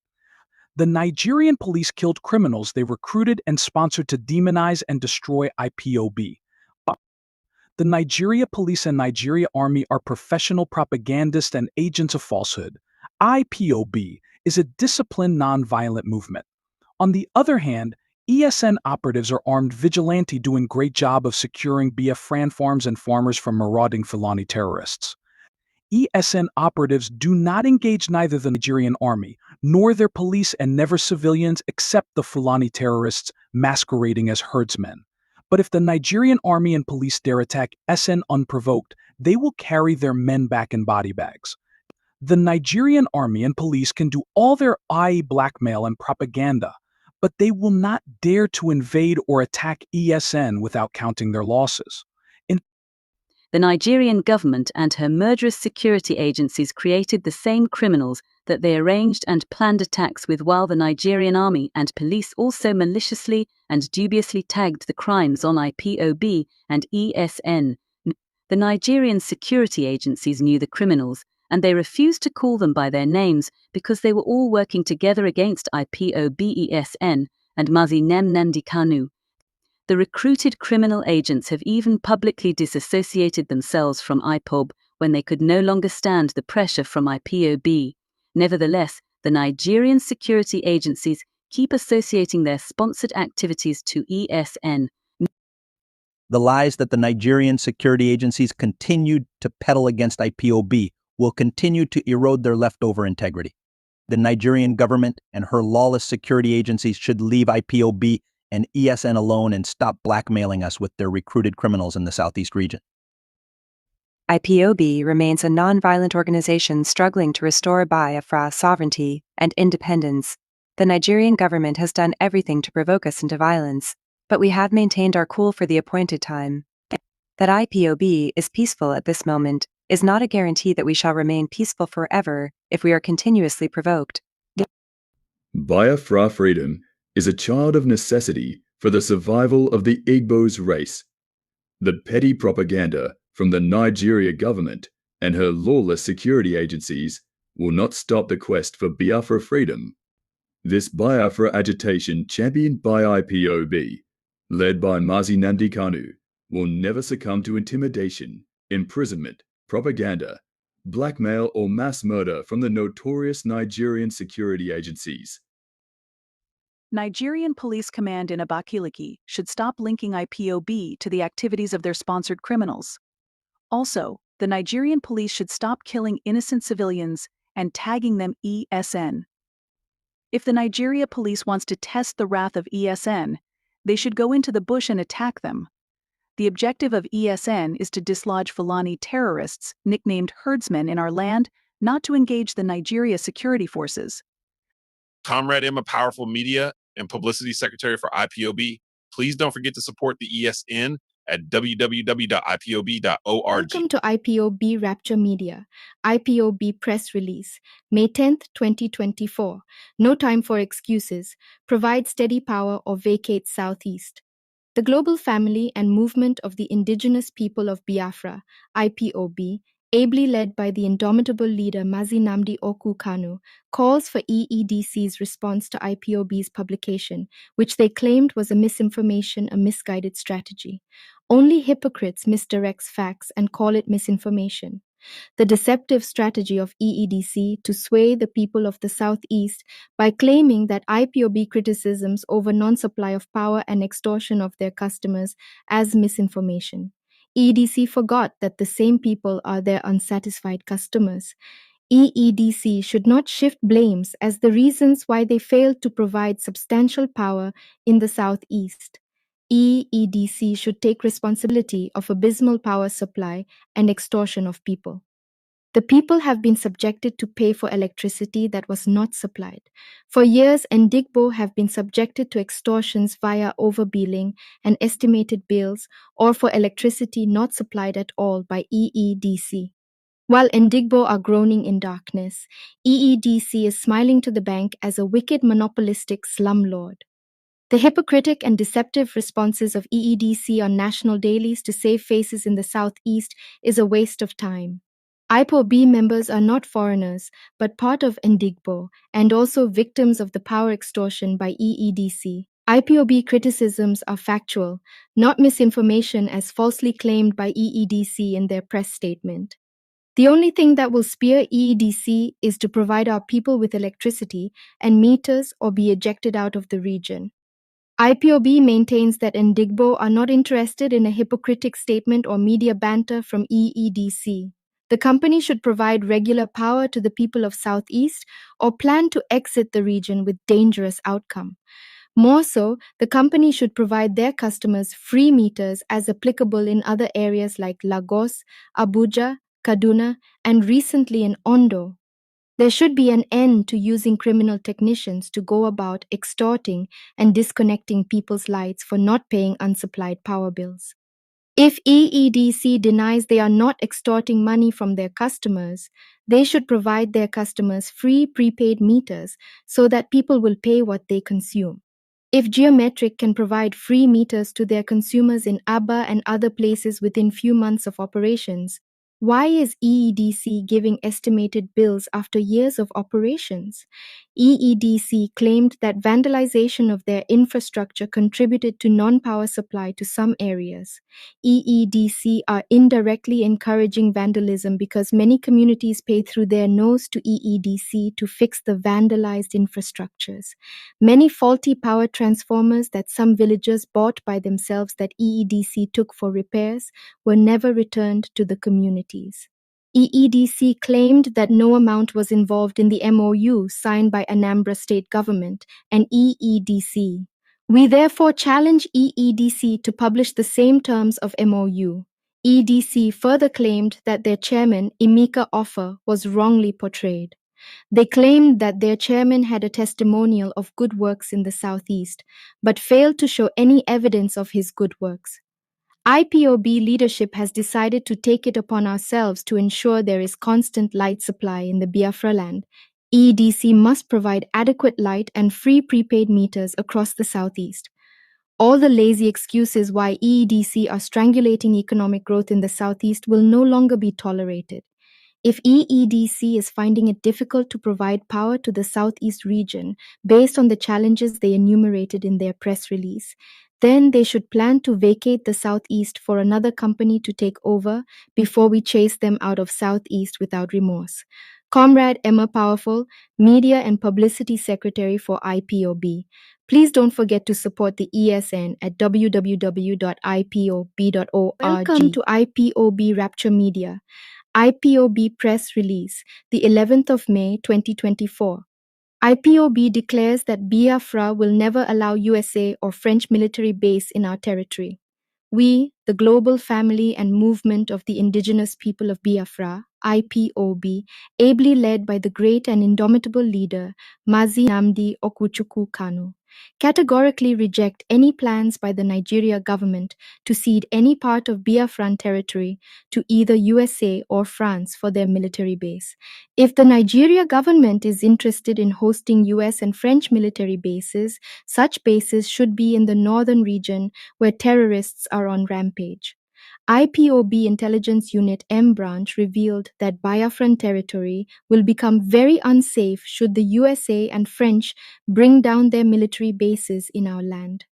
Nigeria government must understand that Biafrans do not have enough land, let alone the one that will warehouse either America or French military base. Currently, Biafrans are battling to curtail the terrorists groomed and sent to our region by northern elders and their leaders. We don't want terrorists to target Biafra land because of US and French military presences. Irrespective of the state-sponsored insecurity, Biafra land remains calm, peaceful, and progressive. The unconfirmed report stated that the Nigerian government is in secret discussions with the French and US governments to set up their military bases in Nigeria after being booted out from the Sahel regions of West Africa. If the Nigeria government, who is desperately seeking legitimacy from the West, succumbs to this pressure and allow the establishment of US and French military bases in their country, they will regret their decision. If Nigeria are unable to curtail the activities of the local terrorists, what will happen if the foreign terrorists seize Nigeria as a potential abode or target? Unfortunately, the Nigerian government has never taken her citizens into consideration in any decision-making, and certainly will not consider their citizens' safety in the decision of hosting foreign military bases as long as dollars are involved. If the Nigeria government eventually agrees to allow the US and France establish their military bases in Nigeria, let such military bases be sited in the northern and western regions of Nigeria. Northern and western regions of Nigeria have the larger landmass and are borderlands between Nigeria and other West African countries. More so, western and northern regions have been hosting all the foreign institutions and projects for years, therefore, should host the foreign military bases. The eastern region does not have sufficient lands for developmental projects and agricultural programs, let alone having space to warehouse foreign military base. We wish to remind the US and French governments that Biafra land cannot accommodate any military base. Yes, Biafra has IPOB leadership as leaders of the new nation, and whatever concerns our nation must go through the IPOB movement's leadership. We are making it very clear that our land is not available for any military base. Allowing any foreign military base in our land is an infringement to the Biafra status and sovereignty. The risk of hosting foreign military base in Biafran territory is enormous. Outside putting our freedom at risk, it comes with environmental degradation, disruption of local ecosystems, pollution and deforestation. Primarily, the base and her occupants will subvert our social and cultural values, which will distort the homogeneity of Biafrans.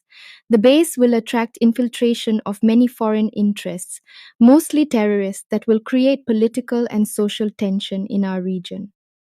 These and many more negative consequences associated with US and/or French military bases are what Biafrans are not ready to deal with.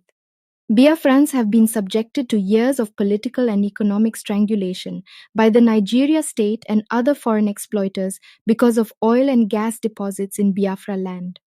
IPOB will never allow Biafrans to be exposed to more dangers, insecurity, and exploitation that comes with hosting exploitative foreign military bases. We are using this same medium to warn governors, politicians, Ohaneze Ndigbo, other interested parties from Biafra region to desist from contemplating or negotiating with America and/or France on this issue. IPOB will not tolerate any person or group that tries to hand over any part of Biafra land for a foreign military base because of dollars or political favors. Comrade Emma Powerful, Media and Publicity Secretary for IPOB. Please don't forget to support the ESN at www.ipob.org. Welcome to IPOB Rapture Media, IPOB Press Release. The 13th of May, 2024. Enugu Governor and the Enugu House of Assembly are security risk to Ala Igbo, IPOB. The attention of the global family and movement of the indigenous people of Biafra, IPOB, led by the indomitable and charismatic leader Mazi Nnamdi Kanu, has been drawn to the purported passage of a bill on allowing cattle ranch by the Enugu State House of Assembly, irrespective of repeated warnings from IPOB and other Igbo patriots to the said bill. If it is true that the Enugu State House of Assembly passed such a demonic bill, it is now necessary that the governor of Enugu and the House of Assembly members are here by being notified that they should be held responsible for any terrorist attack in Enugu State. The Enugu State governor is under pressure to fulfill the agreement he reached with Fulani terrorist groups such as Mieti Allah and Funam by subjecting Ndigbo to terrorist invasions. The purported passage of Cattle Ranch Bill is an invitation to marauding Fulanis in Africa to invade Enugu State and Alagbo in general. Unfortunately, the moneymongers and gullible, dishonorable members in Enugu State House of Assembly are more interested in money and cars than the security and safety of Ndigbo. Governor Peter Mba and Fulani, dishonorable puppets in the House of Assembly, should be held responsible if Enugu State is turned into crisis and terrorist attacks ground from Fulani terrorists who will invade Enugu State in the name of cattle ranching. It is unfortunate that Fulani puppet governor and dishonorable Mugus and uninformed members in the Enugu State House of Assembly could not pass bills to attract investment into Enugu, but Fulani Cattle Ranch Bill, shame on you all. Peter Mba has demonstrated that he is not interested in the security of lives and properties of Enugu people and Ndigbo in general. Having witnessed the mass murder of Enugu people by Fulani terrorists and jihadists, the governor went ahead in establishing the Cattle Ranch Bill to attract Fulanis and show that Peter Mba's government is being controlled by the Fulani cabals. He should be known and seen as a stooge and agent of Fulanization. Dr. Peter Mba government should be seen as a big security risk in the southeast. Very sad indeed. Those who want ESN to come and defend them should find one way or the other to invite ESN operatives in their communities and help ESN and IPOB volunteers to come and do the needful. Fulani terrorists, nicknamed herdsmen, can never dwell in our land unless IPOB ESN does not exist. IPOB calls on Enugu people to stand up and organize protest against this satanic cattle ranch bill, which is Ruga in disguise. More so, Ndigbo should stand up against Ruga settlement that the Fulani puppets in Enugu state government have started to avoid mass burial in Alagbo. IPOB advises Peter Mba, the Alleluia Boys in Enugu State House of Assembly, and their sponsors, Fulani herdsmen, to stay clear of Biafran territory. IPOB stands on no Ruga or Fulani settlement in Biafra land. We will never allow any Fulani settlement, whether in the name of ranching, Ruga, or anything else, to be allowed to stand in the east. Biafra land belongs to the indigenous people of Biafra, not to any governor or dishonorable puppet in Enugu State House of Assembly. The people own the ancestral lands, not the governor or other politician. We shall not allow a Fulani stooge to set Biafra land on fire for any political interest. If the Fulani puppets in Enugu State House of Assembly have passed the demonic Fulani Ranch Bill already, it will not work as long as IPOBESN are concerned. Fulani terrorists masquerading as herdsmen can never have ranch in our land.